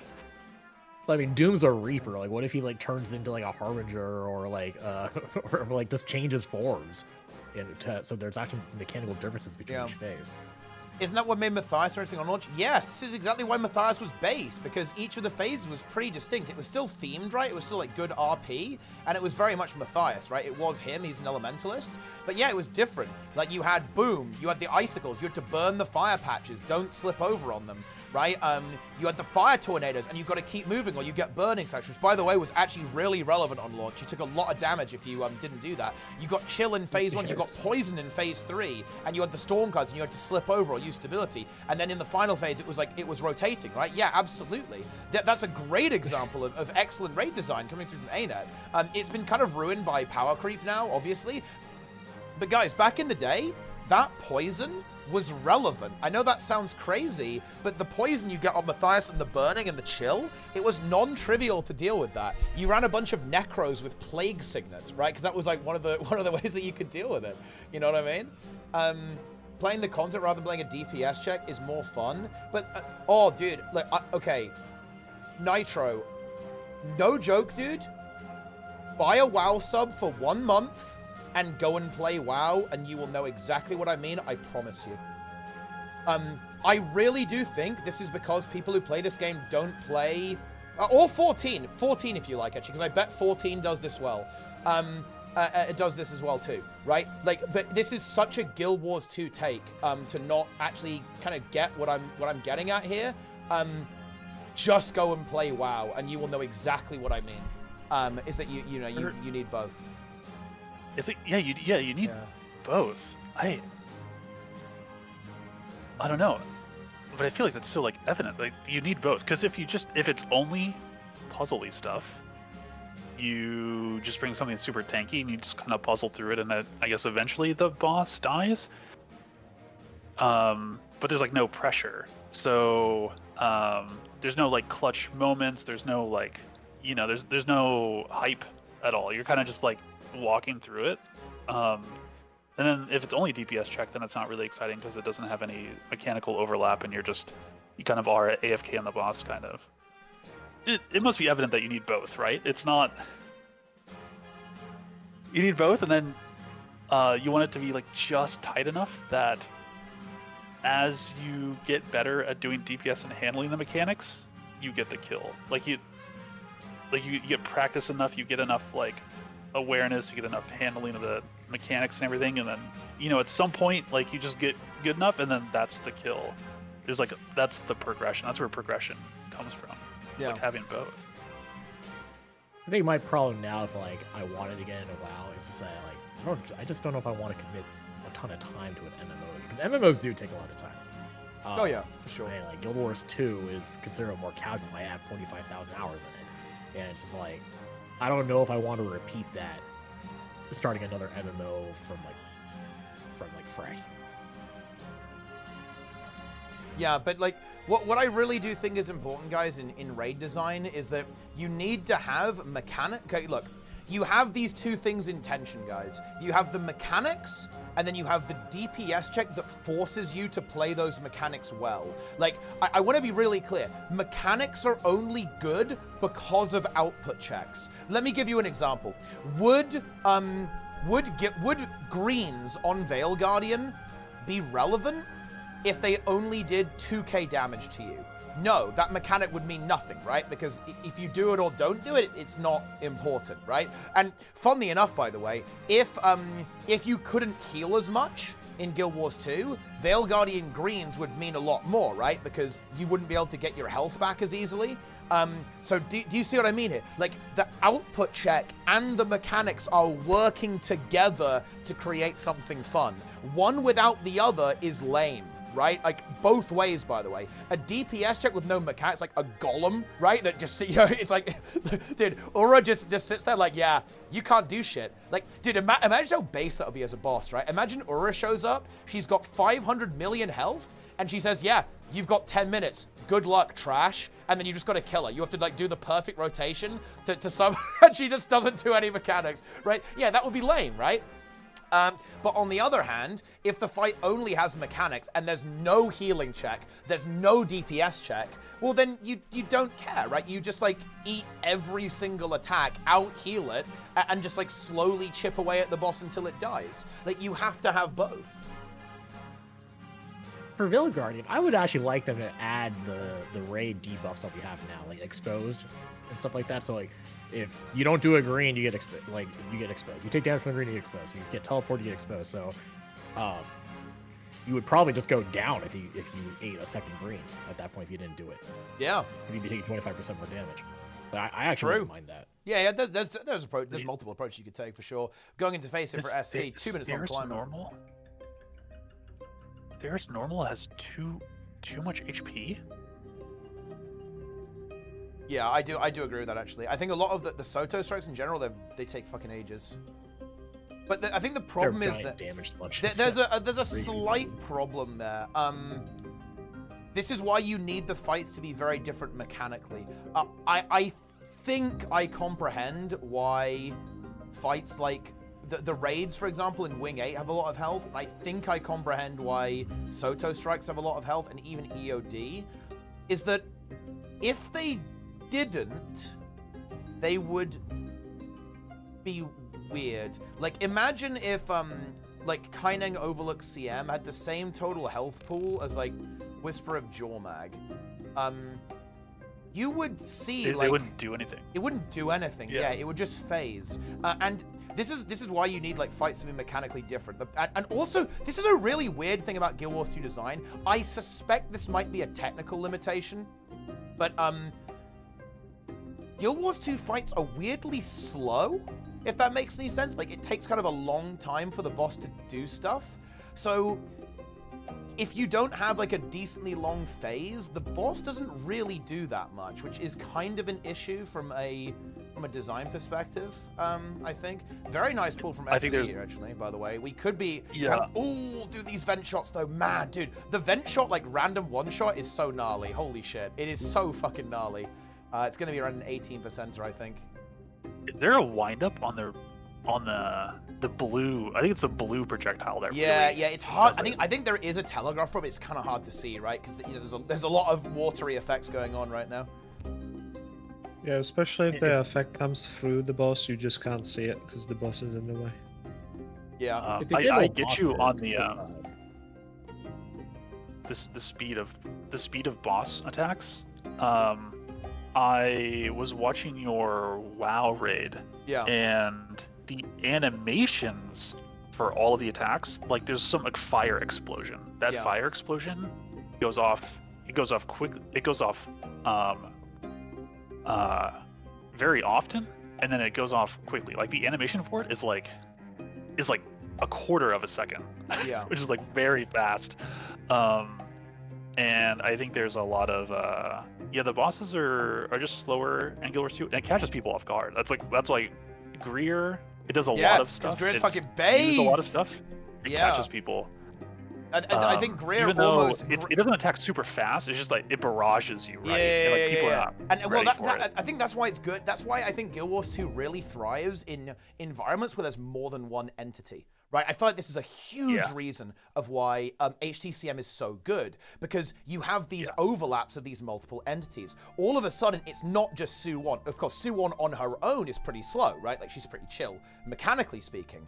But if all of a sudden we've got multiple ads running in, like the fucking abominations that will knock you off the platform, and you've got the champions running in, well, hold on. Now we've got something really spicy. That's to me where Guild Wars 2 thrives, in those really chaotic environments with like loads of enemies in play. That's why Greer is so good. Yeah, Old Lions Court is a good example actually. When you got the two bosses going off at the same time and the third one dropping down and doing AoEs. Very true.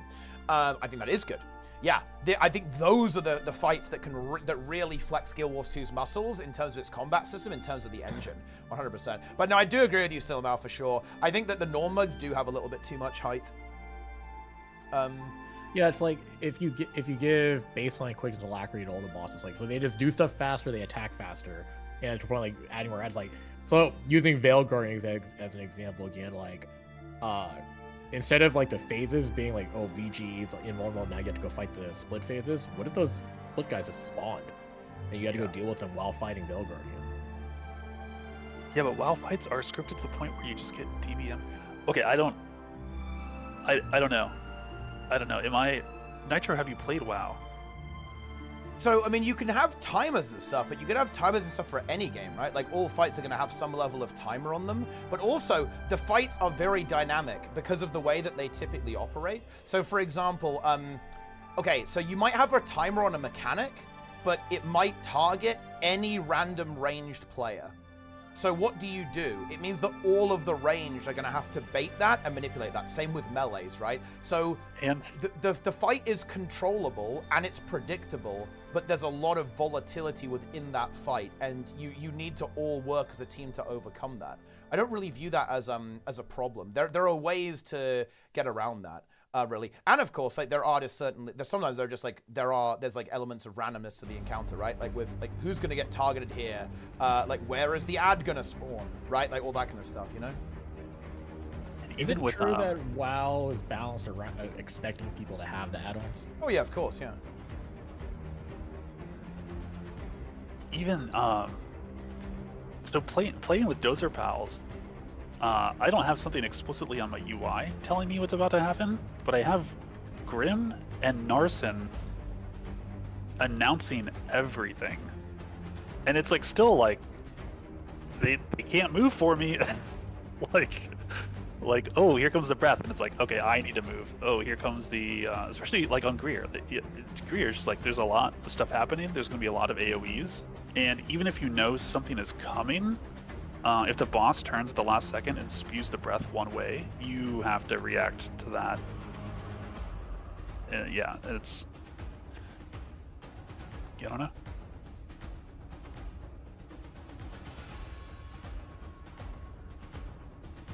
Yes, indeed. I don't know. Dude, Q1 used to be a DPS check, kind of. It just lost the time. Yeah, and look, guys. Look, HTCM, by the way, used to be a gnarly ass DPS check. I feel the need to be the old man here. Look, you guys know HTCM used to actually be pretty tight, right? We're aware of that. It wasn't free. It's just that power creep has made it pretty free. It's the same with Doom, guys. Doom CM was a non-trivial DPS check. Oh, dude. Oh. This is so interesting. Like, being an old man in Guild Wars 2 is so interesting. Because people are like, oh, I like Doom CM because it wasn't a DPS check. Guys, it was. Like, dude, when Doom... People used to run out of that timer all the time. Yeah, when Doom came out, guys, Scourge did 28k DPS. Right? So, I've seen enraged timers for every boss. Like, Wing 1, Wing 2, 3, I've seen enraged timers for this. It's just that the game's moved on, right? Like, the game's moved on. Only one. Yeah. It's the only one I've never seen the timer run out. Yeah, exactly what Jaw says here as well. Like, if you know something's coming, look, guys, I could legitimately, I think I could raid lead Ceres blindfolded. I'm serious, by the way. I think I could do that. If I was on Discord, I've just got the audio of the boss, and I can hear the boss's voice lines. I think I could raid lead it. No timers, no visual input whatsoever, just my memory alone. Like, knowing something's coming, and I could tell the raiders, right? I could tell the raiders exactly what to do. I could say beam, drops, greens, positions, right? Forming line, dodging left. I could do that scripted. 100% I could do that. But that wouldn't help them win necessarily, if you know what I mean. Like, it wouldn't necessarily, like, oh, Teapot called the mechanic, so they're definitely gonna do it, right? Right? Oh, especially if they did, especially if they did greens. Yeah. It's like, Yeah. greens is like 5 Yeah. seconds to WASD and spatial reason, and like that is like a hurdle for so many people. Even if you know they're coming, even it's always announced. Yeah, I think people forget how little damage we used to do. Like core, before HOT came out, 15k was considered like good DPS. Like 19k on a Condi NG was like the best DPS, was god tier DPS in the game. Hell yeah. Like if you compare that to now, 19k is like not even good enough for like a support class.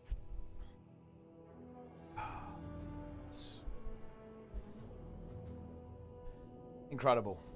Take me back to Condi NG. Ah, yes, the olden days. On the Look, core NG. I Only way you're miss- clearing VG. Look, I miss the Like days shoes. when the only good DPS build in the game was Power Tempest. That's what Ellie mains want, right? Like, the only good DPS build in the game was Power Tempest. That's huge. Flick shoes as well. Pretty good. Okay, Speaking of Flick Shoes, I believe NA has Flick Shoes in their party.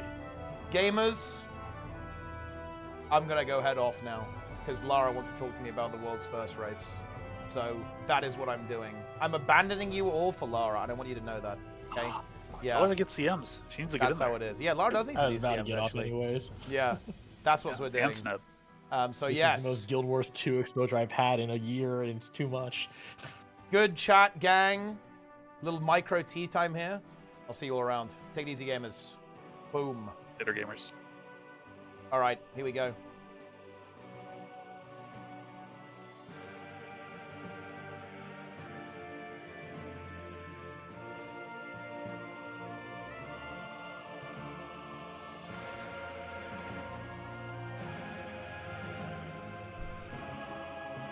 Yo.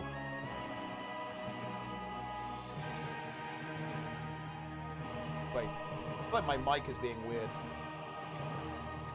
Hello? Hello! Oh, I think, yeah, wait. Whoa! We're using the weird Twitch Discord instead of Yeah! Discord. Well, look, Oh okay, my I'll tell you what. gosh. Let's just go on Discord and use this thing at the same time, but we can also viewbot each other. It's my favorite thing. I love it! Oh my god. It's so good! Hold on, let me disable the mic and let me switch to Discord. Yeah. Yeah, that is very loud, by the way. I am aware of that. It's fine. It's fine. Hello, We're- hello, we're- hello. Oh my gosh, Discord looks so weird now. Well, I think it's using the In wrong like a mic call. on Discord as well, by the way. I'm pretty sure Oh it is. no! Do I sound like a webcam right now? Yes. You're also Oh, no, incredibly loud. The volume obliterated my Oh. stream. It's fine. They loved it. Great. Is it better now? I think I Yes, fixed it is it. fixed. We are I think I fixed it. repaired. Hello. Like, so when you asked me, like, be a guest on this, like I guess like a world's first race coverage stream, Okay. I thought to myself, this is a terrible idea because I haven't done it. I don't know anything. I haven't done the challenge mode. I don't know how to cast this, Okay. but I have an idea, people. Okay. I have an idea. Do it. I reckon that there's a bunch of people watching your coverage right now, and they're all thinking to themselves, I have no clue what's happening. Yeah, that's you. You know, maybe they only watched a little bit. They're confused. They don't know what's going on. Mm. So I think I can be the audience stand-in. I can be the rubber ducky. You know, the rubber ducky that like doesn't get anything, and then I make you explain to me what's going on. Okay. What do you want to know? Well, first of all, I guess I'm just curious. Do you think it's doable. Do you think like that they're gonna get this kill? Because I feel like the community's so split on this. I've seen so many people be like, nah, it's impossible. They're never gonna kill it. But then I've also seen a lot of people like, nah, they just gotta like find the strat. I'm very curious what your perspective is on this. People right now are coping that something happens at 15%, right? Like that is the current copium. We actually have a 15.08% pull. That's currently the leading pull, in fact. From SC. Oh my gosh. That was their best. Yeah, 15.8%. NA in Hot Pursuit actually with 18.8 or something like that, or 18.6, something of that kind of nature. Very exciting. Yo, that is pretty close, isn't it? Yeah, they're running 2 different comps too, which is pretty spicy actually. But yeah, the big copium is that something happens at 15% that renders the DPS check realistic. As of right now, it's not looking hot. In terms of like being able to beat it before the timer is up. I think maybe a 10% though. Yeah. Like, wouldn't that make sense? Like, I mean, maybe. like Sarah's had the 10% phase, right? I feel like if there's any phase, it's got to be 10%. Getting to 10% is gonna be very, very tough to do that. You know, like the teams have been grinding essentially for a very long time to get as far as they've got. And they've got the 16%, and getting any further than that is going to be a very big challenge. Of course, the guild's still going for it here, but there's just like a huge amount of damage required to make it further into the encounter. So yeah, 10% is going to be the next copium after they make it to 15%, but it's going to be a really big challenge to get there because, of course, the key thing in this fight, and many people may know this from the normal mode, of course, is that the boss has a mechanic called Rising Pressure, where every 8 seconds, she gains a stack of a debuff, making her take 5% less damage and do 5% more damage, right? Yeah. And that can only be removed when you break the Defiance bar. And you might think, well, okay, that's easy. Well, here's the problem.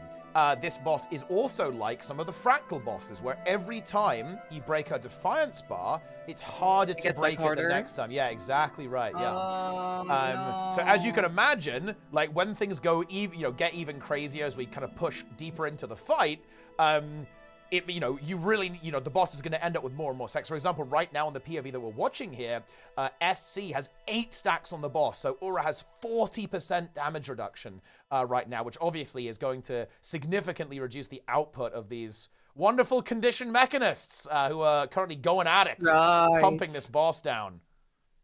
You said that there's multiple comps as well, though, right? Yeah. Like SC stacking the Condi mech. What are the other groups running then? So Condi Meg is the weapon of choice. It just has fantastic DPS, obviously, and very good application, right? It's got good mobility, and you really want to be mobile in this fight because everyone has to be running around dealing with these geysers. You can't just like offload it onto the healers. Everyone's got to be involved in this, mechanically speaking. And of course, there are just a bunch of things where you have to run around a bit. Like for example, when you get the sulfuric geyser, you've got to drop that at the edge, right? When you get the donut, you need to be able to maybe teleport out of it or move it away. So there's like a mobility's really good. Sickness. Yeah, it's a good one. One of the best skills in the game, I'd say. For sure. In fact, actually. But yep, that is pretty much the situation that these guilds are dealing with. The big difference in approach is actually the number of healers. Now, this is exciting. You'll like this. So SC is running 3 healers with the Druid and 2 Chronomancers. And this is because you kind of need a massive amount of CC, and also boon up time's a bit scrabbly when you've got people running around doing mechanics all the time. So it kind of turns out that running 2 healers is kind of a DPS loss almost. I know that sounds crazy, but it almost is. It's very hard to stay stable, get the fight clean, and do the mechanics, and keep boon up time with only 2 healers. So teams have actually found better performance with a triple. The big difference, though, is that NA, is actually running theoretically a 0 heal comp, in fact.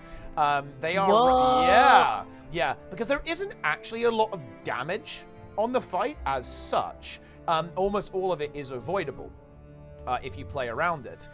So you just need like a little bit of healing to get you through it, and then you need boon coverage. So what NA has opted for is double Celestial Scourge to provide healing, alacrity, and of course boons.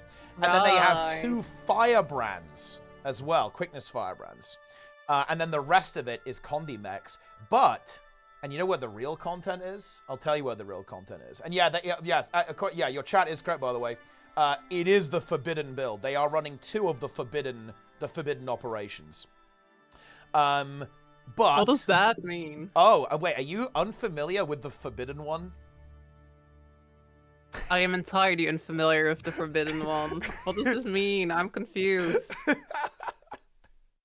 So, the forbidden one is a Scourge build primarily used by the NA server.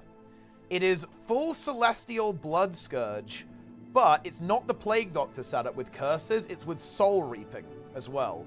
And its purpose is basically to be a build where every single button you press is good. It is actually a build where no matter what button you press, it is always the correct choice. And you can just press all of your buttons off cooldown. Scroll build. Exactly, it is. But it also provides a bit of DPS, good barrier output, alacrity, obviously, and might, and also something very important on this fight, because this is actually kind of maybe a slightly hidden mechanic that some people may not know about. Is that there's a lot of Comedy Cleanse. Like, this build provides a lot of Comedy Cleanse. And that's relevant on URA, not only because there's a bunch of burning and poison that the boss can apply to you, but also the debuff you get from the Sulfuric Geysers, or just the Sulfuric Acid debuff. You can get it from the Shockwaves and a couple of other things as well. That is a condition, actually. It doesn't appear as one, but it behaves like one. So you can actually remove it with Condition Cleanse. So being able to do that is very important. Because if you, yeah. Because if you have the Sulfuric Acid debuff on you, every 5 seconds you get a stack of Exposed, because you dissolve. The boss dissolves you, right? There you go. Interesting. It's wild how massively these comps have diverged, right? Yeah. Like, it feels like just the 2 outer ends of the spectrum. You've got like the free heal setup, and then you've got like just the hybrid heal setup. Interesting how like that sort of ends up being pretty close. So, these like records that they've got, right? Like the current best pools. Yep. Are those ending because of the enrage timer? It's is a little is it bit of purely both. like a DPS issue right now, or is it like... There's 2 things people are bonking into. They're bonking into the hard enrage, for one. But they're also bonking into the soft enrage, which is basically you run out of room, and there are so many ads up at the end that they just obliterate you. Because another change on LCM specifically is that I'm sure you've seen the Fumarollers on normal mode and challenge mode, and those are pretty nasty. But the vent shots spawn in the final phase of the encounter. And these vent shots, they have 24 million HP, so they're not really intended to be killed, to be frank. And they also have a wide variety of very damaging abilities, including like projectiles that will fire out at you or basically one-shot you. And this is where you need to use Reflect to block them. Basically, teams are using Firebrand Bubble and the Tortoise Bubble, Siege Turtle Bubble, to deny these projectiles. And if you drop uptime, it can be very, very dangerous. Yeah, I actually didn't fully explain the comp, by the way, because there is another forbidden build that NA in particular activated, and a couple of other teams are running. I don't get what's forbidden about these builds. Well, okay, look. You tell me if you think this sounds forbidden, okay? NA, and a couple of other teams as well, to be fair, but NA kind of cooked it. They are running pure CC Deadeye. Oh, I did actually hear about this, yeah. Yes. So Exactly right. is the only purpose this version has to like just CC those things that spawn them? Yes. It just Wow. runs around hard CCing, pretty much. CCing the boss as well, and of course also the geysers. It's not really worried about doing damage, so both comps from NA and EU, they're both utilizing a somewhat similar approach, you could say, because they have like the mechs as the backbone of the DPS, and then they basically have 3 classes that handle a lot of CC. So EU is kind of going with the triple healer approach, whereas NA is going with kind of like 2 half healers and then a thief that goes around there as well. That's essentially the situation with these teams. That is so cool. I love like how like this fight is truly not just challenging the player's ability to do high damage and stuff like that, but it's also like they gotta cook this strategy, right? They gotta like come up with the comp, and I love that it's not fully figured out yet and people are still experimenting and stuff. So do you think that because of that people still have a shot at like pushing down those numbers to like Well, 15% seems pretty doable, right? Like they're pretty much almost there. But do you think 10% is like doable at all? I mean, we'll have to see. I think it's one of those ones where you got to say never, right? There's always going to be like, you know, can you squeeze in a bit more damage? Can we optimize our CC a bit more to have a lower average damage reduction on the boss over time, right? Like, it will go down, but we are starting to see a slowing of the progression, right? Like, you know, of course, the numbers were flying off as guilds were optimizing over time. Right, but now they went it's from like I think they starting went to from like slow. 27 to like 19 over the course of like a single day, right? Exactly. But now they're really starting to evolve. Yeah, I guess, now we're getting there. What was it? Yesterday, I think the best was like 16%, and now it's like 15.05, I suppose. Yeah, I mean, SC have improved by about 1% today. Like that's the situation. NA has actually made a big progression, but part of why NA made a lot of progression is because they did a lot of comp experimentation, whereas SC has been settled on their approach for quite a while now. So, for example, COF, they actually spent all of yesterday experimenting with a couple of different approaches. They tried solo heal Catalyst, they tried 10-man quickness Catalyst, DPS, they tried 3 Chronos, they tried Druids, right? They tried all sorts of stuff.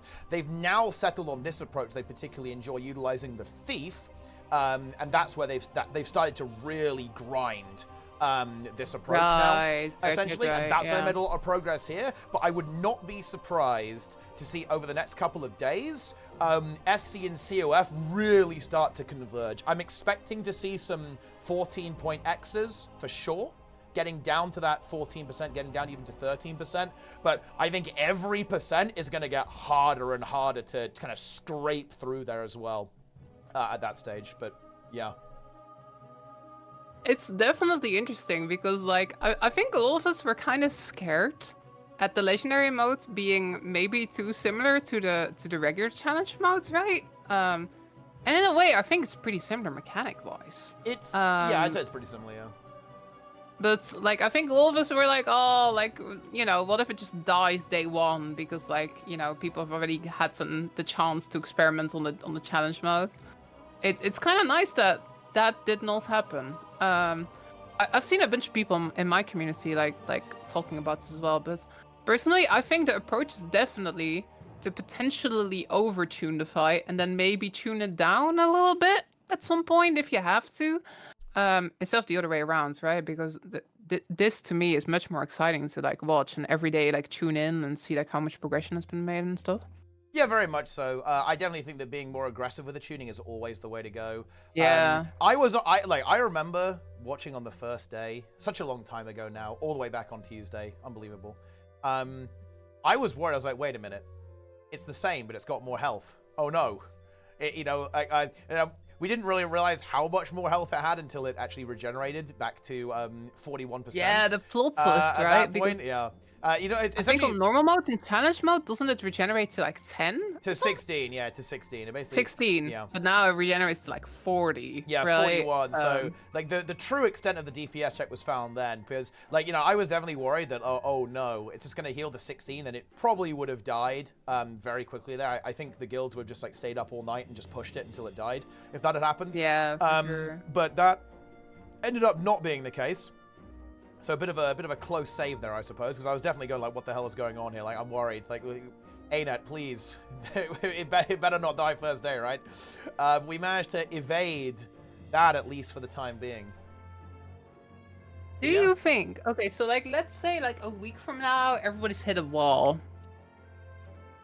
Like, let's say like there's just a wall and like nobody's progressing. Like, again, I might be very early in saying this, right? I think we gotta give these teams some time to cook, right? But like, let's say there is a point where people realize that there is just a wall that they cannot get past. How do you think ArenaNet should like handle that? Like, if they potentially do a nerf, I feel like they gotta announce that beforehand, though, right? I feel like they can't just stealth drop that. This is to give my these cook. teams a chance.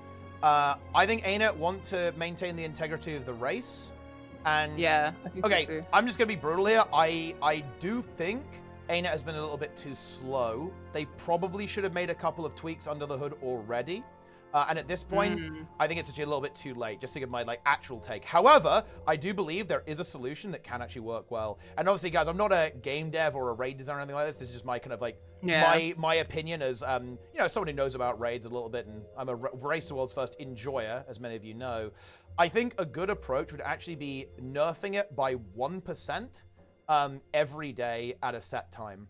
And the reason for that, the reason for that is because I think the teams should still be motivated to be that team that can be 1% better, right? To be that team that can be 1% better. Because if they nuke it, look, straight up, if they nuke this by, let's say, 10% boss HP, SC kills this first try.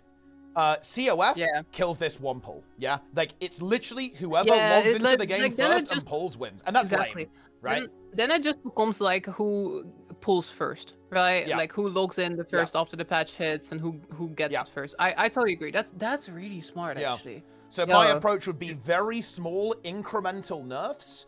For sure. So these guilds are we've got to push another %. We've got to push another 0.5%. Yeah, we've got to be more consistent. You want to be ahead, right? You want to be ahead, exactly. Yeah. Oh, that's clever.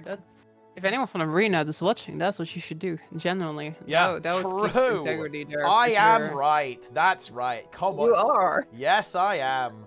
But yeah, that would be the approach that I think they could take to kind of, because I think. Look, if they have to, right? We gotta give some time to cook. We shouldn't be too fast with this, I guess, right? Yeah.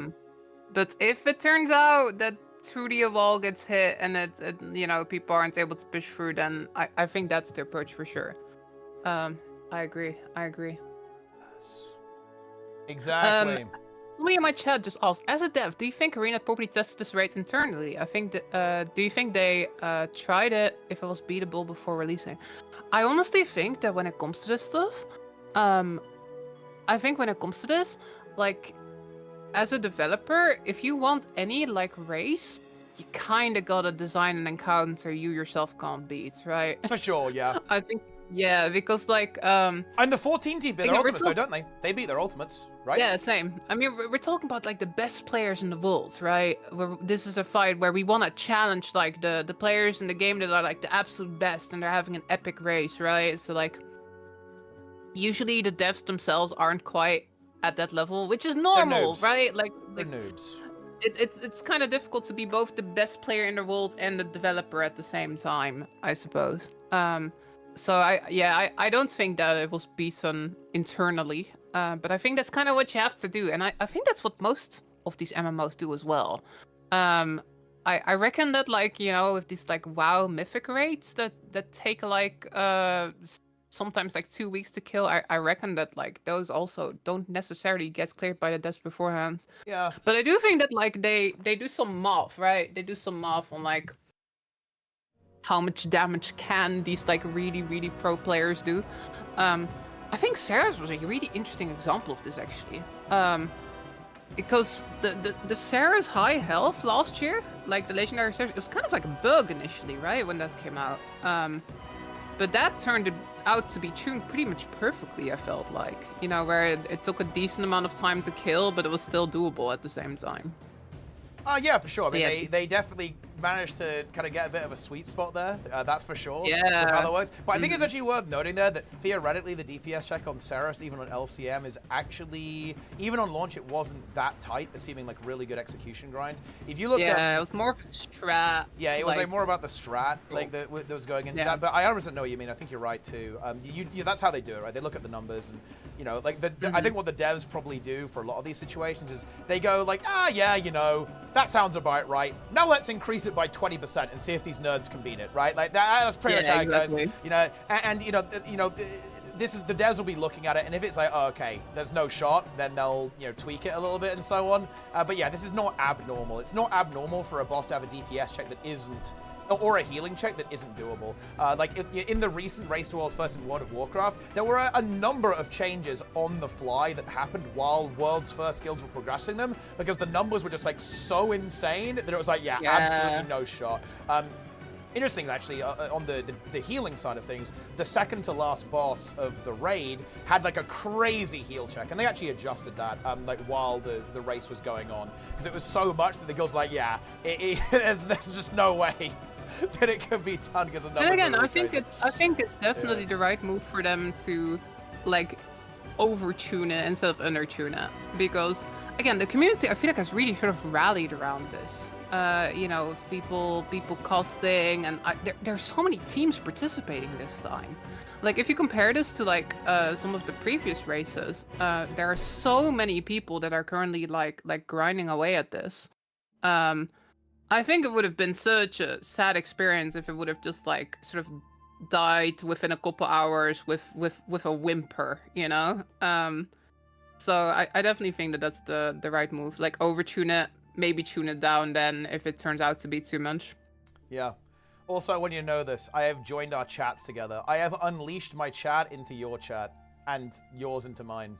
How does it feel? They can get. I'm sure they can all get along pretty okay. Yes. A boba. Yeah. I do not know what that means. It is their greeting. That's how they. It's how they greet everyone. Oh my gosh. The L in LCM stands for Loranity needs to proc challenge mode. I do need to proc challenge mode. This is true. It is true. I do feel like a little bit like I'm getting a little bit old, people. I'm not getting old. But like, you know, like in the past when like cope. challenge modes came out or legendary modes came out, I was there like on day one, just going at it, right? Just grinding it. This time around, the timing wasn't quite as good for me, right? Yeah. I had like a holiday and stuff, and there was just a lot of stuff going on. I'm currently working on this really exciting Guild Wars 1 event that's taking up a bunch of my time to organize, which I'm really excited about. And I've been also like proccing a fight in Final Fantasy at the same time, which I am almost done with, by the way. But my intention is very much to go for the challenge modes. I'm just kind of like, I guess, like waiting for the time to be right. Because such a time investment, right? I'm sure you have experienced this as well, but like when I procced Sarah's last year, I was like going like 5 nights a week, 3-hour sessions. So that was like 15 hours a week just purely of doing Sarah's. So yeah, it's a big time investment for sure. But I'll go for it eventually. I just need the things to line up properly, I suppose. Yeah, I was actually in exactly the same position this time around. You might notice that I'm not playing. That's because, the timing is really not good for me at all. I tried to scrabble something together for the CMs. It didn't really work out, though, you know.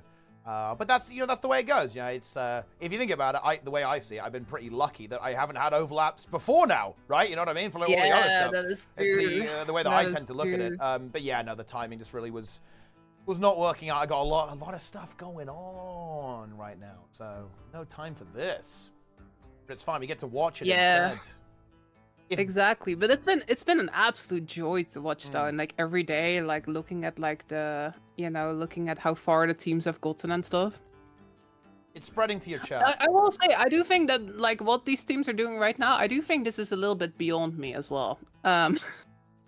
Like I think the challenge modes will be the challenge for me. I think this legendary mode might be a little bit too intense for my skill level. But that's okay. Maybe one day, you know, people will cook up like an amazing strategy. Like that's what happened with Ceres as well, right? I feel like Ceres initially was really quite challenging, but eventually like all these strats got cooked up that made it a lot easier to like get through it as well. Yeah, no greens. It's impure. Look, I'm gonna say it. Yeah, if you haven't killed Ceres, if you haven't done Ceres with greens, you're illegal. Okay, that's right. That is an illegal. I have done Ceres with greens, by the way. Well, there you go. You're not illegal then. Fine. You're not illegal. Oh my That's fine. god. Not a problem. Also, what do you make of this? Legendary. If Greer has a million lovely little Grees, then I am one of them. Oh no. If Greer has 10 good little Regs, then I am one of them. If Greer has only one desperately devoted E-Reg, then that is me. If Greer has no more beautiful baby Greerlings, that means I am no longer on Earth.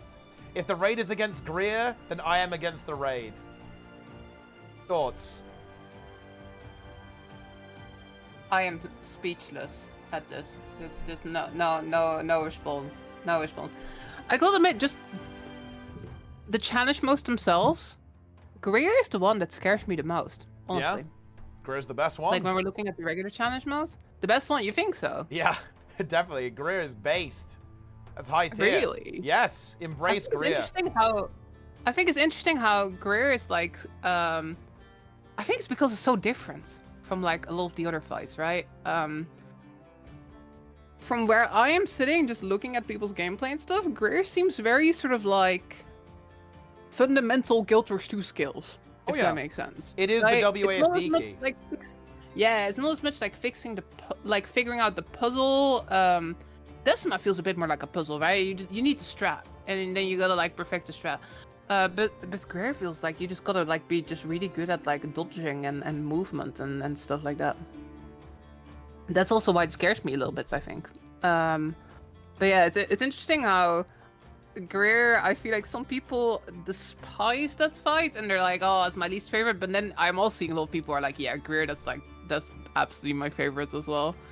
It's kind of cool. It's kind of cool just seeing them do a boss that feels, or just a Wraith Wing that's got a lot of variety in it as well, right? Just such different types of challenge between these bosses. Yeah, all the bosses, they're very distinct, actually. Like, you know, yeah. Greer is very much like a group coordination check, in my opinion. Mm-hmm. It's testing your movement, it's testing your ability to kind of follow patterns and manipulate the boss positioning and so on and all that kind of stuff, and still maintain a rotation while doing stuff. And just living as well, like living.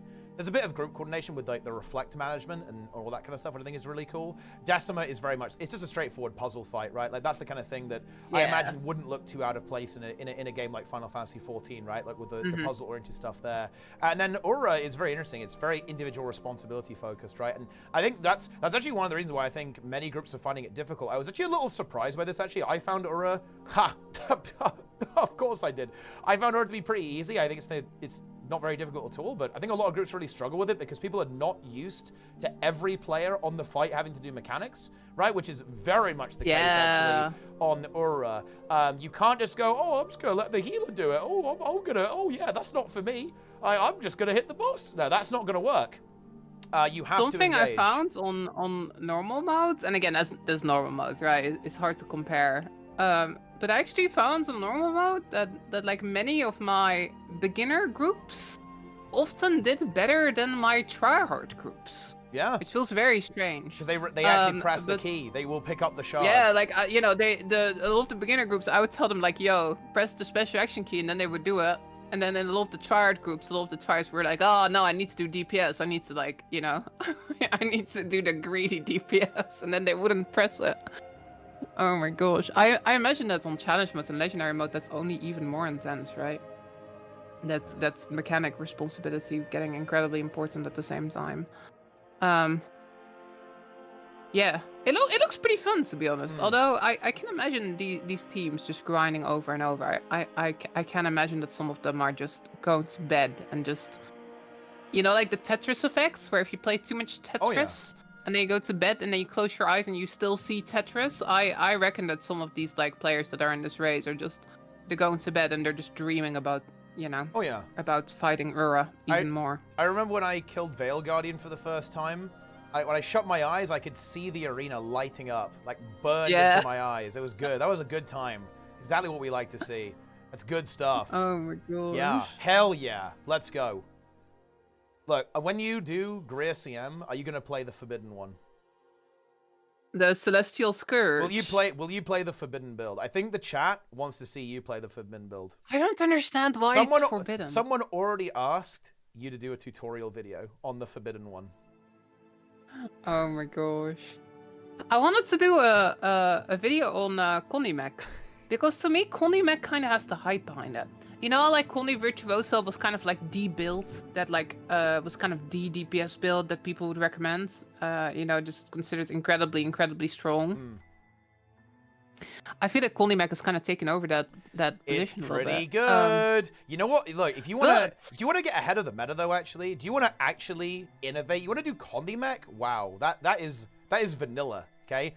You know what? I mean, it's getting nerfed, right? Look, like in the balance preview, it's not getting nerfed too much. It's getting nerfed a little bit. Do you know what build isn't hidden? Isn't Hammer Tempest the one that's gonna be kind of busted? No.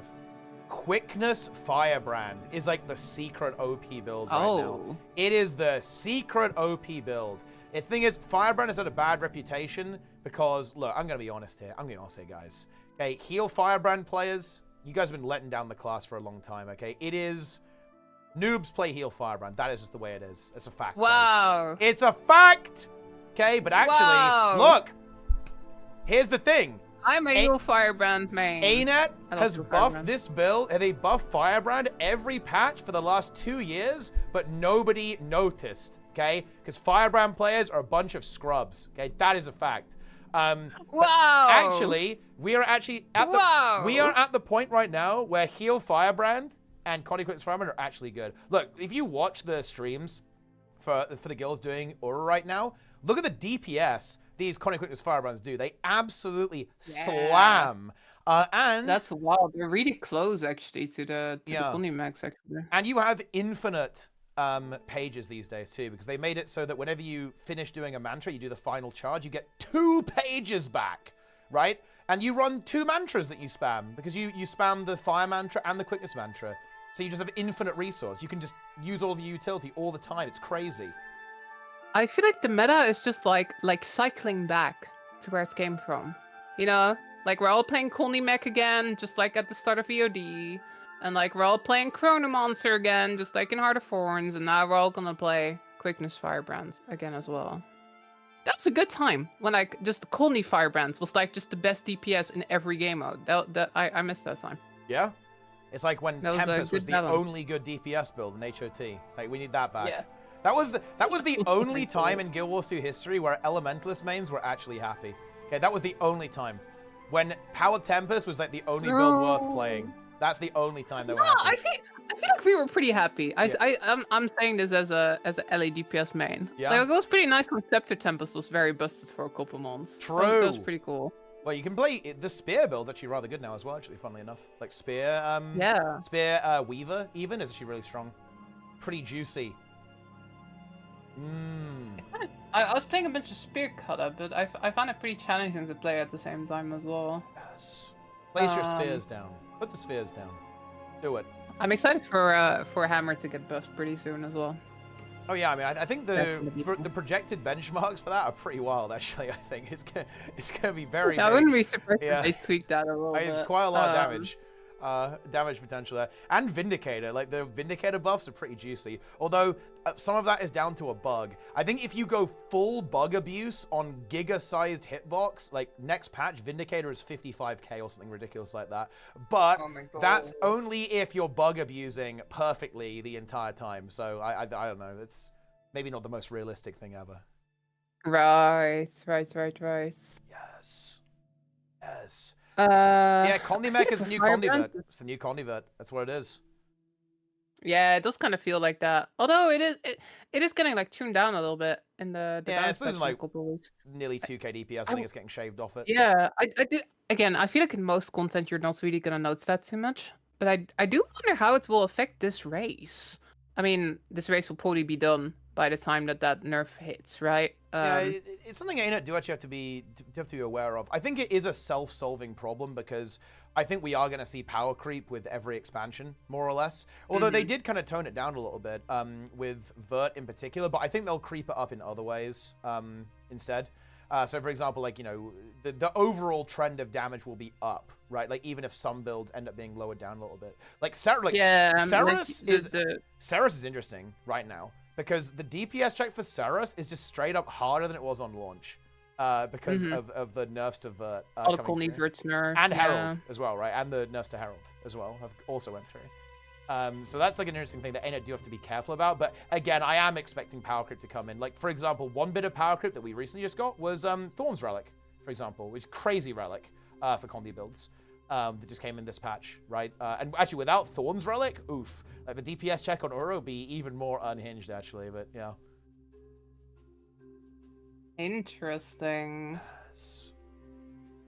Yes. What do you think about URA Legendary in general? From, like, your experience on the challenge modes and from having, like, been casting it for quite a while? Like, how would you rank it compared to something like, you know, these other World First races that we've had, something like Doom CM, something like Harvest Temple Challenge mode, Ceres Legendary? How would you rank it in that sort of like relative thing? I think the problem that's happened here is actually the order of release. So the two week gap between CM and LCM, I think was a little bit of an issue because basically, because the LCM is not that different on a mechanical level compared to regular CM, the guilds, I mean, they grinded, right? Like, they took it seriously. Like, guilds were doing a lot of preparation, a lot of theory crafting, a lot of mechanical grinding and solving in this, like, time period. I think that just in general, there's been a lot more preparation compared to previous races. Yeah, and it is worth noting, actually, if the same level of preparation went into Harvest Temple CM and Ceres, they would have died a little faster, I think they would both have died day one, assuming there weren't bugs. They like this is the weird thing about World's First Races in Guild Wars 2 as well. Like both Ceres and HT released with very serious bugs that prevented progress. HTCM, of course, with the healing debuff bug that made Zaitan a little bit tricky to get past. Well, nobody really got past it, right, until that got fixed. That took actually a couple of days as well. And then Ceres actually had two very major bugs that prevented progress. The first being the HP, obviously, which, basically was a brick wall for a long time. But the second was actually the invisible orbs bug that was also like causing the boss to gain a lot of stacks and also heal, obviously. And there was also the randomness, right? And like which ads you would get. Yeah, that also wasn't great. Causing people to like basically, I guess like abort 50% of their attempts as well. Yeah, wasn't ideal. Like you could have done both ways, to be fair. It's just that like some strategies didn't really work one way or the other, but like other strats did, right? So it's like it did depend on like on the approach you had to the fight, but yeah, that is pretty much the It's interesting in general though how like those previous races, they were almost kind of like a surprise in a way, right? I think with Harvest Temple, people kind of expected it to be a proper challenge, but like when Sarah's challenge modes came out, I remember that nobody was really sure whether it would be hard because DAC the CM had just come out, and that was extremely easy, right? That died like first try. It also was like utter despair when Dagda came out. Like that pretty much killed a lot of teams' motivation for the game. It certainly destroyed my team's motivation to log in, so that was not ideal for sure. And then suddenly Ceres was like really, really challenging. Exactly, yeah. So it really caught people off guard. So like URA is in a really interesting position. It is very unprecedented. I do think though that it does highlight some tension between Guild Wars 2 raid design and the concept of a race to world's first event.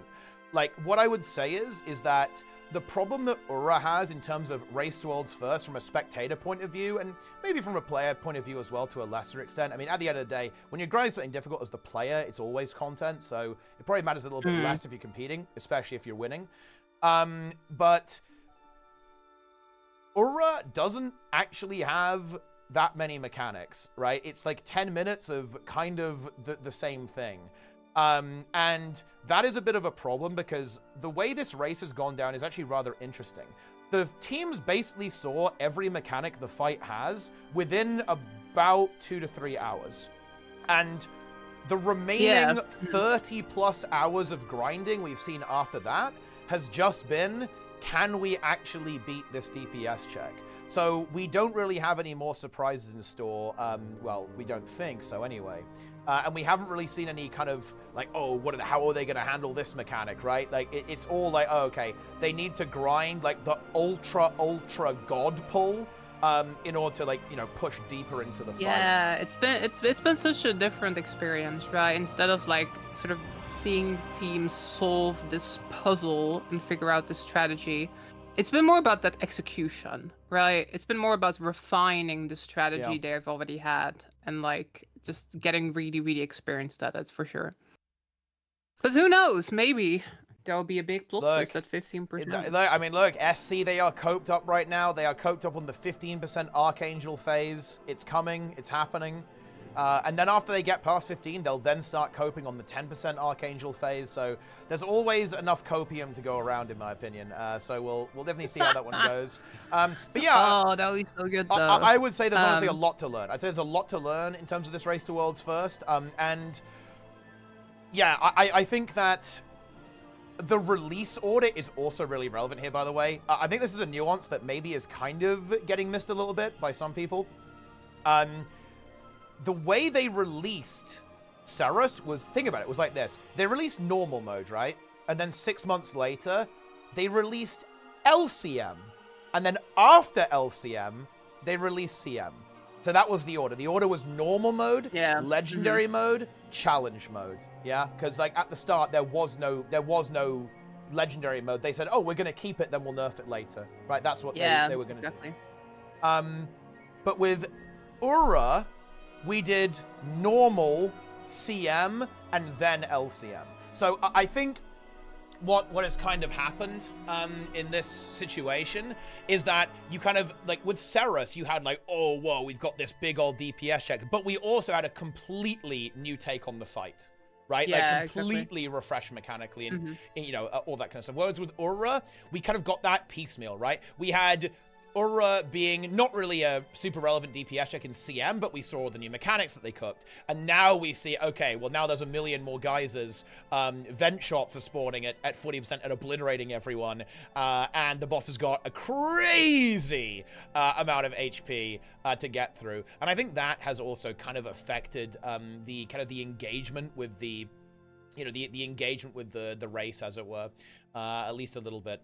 Certainly in terms of like the, you know, the viewership and the community engagement. Also the lack of drops as well, because of course it's 2 weeks after the drops. Yeah, because the drops were like 2 weeks ago, right? Yeah, makes sense. I love drops, guys! Oh my god!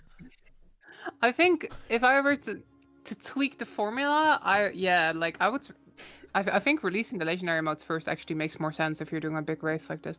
It does also mean that like ArenaNet has less chance to sort of like, I guess, like dial in those numbers, right? That's an advantage they've got right now. They can sort of look at like how much damage are people doing on this challenge modes.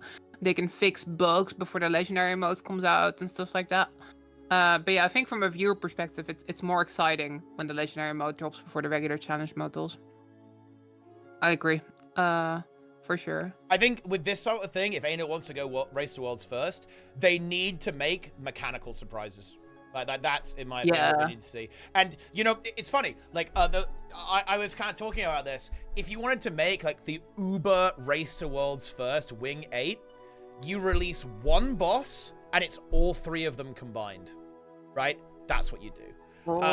Because I think that you know, my perception of it, especially when I kind of compare it to, say, you know, I watched the recent Ultimate progression in Final Fantasy, because Nico, a friend of mine, was playing it. And look, how cool is this, by the way? Check this out. Many players may know Deathly Hearts, who is actually a member of QT, an important member of QT from Guild Wars 2 back in the day, is now actually playing for Echo, in fact, in the Race to Worlds Final Fantasy. How cool is that, right? Yeah, so I was paying attention to that. And, you know, the way Ultimates are is kind of interesting, is that they're basically 5 raid bosses back to back. Well, you obviously know that, they're basically, right? The different phases are like so distinct from each other. Yeah. And it's like there's a new boss that gets unlocked each time. Oh, I really liked actually how they sort of did that with Harvest Temple Challenge mode back in the day. Because that kind of felt like that too, right? Like when a new phase got reached, that felt so hype. It was like, oh my gosh, they just got the Zaitan, right? That was cool. I agree. Like just these phases make this stuff very exciting. I 100% agree. And I guess that is something that I did like that moment where like in this fight, like, you know, like suddenly the 40% health came in when people hit 1%. I thought that was a really cool moment. Stuff like that is cool. Transitions, right? Like going that epic moment where you move to the next phase or whatever. So really keeping my fingers crossed that something will happen at 15% or I think it's more likely at 10%. I think 10% makes more sense. SC are about to gear up, of course, for more pulls. NA is cranking away like crazy as well. So, I mean, yeah, we'll see what happens when they get there. Like, I'm certainly expecting to see pulls. I think the trouble is with this fight as well is there is a bit of RNG, and that's kind of what teams are slamming into right now, is that you kind of have to farm the god pull a little bit to get there. There's a lot of pretty finicky things going on with the spawn of Titan spawn geysers, of the vent shot geysers as well, below, in phase 4, in that, sub 0% phase. And if any of that goes wrong, it can be so difficult to manage it compared to if things kind of go your way, right? So it's getting harder and harder for these teams to kind of squeeze just a bit more damage out and push a couple more percentages down on URA here. Just like massive props to all these teams that are going, right? There's some real skill on display here. Just it's pretty wild seeing them push further and further and further each time. It's very, very impressive in my opinion. Yeah, and I think just the big thing is going to be, like, when is ArenaNet going to communicate about this, right? I think it will be extremely funny if they just left it like this and just like, yeah, couple of balance patches down the line, guys, no problem. Oh my gosh, balance patch hits, and then it's like, maybe we can finally kill URA legendary mode. Yeah, exactly. I think it, if no progress gets made in a week or so, they should do the thing that you said. Yeah, I think my idea is pretty good. I think it's a pretty good idea, actually. I agree. Yeah, because my concern was that I look, the way I see it is that the teams that have pushed big now, they kind of deserve to be rewarded for that because they're ahead, right? I don't want them to lose their aheadness, right? Because if they just chop 10% off it, then all of that extra progress they've made by playing really well and really early would be negated, right? Like I want you don't want a team that's technically behind to just win just because they got win. Lucky, right? Exactly. Because they just happened to be 5 seconds before the other one after the patch hits. Yeah, you want to maintain the integrity of the race. So in my opinion, the key thing is devising a way to adjust this if it's necessary, if they deem it necessary, of course, in such a way that it maintains the integrity of the competition, and the teams that are ahead are rewarded, right? For performing well and for optimizing early and continuing to kind of grind and get further and further and further. But I do think the real key is actually communication. ArenaNet should, if they are going to do anything, they should say when and they should say what. Yeah, exactly. They can't just like drop like a patch randomly and that just happens to be when one team is like asleep, right? Exactly, yeah, because this is also relevant with the time zones. The two teams that are ahead right now, SC and COF, of course, within just a couple of percent of each other, 16 and 19% respectively. Of course, one is EU, one is NA. So if they do a patch relatively early in the day, in their work day, right, when ArenaNet's waking up, then potentially COF could be asleep, right, and not awake yet. And of course, the contrary is also true. If they do it too late, then EU could have gone to sleep, right? And then everything's kind of, screwed up. Yeah, that's really not what you want. For sure. Yeah. How many teams have broken into that P4 now? I think it was 4 teams the last time. 5. Checked, right? 5 teams now have make it. Although, actually, I haven't actually checked the updates for the guild that's currently in 6th position right now. They're at 4%. Currently on they're getting on close phase for 3. sure. They're very close. But yeah, as of right now, SC has 16%, COF 19%, LN 25%, VL 33%, and then Rise 40%. That is so impressive. Big shout out to all of those teams. Yeah, people are grinding. People are grinding. Yeah, good stuff. Thank you so much for like walking me through this a little bit. I got to be the rubber ducky a little bit for everybody that's I guess like, a little bit more out of the loop of this race. I'm hoping that this was helpful to them as well. Yes. Like viewers who also I'm sure there's lots of viewers who also appreciate getting this overview at the same time. It's been too long since the last Lara time. Okay, and now we're back. We are back.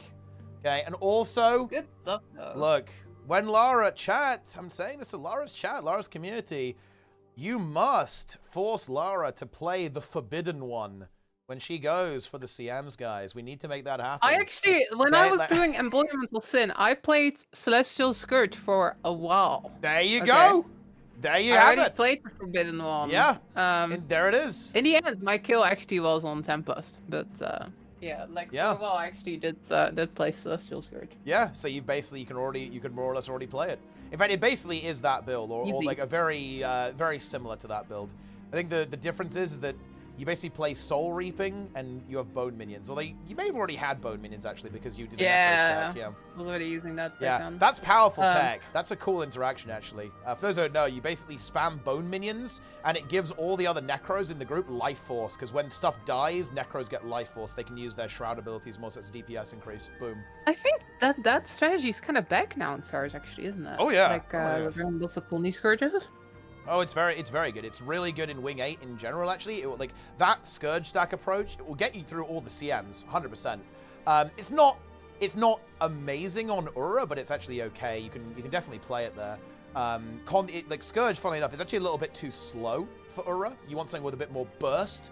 And that's like where mech's pretty nice, so you can like nuke down the Titan spawns pretty quickly, whereas Scourge is actually a little bit too slow in terms of doing that. It is playable, obviously. You can do it. I've done plenty of kills on Scourge stack, actually, on URA CM, but on Greer, oh, it's so good on Greer. Like Scourge stack Greer, that is the way, my friends. That is the technology, the forbidden one.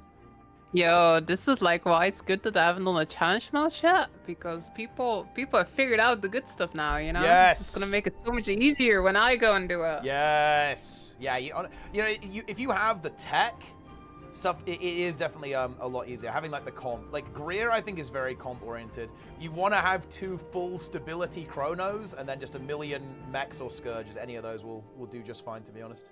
Although actually, you can. Chronos are also running Spear, by the way. Why is that? Is that purely just for CC? CC mobility as well is pretty nice. Right. So yeah, I mean that's just the justification there for the Spear. Yeah, it's it's funny. It's the PvP build. You run Spear in PvP for very much the same reason, actually. Yo. Yeah, so it's very similar to that. Because of course the rifle is like the core of the build, right?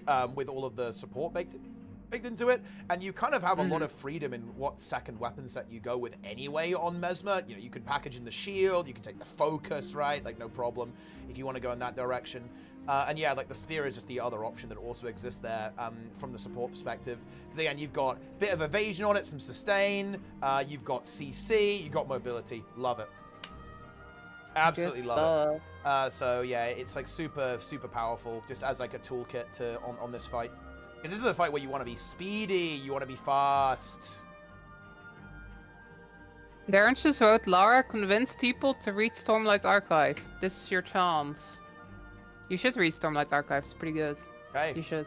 Well, maybe I will. Yeah, Darren has been trying to convince me to do that. That's true. Maybe I will do it. Maybe I will. Maybe I won't. Okay. We'll see. We'll see what happens. Alright, I think it's time for me to pop out of there again. Wow. Go play some comfy, cozy, non-legendary content instead. But once again, thank you so much for walking me through this and like updating us all on all the stuff that's going on. It's really exciting just watching this. Wait, oh I'm very, very curious to see if something will happen at 15%. I kind of hope so. I think the teams kind of need it, you know? They need some like some motivator, you know, something that keeps them going. Yeah, absolutely. We shall see. We shall see. It always a pleasure to chat about the game. Love to see it. You're Hell very yeah. welcome. And this is my parting gift from my chat to you. Okay, watch that clip. Just take a look. Just watch the clip. There you go. It's on the official Right. Guild Wars 2 channel, so it's nothing weird. It can't be anything weird. I'm scared. Yeah. The way you phrase that Yeah. makes me not want to click that. Like, if you would have just been like, "Yo, Lara, watch this clip," I would have been, "Oh, sure, yeah, it's on the official Guild Studio." But the way you phrase that, I'm getting out of here while I still can. Look, just watch the clip. It's a clip from the balance preview. You're absolutely fine. Just watch the clip. What and with audio. Audio is very important. Is this when they said Mac rest? I did see that. It I did is. see that. Yes, it is. Wait, why didn't you see? Wait, how did you not see that? I did see that. Oh, you did see it. I was mean, there. What do you? Yeah, I was like covering the balance patch. I was Yeah. like reacting live and How stuff, did- and I was yeah, very what did- confused. What did you make of it? Like, And then what- I had to go in your chat and ask Yeah. what it meant, because I was like, what does this mean? What is going on? Alright, yo, thank you so much for having me, and yeah, good stuff. Yo, and also, bite the people's chat, I guess. yeah. Yo, don't use this affiliate link, use my affiliate link Whoa! instead, okay? No. That. Okay. No, but like, I'm this gonna whole start shared drama now. chat We are starting thing, a massive like- drama. Me and No, no, Lara, no. we are starting Like, drama right now. You know we how are in we have trouble. this shared chat thing going on? Like, your bolt was in my chat. Yeah, and look, this is what. Look, Typing here we go. to Exo use Shrugged, your affiliate gw2. link. There it is. Okay, so Boom. There we go. Hold on, I need to get Yeah. my bolt to, like, hold on. My bolt needs to, like, type this now in your chat. Look, Wait, no. mine still says Pre-order. pre-order, by the way. Mine literally still says pre-order. That's how. Yeah, that's mine crazy. is, like, pre-order EOD. Yeah, That's, like, my... Pre-order EOT. little bit out of date. But yeah, you use my affiliate link and sell people's. Alright, bye gamers, bye! See ya. You know what I like about this, guys? If Lara doesn't leave, the chats will still be merged, so you guys can continue to type a boba. We have not ended the Twitch call. Enjoy it. A boba. Oh, she left. Never mind. It's over. You can no longer say a boba.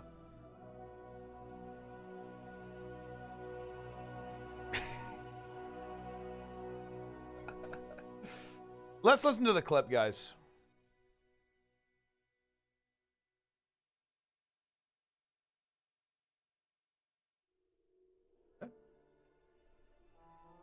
Dragon Hunter changes. Dragon Hunter, which I know a certain person very excited for this. I've been told I can't say their name.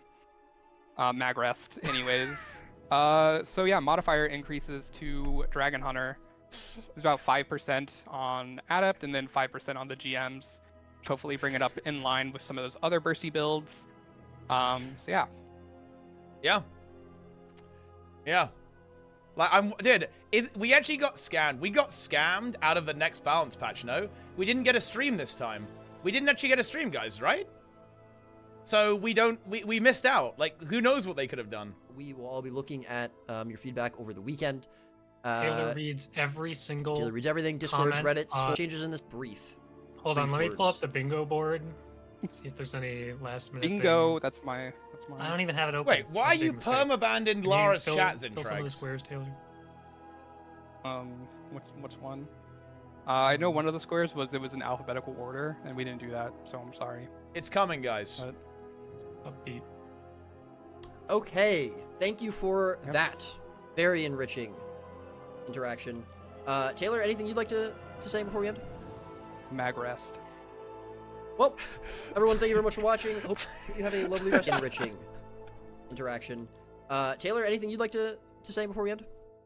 Magrest. Well, Look at everyone, him. thank you very much for watching. Bro, look at CMZ just shake his head, man. Hope you have a lovely rest of your day. And until next time, Taylor, anything you'd like to say before we end? Magrest. Well, everyone, thank you very much for watching. Hope you have a lovely rest of your day. And until next time, What are you guys eating for lunch? we'll see I'm you gonna in go the get some mist. lunch. Yeah. Very nice. Love to see it. Let's go to God. Let's see the Twitch chat, guys. Especially on Should we see Hammer, this, so that the you- Twitch chat when it was happening? But if you properly see Not the Wombetter slide, so we have to wait another couple. P specifically, we feel also losing alacrity like Negate brings. Not the Wombetter slide, so we have to coming. Continue. Well, Especially with, mobility. Well, small for PvP, our favorite build, Dragon Hunter. It's about 5% on Adept and then 5% on the GMs. Hopefully bring it up in line with some of those other Yeah. bursty builds. So yeah. Some Firebrand buffs as well, small for PvP. Oh, I think it our already favorite happened. build. About just really We, have short we only boon have one increases. Magrest here. Whose favorite build? Anyway, do you have any pulls? We actually do have pulls. I'll tell you what, guys. I'm actually gonna quickly grab a snack, and then we'll continue.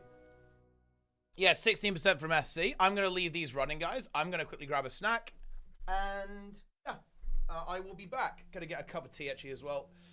I'm gasping, but yeah, enjoy, my friends.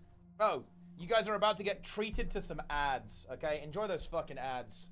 I'm experimenting a little bit to see if people like the pre-roll, if people like it when there's no pre-rolls. I'm basically getting rid of pre-rolls, and we'll see if people like that.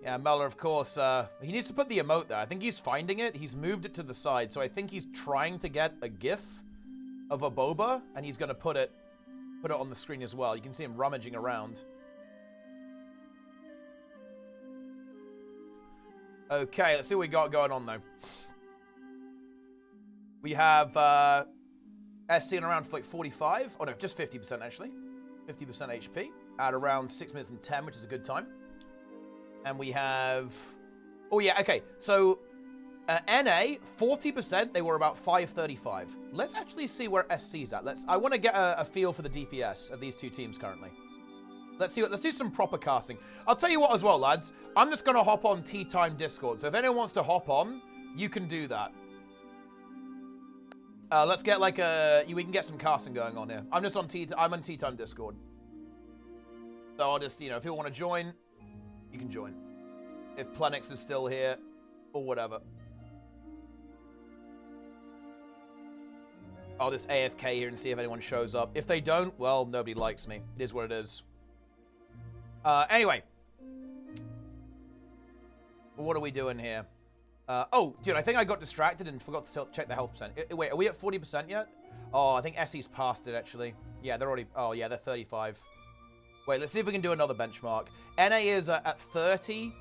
Oh, they're wiping. Never mind. Okay. It doesn't matter what NA's at. They were 10 seconds off each other, SC being behind, actually. Really? Wait, so NA's actually a little bit ahead then at that stage in the encounter. Interesting. Yeah, well, we don't know. Like, I wasn't watching from the start, but I was paying attention, or at least tried to.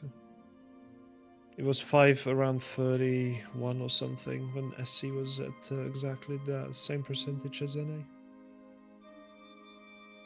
Wait, no, I don't. I think we were watching Korma earlier today, Mikram, but they stopped now. It was Mashi Washi, I believe, was the stream that we were watching. But I don't think In's playing currently. I think most of the teams have gone to bed, and honestly, that's probably sensible. Would be nice. Aura will fall. I mean, eventually, probably. But yeah, SC coming up on a run now. 20% with 4 minutes left. See how they do this. They're going to want to CC soon. Yeah, they're going for it now. 5 stacks. Geysers being shut down. Look at the journey. Look at the journey of the Chronomancers as they run around. Yeah, they know all the pattern, right? So they're just like they're precasting well recall just to CC it as soon as it spawns. They absolutely are. They're the Geyser well coordinated. The Geyser is done. The shot is picked. Geyser now dealt with then immediately. Going up to 10%. Fumarola is still up. It should eventually run in and get cleaved out. Jester putting NA2 in the chat. Diaxon has abandoned NA. NA is over. Well, I mean, look, NA is still fighting. On this fight, at least, with Ura the Breaker. 3 minutes on the clock. This is going to be a relatively decent phase timing, I feel like, right? This should be, what, like 2:30? Which is pretty good. Not the best we've seen, but certainly not the worst either. Depends when they want to push it for this final CC as well. They might be skipping it here for the 4%er. Yeah, here we go. 238, 1% to go. Yeah, it's going to be just above 230. Yeah. Here we're going out to do with this. Yeah, there it is. It's gone through now. Let's see how the spawn is. I feel that spawn's okay, actually, for them just on the other side of the boss. That's fine. They're going to have to be a little bit mindful of boss baiting here. Like, because if the boss does a bad jump, obviously, you know, we've seen how that tends to go. Bit of a disaster. Yui now has the shot, and they've got that control. Yeah, this is good positioning there. It didn't jump, and now they're in position. Yeah. We're waiting for the second They left time one DPS player in front as well, just to kind of guarantee that. Yeah, exactly right. They're trying to have the boss tanked as best as they can. They're actually getting really, they got the CC cancel, I think, right, on the second one? Yes, they've activated the mech as well, so the mech is actually was tanking there for a little bit. Though. Yeah. Yeah, now they're just pure pumping. It will be a little while, because they got the cancel on the second Titan spawn. It's going to be a while until another one comes up. Did the vent shot just, like, roll in? There it is. Yeah, now it's up. And actually a pretty decent spawn, They're I feel going like. for it. Yeah. Well, yeah, they should, right? They Yeah. do the first two, and then they ignore the rest. So yeah, they got that toxic at the same time. So I think a decent spawn here for SC. This could be a deep pull. This could be deep, guys. So stay tuned. Oh, that vent shot 15% connected, for though. a minute and a half. Yeah, pretty good. Yep. And let's see if they can get to that 15. This is a potential run, guys. This absolutely is. There will be more Titans coming. I feel like they almost want to deal with that Toxic. Do you think they have the ability to greed for that Toxic? Because it's about to touch URA. Maybe the boss will leap, though, away from it. They can bait the boss away. And that might actually be a potential solution to that problem. But the boss is about to get boons. Another Titans one is now up. It's actually in a relatively convenient position, but I think they are just going to go full burn at this point and not bother worrying about that. Boss is going to get boons pretty soon, though. That could be problematic. They've got the bubble up. The Firebrand will be chaining that. Bubble's on left-hand side. Do they have the reflex to cover this? Because the damage from these vent shots is now going to be very, very high. Boss nearly getting boons here as well. I think they just used last reflex, so I think the next vent shots might be deadly. They need to CC the boss as well. The boss has got 7 stacks. Yeah, boons are in play. They're trying to boon rip as much as they can as well. Yeah, It's well, actually no, not getting boons right now. Yeah, it looks like the Toxics oh. No, the Toxics aren't giving 16? boons in this phase, apparently. This should break 15. 15 has broken. Yeah, no 15. coping. The Archangel phase. Where's the Archangel phase? 14% now. 10 seconds on the clock. They should be able to see 13, I think. Oh, but there's so many vent shots. Oh my 13. god, there's so many. The Condies might tick it to 12. The boss is getting a lot of stacks, though, at this It's stage. 12. Is it going to be an 11? Oh, it's a 12. But there, Oh no. there is more specifically. yeah, a little bit of frustration there, but yeah, we see 12%. And that was a very, very clean pull as well there. Very, very, very clean. 12% Yeah, it seems on that phase 4. Toxic is just not giving boons to the boss. Like, I didn't see any boons. Yeah, there's no received by boons the from the boss at all. Toxics, only the Sulfurics apparently. So if you get a bad jump, only Sulfurics to worry about. So yeah, because the Toxics will Okay. eventually just, you know, enclose in on you. But yeah, there it is. Another very big pull there for SC. But yeah, there is no Archangel phase at 15%. Archangel, what would that even do? There is no Archangel phase. Like, would I'm the afraid, boss guys. just fly off? Yeah, I mean, look, and who knows? deflate? Who knows what could happen there? Like, it could be crazy. It's a 10%. 10%, yep, surely. Yep, the 10% you- Archangel even phase is Luna coming. is like- Yeah. 10% Archangel phase, guys. 100%, 100%. I guarantee it. I absolutely guarantee it. 500k. I mean, look, Druid is pretty good, right? Like, the Druid is going to be pumping big time to make that happen. Yeah, obviously, that is a very powerful log there. Really getting pretty close to getting to that 10% mark. But, you know, the thing is, 10% it's still a fair bit off, right? Like, they have to live from that point, maybe another minute still. Like, so it's pretty spicy. Maybe a little bit under a minute in terms of how they got to make it. Yeah. And they got, I feel like the vent shot spawns were pretty good there as well. Like that went as more or less as well as it could have done.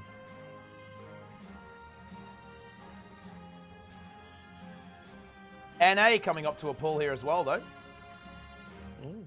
15% for NA, about 3 minutes 15 on the clock.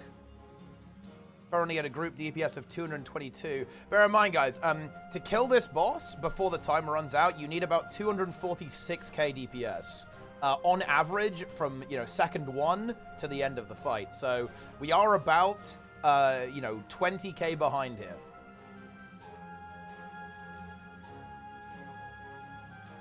So that is kind of worth thinking about. 10% and it turns into an indestructible tree. I mean, that is an option. That could happen. So yeah, I think NA is going to be phasing at a pretty decent time here as well. Probably just a little bit under 230. Let's see what they can do here. Yeah, well, yeah, maybe just a bit over 2 minutes. They have one Toxic to deal with. They've got to shut that down. They're going for it now. 215, I feel like. Yeah, well, maybe even a little bit lower than that. They have to do the Titan spawn, so they, yeah. should be under 215. Yeah, you can't. I feel like you want to skip that Titan spawn, right? Like you almost want to phase before this one spawns. You want to phase after you deal with it. Yeah. Because it becomes a problem if you keep it during the phase. So now it's fine. They're gonna have a bubble. Yeah, they're just bubbling on boss. Yeah, it doesn't matter anymore. And now They they're just can't gonna hit the boss send- anymore. Oh, beautiful RNG there. Ooh, yeah, very good spawn for them, actually. It spawns directly on that, so this could also be a fairly tasty pull for NA as well. They immediately shut that down. They even CC the vent shot. Of course, it's not going to die. It has way too much health for that to happen. And at this point, they're just going to be spamming CC on the boss as well. 4 stacks already up. They need to be pushing CC directly into the boss. Dude, the vent shot is actually griefing them. It's like rolling all over them like crazy. What the hell is going on here? Absolutely wacky. They do get the CC though, and now the burn begins. They've got 1:30 on the clock. Vent shot. I mean, they did get the skip as well, right? Oh, another one. Ooh. That's actually another one. wow, dude. That RNG is insane. They have the CPC down. Yeah. They have to watch these bubbles though. They get the CC. I think they have to deal with the toxics. They might become too deadly for them to just. Well, outlive. they can rotate They might to just the rotate the boss. yeah, they can rotate Yeah. to the other side. I feel like. But yeah, they are Yeah, gonna yeah, go yeah, for you it. can Yeah, see. the thief went for one there. So Furio's now coming in. The thief's actually going for a double. Yeah, We'll because actually there's try and another CC toxic 2 of one them. from the. Just going for the other CC though. side. They're just gonna basically CC them instead of actually dropping shards on them. They have to be a little bit mindful if the boss does go for a jump here though. They have 50 seconds on the clock. This is looking to be like a sub 20 at least, because they did get literally perfect RNG there. They honestly, they could even maybe go for that one, right? Like it's like right. They're going behind for them, the but- CC, and I think they're just gonna go in. I think they're gonna get rid of the toxic again, just to kind of create an Yeah. open space. And if now they're just necessary. gonna go. They're just gonna chain reflex and go all in. I think. Yeah. Because, in my head, they probably want to just quickly get rid of that toxic, maybe bait some of the vent shots completely off, and then move to a much safer area. You can see, yeah, they're actually doing it right now. So they're actually getting rid of that toxic spawn just to kind of do more damage. It is a sub 20%. They are pushing for it as well. Very close one as well. Yeah, this is looking like a bestia as well. I think one thing that would have been even deeper in the fight, right? That would have been, I think, more like a 15%, but I believe they dropped a sulfuric on the boss, if I'm not mistaken, right? Yeah, that sulfuric there was dropped sulfuric towards just the a end. little bit, a tiny, teeny bit, close, right? Yeah. So that's another like 3% improvement, I think, or 2% at least. That's how it is. Oh no, it's 2%, in here. So it's actually probably like 17%. 16.6 or something. Yeah, maybe like 16.5 or something specific. Something around that. I think it was more thing. closer to 16. Yeah, I would imagine so. Like, we can. The log will reveal. The log will reveal the true value, guys. Okay, that is what's going to happen.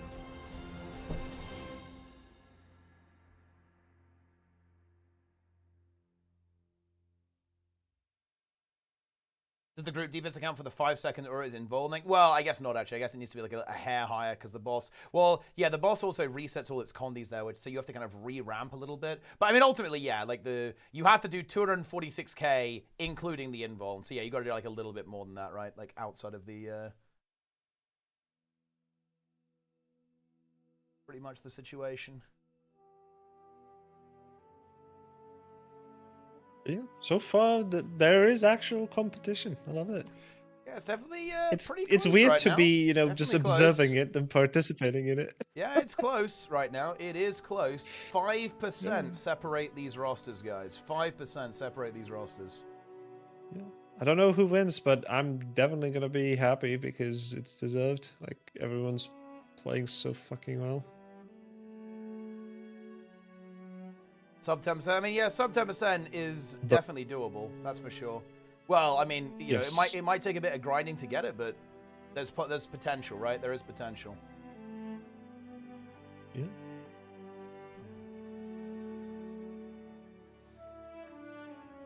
By removing 10% of the HP, I mean,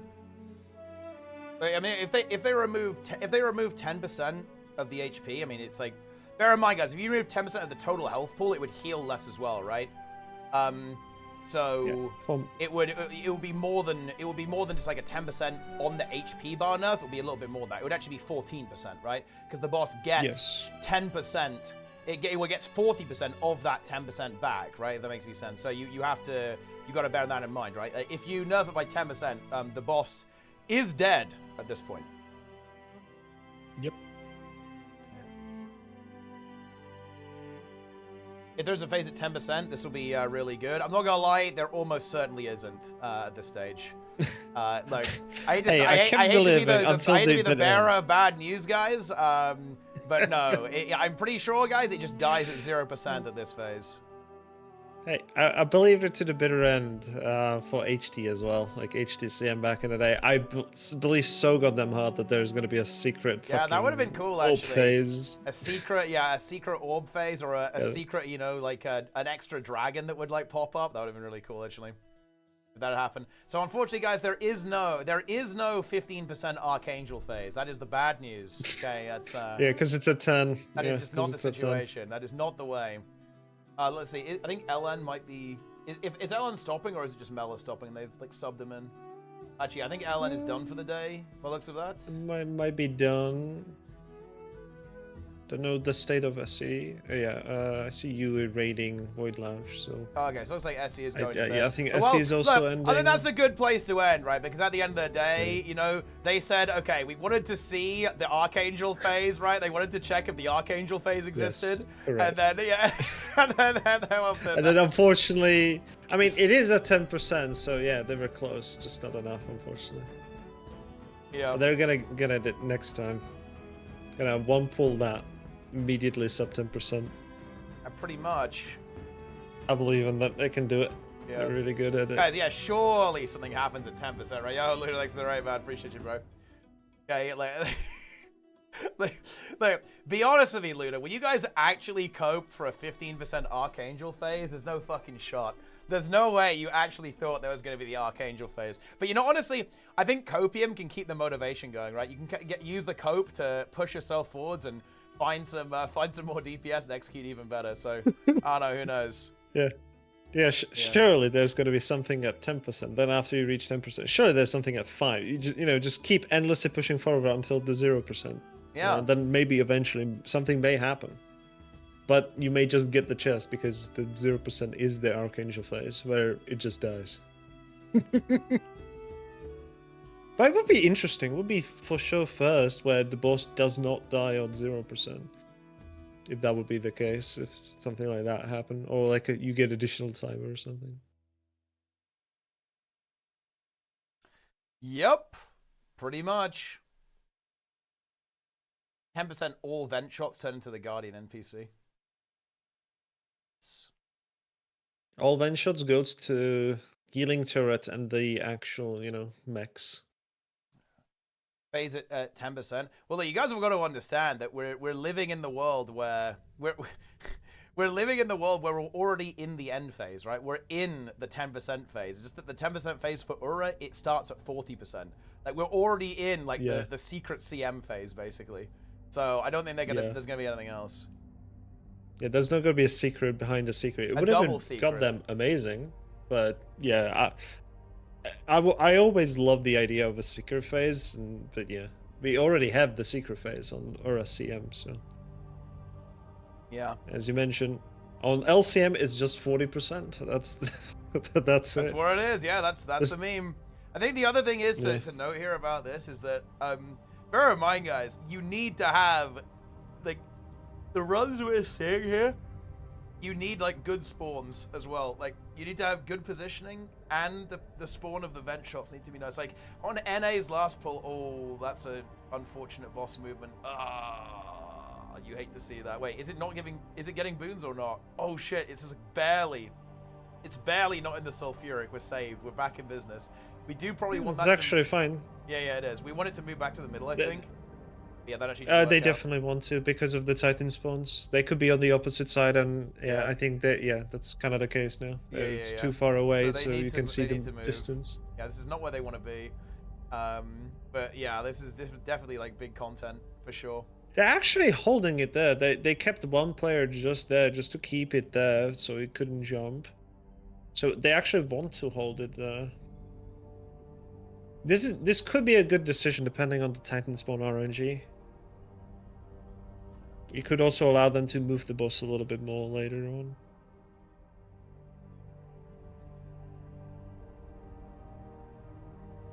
And Grim has been playing with that like bug of that. I think it's the Guardian Pistol 5, right, or something, like just going across there the entire time. Yeah, another Titan spawner is really far back. I think that decision is starting to bite them right now. Second Titan spawn in a row where it was quite far. There's still 2 more that are further than that.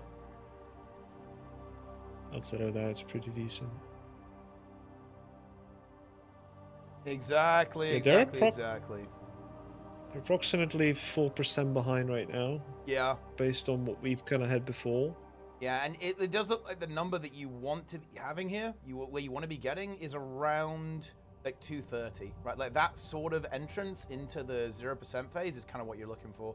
Boss positioning definitely not ideal here as well. Like the boss is just like refusing to move here, which is pretty annoying.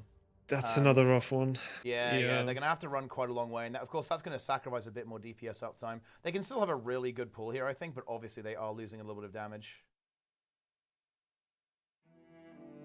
I think they're still gonna be going for it just to practice, but yeah, it's getting harder and harder. Yeah. The shard is also ticking on the ground. That's really rough. Okay, yeah, one person dead.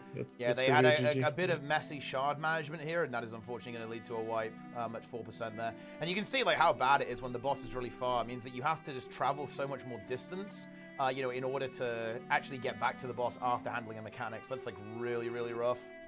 Really, really rough. That's for sure.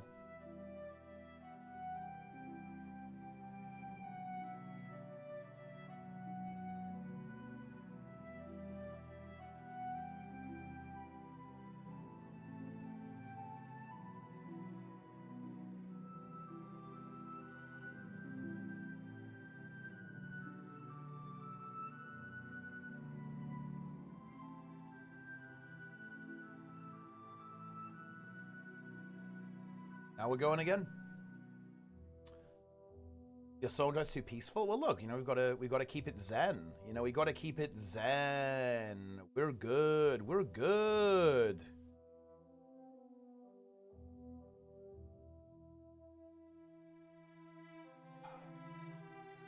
Yeah, quick reset. The first jump was kind of, yeah, questionable. Right now, we just got to see, like, are we going to see any matching? Like, can COF find that extra couple of percent? Because bear in mind, like, they want to be at 12% as well, right? Like, that's where they want to be, and they have definitely closed the gap, I would say. But also, you know, the lower the percent gets, the harder it is to find another one, right? Like, that's another bit of a problem. Perfect time in 5 minutes. No, they definitely won't do it now. That would be absolutely cursed. There's no way they're gonna change anything, in my opinion. I know if they're gonna nerf it now, then SC is gone. Like, that's just disservice. That would be insanely fucked up if they did that. But look, maybe they just love NA. Yeah. They want a home team victory for this one. But yeah, just to draw some parallels to Zera's challenge modes, the original challenge mode became the LCM. Teams may have found like sub 10% very often. It was the problem to get the final like 2 or 3% in. It wasn't the actual like 10 to 7 or 10 to 5 that was very consistent. It was the final percentages.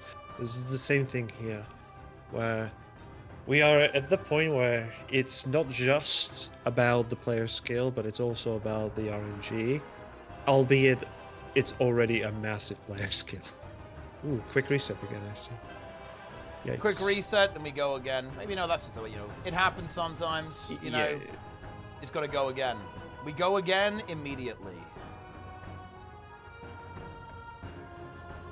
Let them grind it.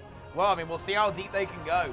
You know, I think we are, I mean, I wonder if we can see a sub 10. Like, sub 10 is looking like it could be possible, but that was a very, very good pull there. And like the vent shots were increasing, you know, they were multiplying, that's for sure. Yeah, for sure, it was good. I definitely see it is 100% possible. I have a full confidence that SC can pull that off. The thing is, though, I don't want them to kind of, you know, grind at it for like a week. Is it possible within the next 2 days, like in the weekend. Depends how long they will play, and you know if there might be some additional strategy or any of the hotfix. But I kind of think that we should be waiting after the end of the week of it. Yeah, they've got the whole yeah. weekend ahead of them to grind this out. Same with COF, of course. Not to pull anything on hold, but yeah, like I believe COF can also do it. Like they're both really close now. They have different strategies, and I love that they're actually within the same point of the fight almost. Yeah, the gap has widened now by 5% with SC, pulling that 12%er, but it's really close with a very different strategy, different approach to actually how handle things.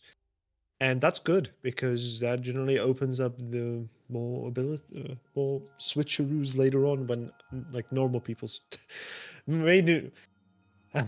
saying the word normal people is not correct, but more of a the casual player base in the way that you already have done Zerus LCM.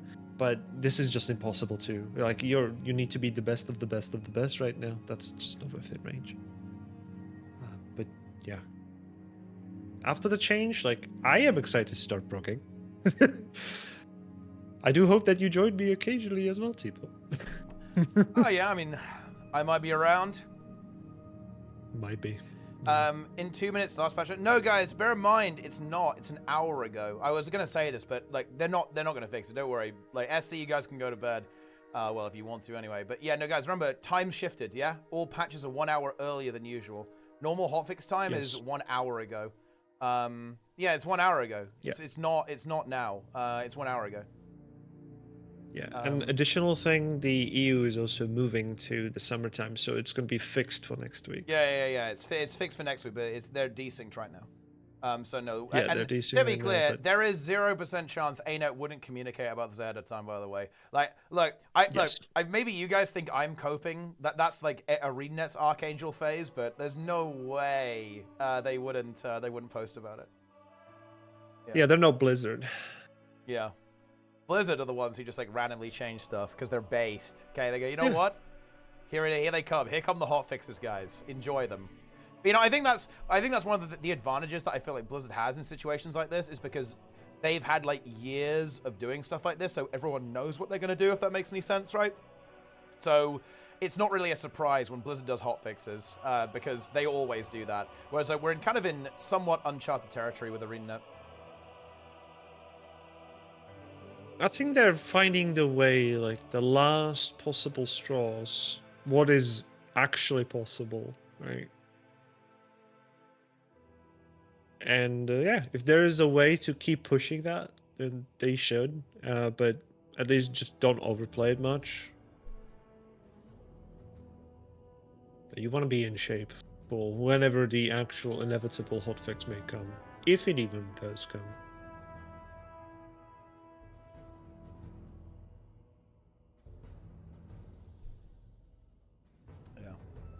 Yeah, Breaking and we'll that bubble see. may be a little bit iffy.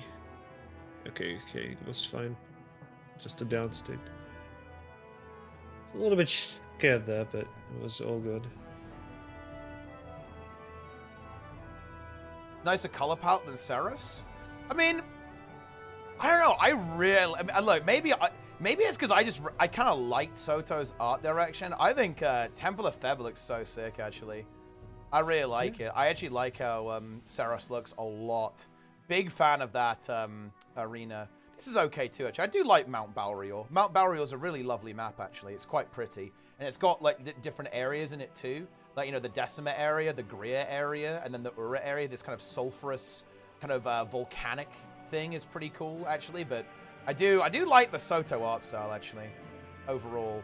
Like, you know, the really kind of intense, almost like you know, like very unnerving reds and kind of like weird flashy colors. That look pretty cool, I think. Tentacles. Tenties! There were many tentacles. Comparable to Styx. Yeah, it's a little bit like that. You've got this kind of wide open area, and then the geysers like plop down and stuff.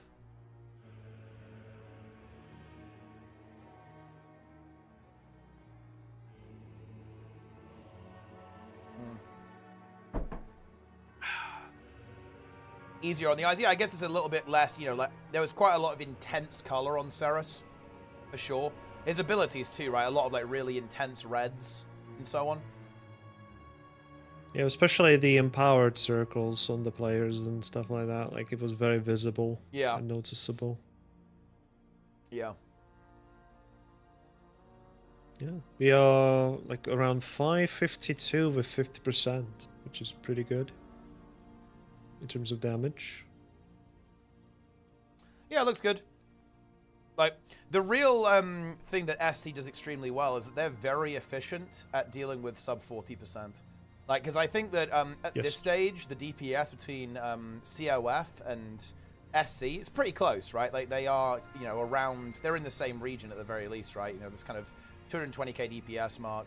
But it's 40% where, like, SC has really good movement, and they're able to keep their uptime. Really, really good.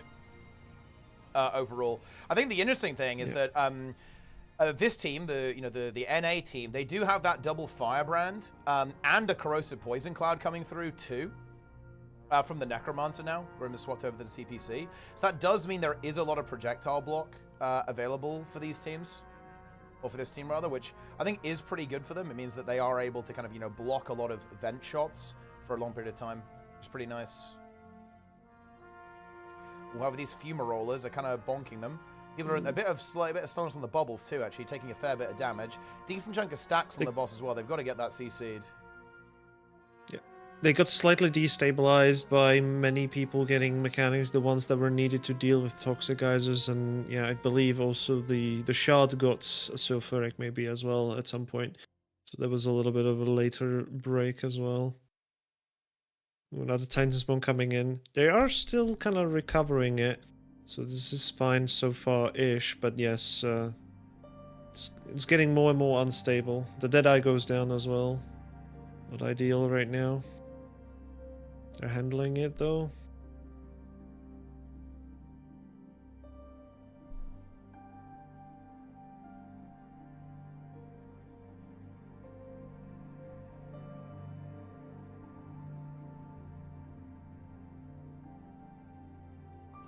Exactly.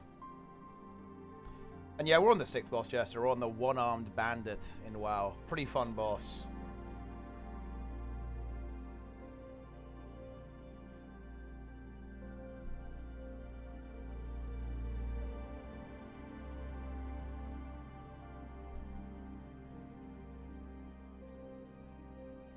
Wild that you can't beat a guy with one arm. Wait, dude, it's not a guy with, it's a Gamba machine, bro. It's not even it's a meme. Janthir wasn't EOD on my competitors for the prettiest guild wars who's ever looked, I think. I think there's something to be said for Path of Fire, actually. You know, I do think that Path of Fire is a really well executed desert, actually. One of those things that I feel like isn't always that exciting in games. It's like, oh wow, it's the desert biome. How exciting, how thrilling. But I think there's really something to be said for POF, actually.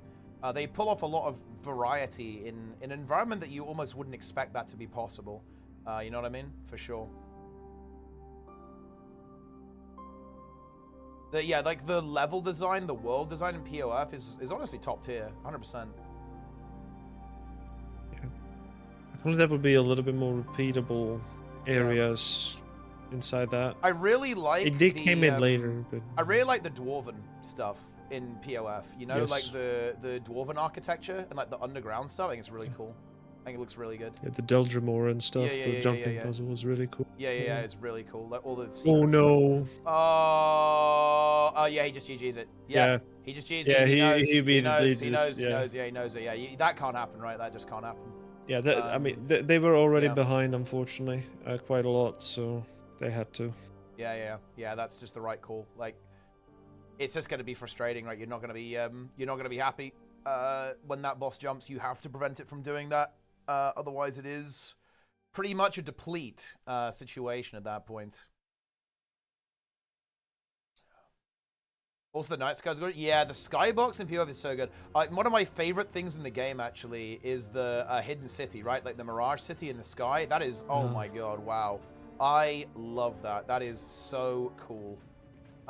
Actually, and it like only appears visible during the night. You can get up there. It's like incredible, actually. Yeah, POF just really lacked on, really struggled with the content, right? Like the launch content was good. Unfortunately, that was just not repeatable enough. Like no joke, people were done with the story and map completion and some basic hunting, and they're like, yeah, let's do and let's do Tyrir and Shaq Garant again. The Chak. I love the Chak Garant. I mean, who doesn't love the Chak Garant, guys?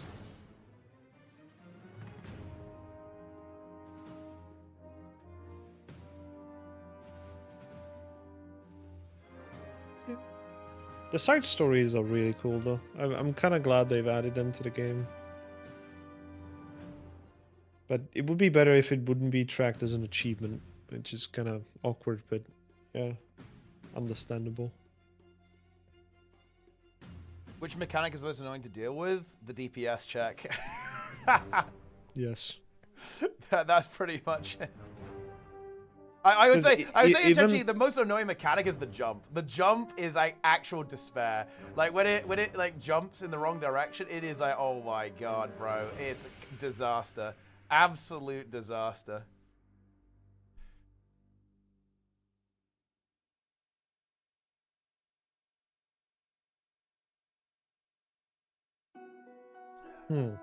So you're saying if there would be one mechanic you would remove from this fight to make it easier, it would be the jump? Probably the jump, yeah. Like, well, yeah, because the jump is just, it's very annoying to manipulate it, I feel like. And it's also, if it happens, your run dies instantly if it goes in the wrong direction, right? So it's like, oh. That does not feel good. It does not feel good. Let's actually see what, wait. Yeah, so NA's best log, I've actually got the number here. 16.7% is their yeah, best so I log. wasn't that far off Yeah. by 16.6 or something. Nice. Too many bosses with Center Arena punch. I think they just wanted the bosses to have some level of movement to them. Without like a direct tank mechanic, basically. Season 3, POF Season 4, Era was peak Guild Wars 2. Yeah, I'd say so. Like that was pretty much like the ultimate Omega for the game. Oh, NA's done. It's over, guys. It's fucking over. It is over. Ooh. That is the end of that, my friends. That is that. So they're just going to be grinding. They're just going to be grinding pretty much over the weekend. That's it. URA, also known as the Breaker, is here.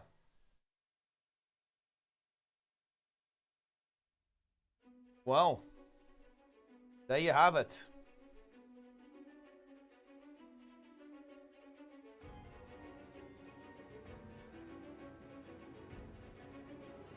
Fun times.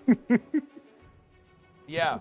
Look, I think, honestly, guys, this is going to be fucking great. Like, I want to see how many of the guilds are still sane, right, by the end. You know, how many of them will have lost their minds by the end of the weekend, okay? It's going to be fucking content. And the thing is, they are going to tantalizingly get closer. They really are. I mean, I can't say for sure because I think variance is going to start to be a really big problem at some stage. Well, now actually variance is already a pretty big problem, but we're going to be getting to the position where getting to that 10% is going to be tricky, right? We've already seen consistency issues start to creep in on some of these pulls, but can we see a sub 10% by the end of the weekend? It's possible, but the thing is, to get 12% off the HP, I still think they need probably a good, I want to say they need a minute, like approximately, to get through that. That's a long time in Phase 4, guys. That is a long old time in Phase 4. 12% is kind of a long way.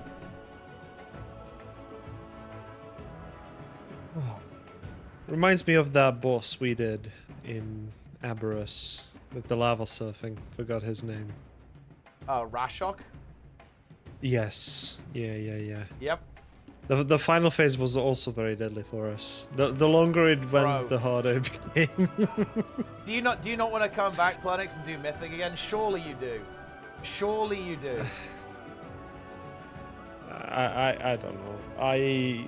The more I play Guild Wars even these days, I feel like I'm just not up for it anymore. You think you're washed? Yes. I am terribly washed. What do you mean? Wow. What about the Forbidden one? What about it? I mean, it's not my build. So. What about the other Forbidden one? That Forbidden one. What about it? Well, I don't know. Thoughts?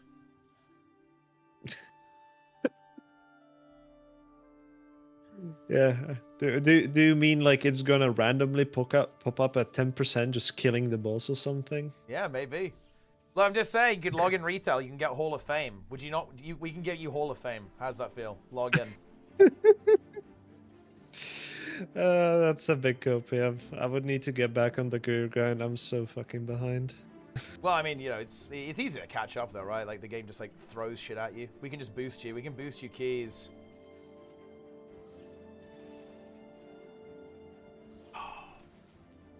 I don't know. It's difficult for me. I try so goddamn hard to like M+. I don't know. It's just not for me anymore.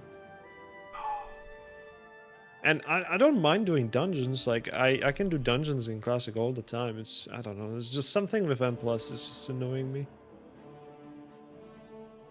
Wow. Is it the timer? Is it that you deplete? Might be the timer. Like I like to take my time doing stuff, right? M+ is a lot easier this season, to be fair. So there is that. You probably won't deplete. This setup is borderline. Yeah, Justin does not like. Yeah, that your I make my own UI is videos. cooked, man. Your UI is crazy. Like, look. Wait. Didn't you upload it? Like your POV? Your POV is unhinged. Actually, let me look at this. I'm looking up. I don't know if it's uploaded anywhere. I'm pretty sure you uploaded your POV to YouTube. Or did you I'm not? not sure. I don't really remember. My brain is fucked. Oh, maybe. Yeah, Maybe I'm checking up a you- highlight, but yeah. I thought you did, but I'm actually not seeing it now. Well, there's that one clip that I did share. I guess that works. Oh wait, where is it? Yeah. It's Link it. hold on. Yeah. I need to. Oh no, I moved my left hand too rapidly. Is it a now. clip That on wasn't Twitch? ideal. Yeah. It was a long time ago on Sarkareth. Oh, there you go. Easiest mechanic ever. Clip by Melvin. Oh yes, this is a good one. Copy link. Wait, why is it not copying the link though? I'm scrolling down through the clips and I see the fatal charge. Yeah, it's a good one. Oh, there you go. Is there a Yeah, you clip? can see the setup here. Do you still have VODs from the Divinity run, by the way, that we did? Because I don't actually have any, and I'm kind of sad about it. I recorded some of it. I don't have the. I don't have. Yeah, you can see my setup and yeah, me doing the mechanic, I guess. Yeah. This is Plenix's setup. It's a little bit cooked, guys. I'll be honest here. It is a bit cooked. Yeah, it's a mix of like WeCora packs, my own cook, and yeah, basic UI. I like how I the bar is being covered up by other WeCores as well. That's like the best part. Like, there's shit like overlapping constantly. Yeah. It was insane. Like I couldn't fit it in because I couldn't reach it. Like I didn't know what the skill was because I needed to. I needed the skill to be bigger because I physically couldn't see it. It's Yeah. annoying me. Boom. Like I needed a bigger button, and then it's like, oh yeah, you need to have like 20 different big buttons because you have 20 things you need to use occasionally. Right? Didn't you also have like a massive thing popping up when you needed the Holy Shock or something? It like covered the entire screen. Yeah, that was when I was making my own Vigora. It wasn't. Yeah, I didn't use it on the actual. Oh, yeah, I found it. What you meant? Oh, it was clipped by angels even. Nice. Yeah. Here we go. Yeah, you can clearly see that the UI has been designed by a backend developer. As in my UI. Here we go. Let's take a look at this UI. Boom. Shock someone. Do it. Yeah, that's a big notification. Yeah. Well, I was just. You must shock. Honestly, it worked though. Yeah, I mean, I guess it reminded you. It did remind you to do it. I did use it for like 1 M+, and since then I've learned. So it worked quite well. Yeah. Okay, guys, by the way, I have very good news for you. Content is going to be coming. So I'm going to leak some images to you. This is from some of Darren's viewers. We have a +2 rookery, overtime, 47 minutes. That's not all, though. Is that the overtime? That's not all. We have a +2 floodgate, 53 minutes. I have asked them to record in future. I have asked them to record. Wait, it shows 61% overtime. Does that mean like? Yeah, the timer is like half an hour. 24 minutes. Yeah, the timer is like it's something like that. Yeah, it's like half an hour. Yeah. I need context. So,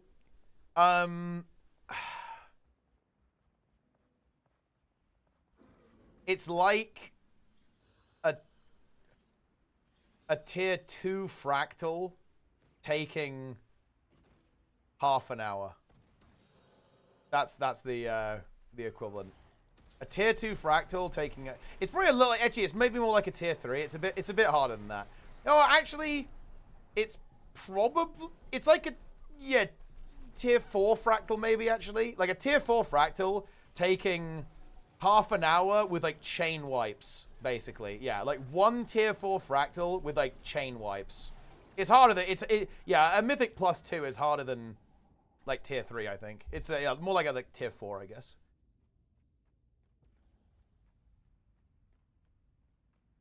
But you're permadead to. Yo, Grim with the raid. Appreciate that, bro. Big progress from NA gang today.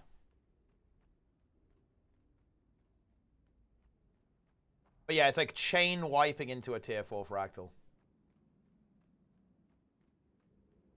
So it's a rough one. It's rough. Tier 5 fractals? Yeah, tier 5 fractals could be pretty interesting, for sure.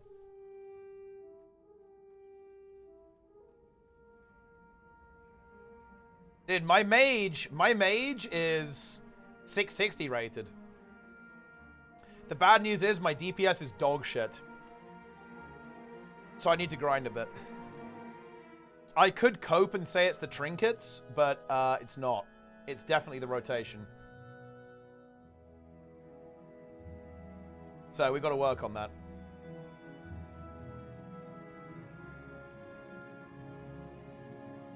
It's the class. It's not the class, Vin. It's definitely me. I've been comparing the DPS to some actual good mage players. It's looking rough.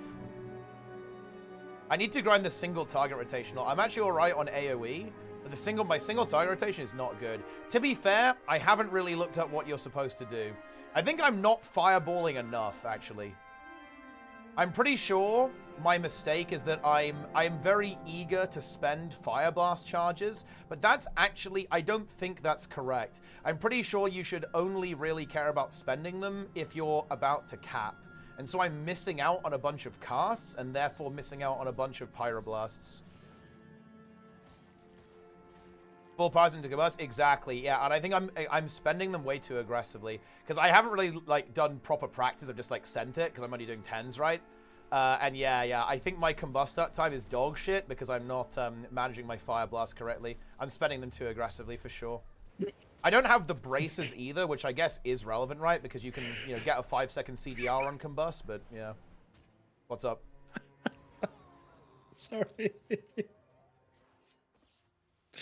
Found some old Divinity clips. Oh shit, dude, they're so good actually. It's those Divinity clips, they're so fucking based. That was such a fun playthrough actually. That was really fun. Yeah, my trinkets are quite bad. I have this like soul ruby or whatever, but it's like really cancer. I don't think it's good. It sims like yes. It's like 80k DPS worse than House of Cards, which is, I mean, that's not great, obviously. Oh, that is such a good game, actually. Oh my god, it's such what an amazing game, man. That was so much fun to play through. Holy shit. Wait, what is this? You might have to take 20. Oh no! No, not the gloves! No! The beggar over here. Don't do it! No! Can tell them to get a job. The beggar over here. That's unfortunate. For context, guys, that's fucking Plenix deleting my tier set, mega OP tier set gloves. We had to hack them back into the game. It was the only way. If there's D3 go again, obviously, yeah. Like, like Baldur's Gate 3 wasn't really for me, to be honest. But Divinity Original Sin 3, bro, that game is going to be fire. Like, that is going to be, like, one of the best games ever made.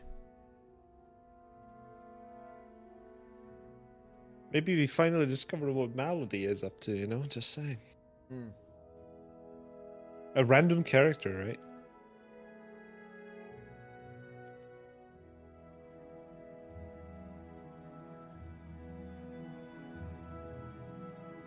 Yeah, the start of BG3 is rather slow, but then it kind of gets going around level 5 with the combat. But yeah, it's still annoying with the spell slots and stuff. There are mods to alleviate that these days. Yeah, of course, yeah. And so bad on Mage. Yeah, it's really annoying to use, to be honest. Yeah, I do need to get some like half decent trinkets for the Mage. I need House of Cards and the Moxie Jug. But everything else is pretty good. My stats are okay. I have 37% haste, which is pretty decent, I think. I'm still missing a couple of pieces with good stats, and I haven't sent upgrades. I think I can pretty easily get 665 eye level on the Mage. Would be pretty.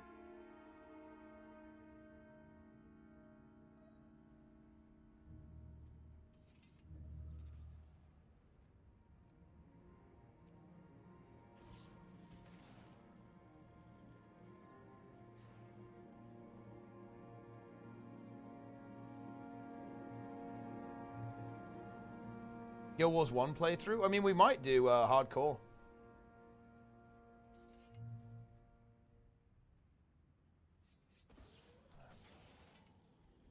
Never played Divinity 2 or Baldur's Gate 3, which you recommend? Divinity 2. I'll do Incursion soon. Ah, Jester playing SOD. SOD hype? SOD hype?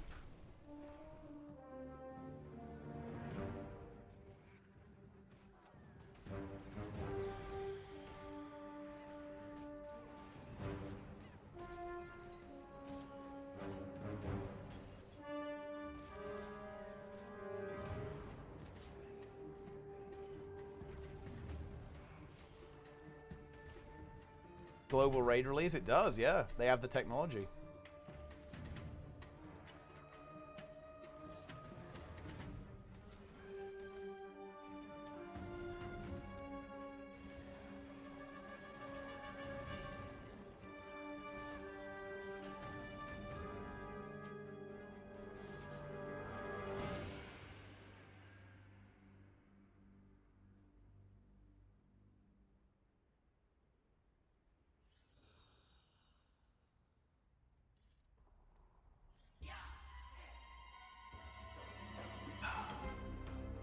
I blame Teapot. Wait, where do you blame me, Grim? How is this my responsibility?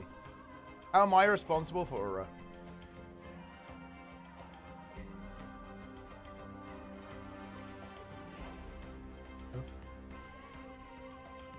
And look, you guys are having fun, no? You guys are pumping.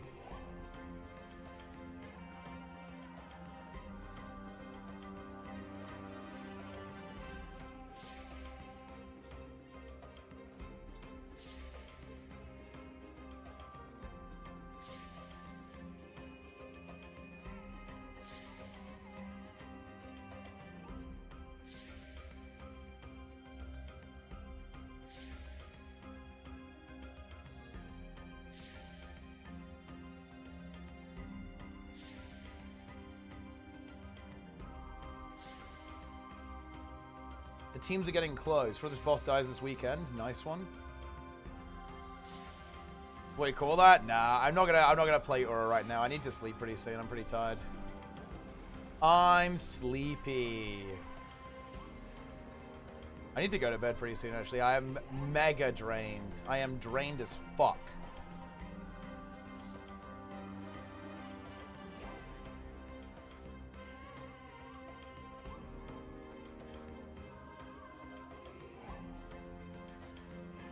There's a new phase.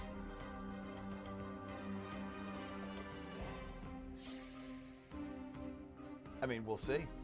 There could be, you know, a hidden phase, a secret at 10%. Look, the secret Archangel phase is going to activate, okay? Like, the secret Archangel phase at 10%. I guarantee it. I completely guarantee it, guys. You're saying it very interestingly. I'm not sure I believe you. Yeah. Look, if it doesn't happen at 10%, it's 5%. And if not 5%, it's 0%. Hair on the line? No. I'm not.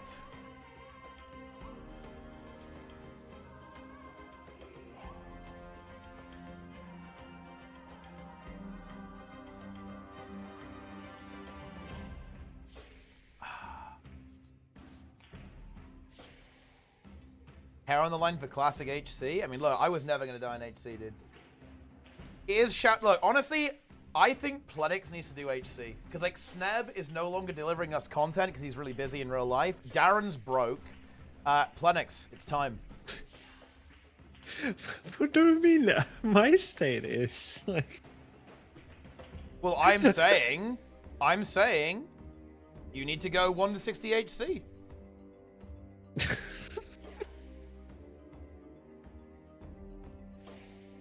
Yeah.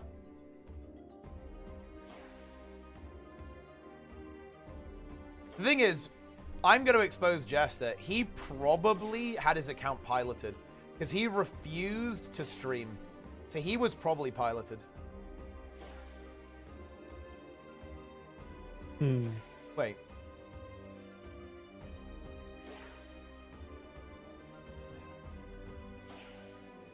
No stream is sus? I agree, yeah. I agree. It is very sus. Oh my god. I finally found something. Yes. Let's go. Oh. Yeah, the context is not necessary. It's the UI, I think. That is the... Very nice. Hey, wait, what's the key level? Wait, is this M0? Oh, I actually died to the fucking... Wait. Oh no. I don't know anymore. Wait, Jester dies to the frogs. Yeah.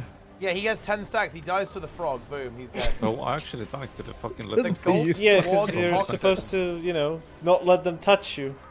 I mean, I thought it was fucking heroic. Who the fuck cares, right? Oh, it's heroic! Dude, we Like, are dead. yeah, Oh, Yeah, dear. Jester. Oh, You no. need to rest me, by the way. Jester died Yeah, to I'm heroic willing. halls of infusion. That is a massive expose. Yeah. Wow. They just told me that I just need to join, you know, this heroic, so I did. I didn't realize like my UI is gonna go this bad. Yeah, the UI here is definitely questionable. That's for sure.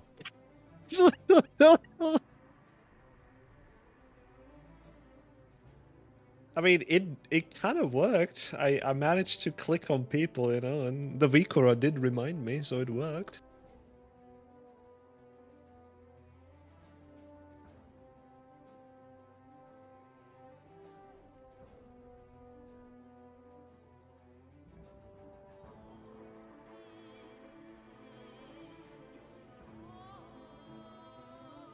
Why do I have a clip of Frosty saying that he's fisting a Naga priestess? Ooh. Yeah, we're going deep into the night. Yeah. Do you have a clip of the end? Well, as in Divinity End, or? Well, like the conclusion, the final battle, the PvP. Oh, no. So there isn't the clip of the beast claiming divinity. There is a clip of Fade claiming Divinity, which is really funny, actually. Oh. Yeah. Oh, we also finished playing Divinity with my friends. I was a little bit sad. The doctor fight we had, we one-shotted him. Oh shit. That's on crazy. turn one.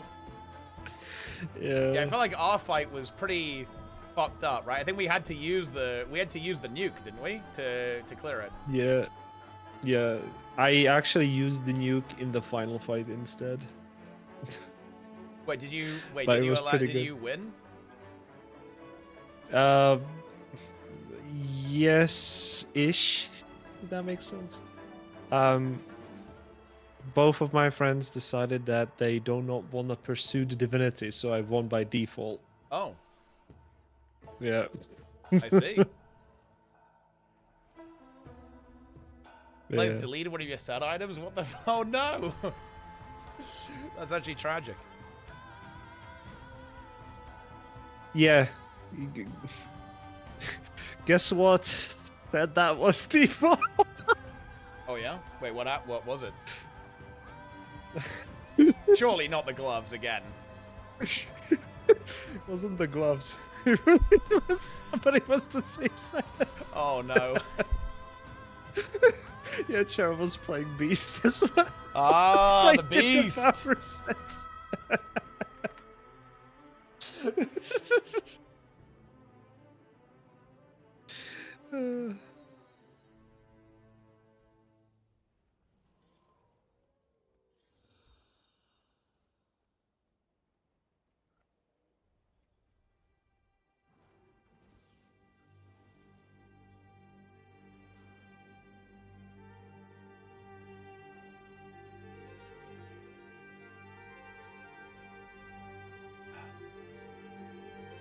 Incredible. Right, Oh. I'm gonna go to bed, guys. I am actually mega tired. I turned the streams off, and the fatigue has hit me. I'm raiding Lara. Let's go. Lara raid. I will be back tomorrow to see what's going on, and that is it. That is what I will be doing. It will be great. It will be exciting. Stay tuned, and we will see how far we can go on this boss. Like, how low? Will we see a sub 10% pull tomorrow? Will we see NA creep up and manage to match the performance of SC? Will we see LN and VL also begin their own grinds down to the final part of the boss fight? Who knows? Who knows what will happen? Will Plenix log on and one-shot the boss? These are all questions that we're going to be asking and answering tomorrow.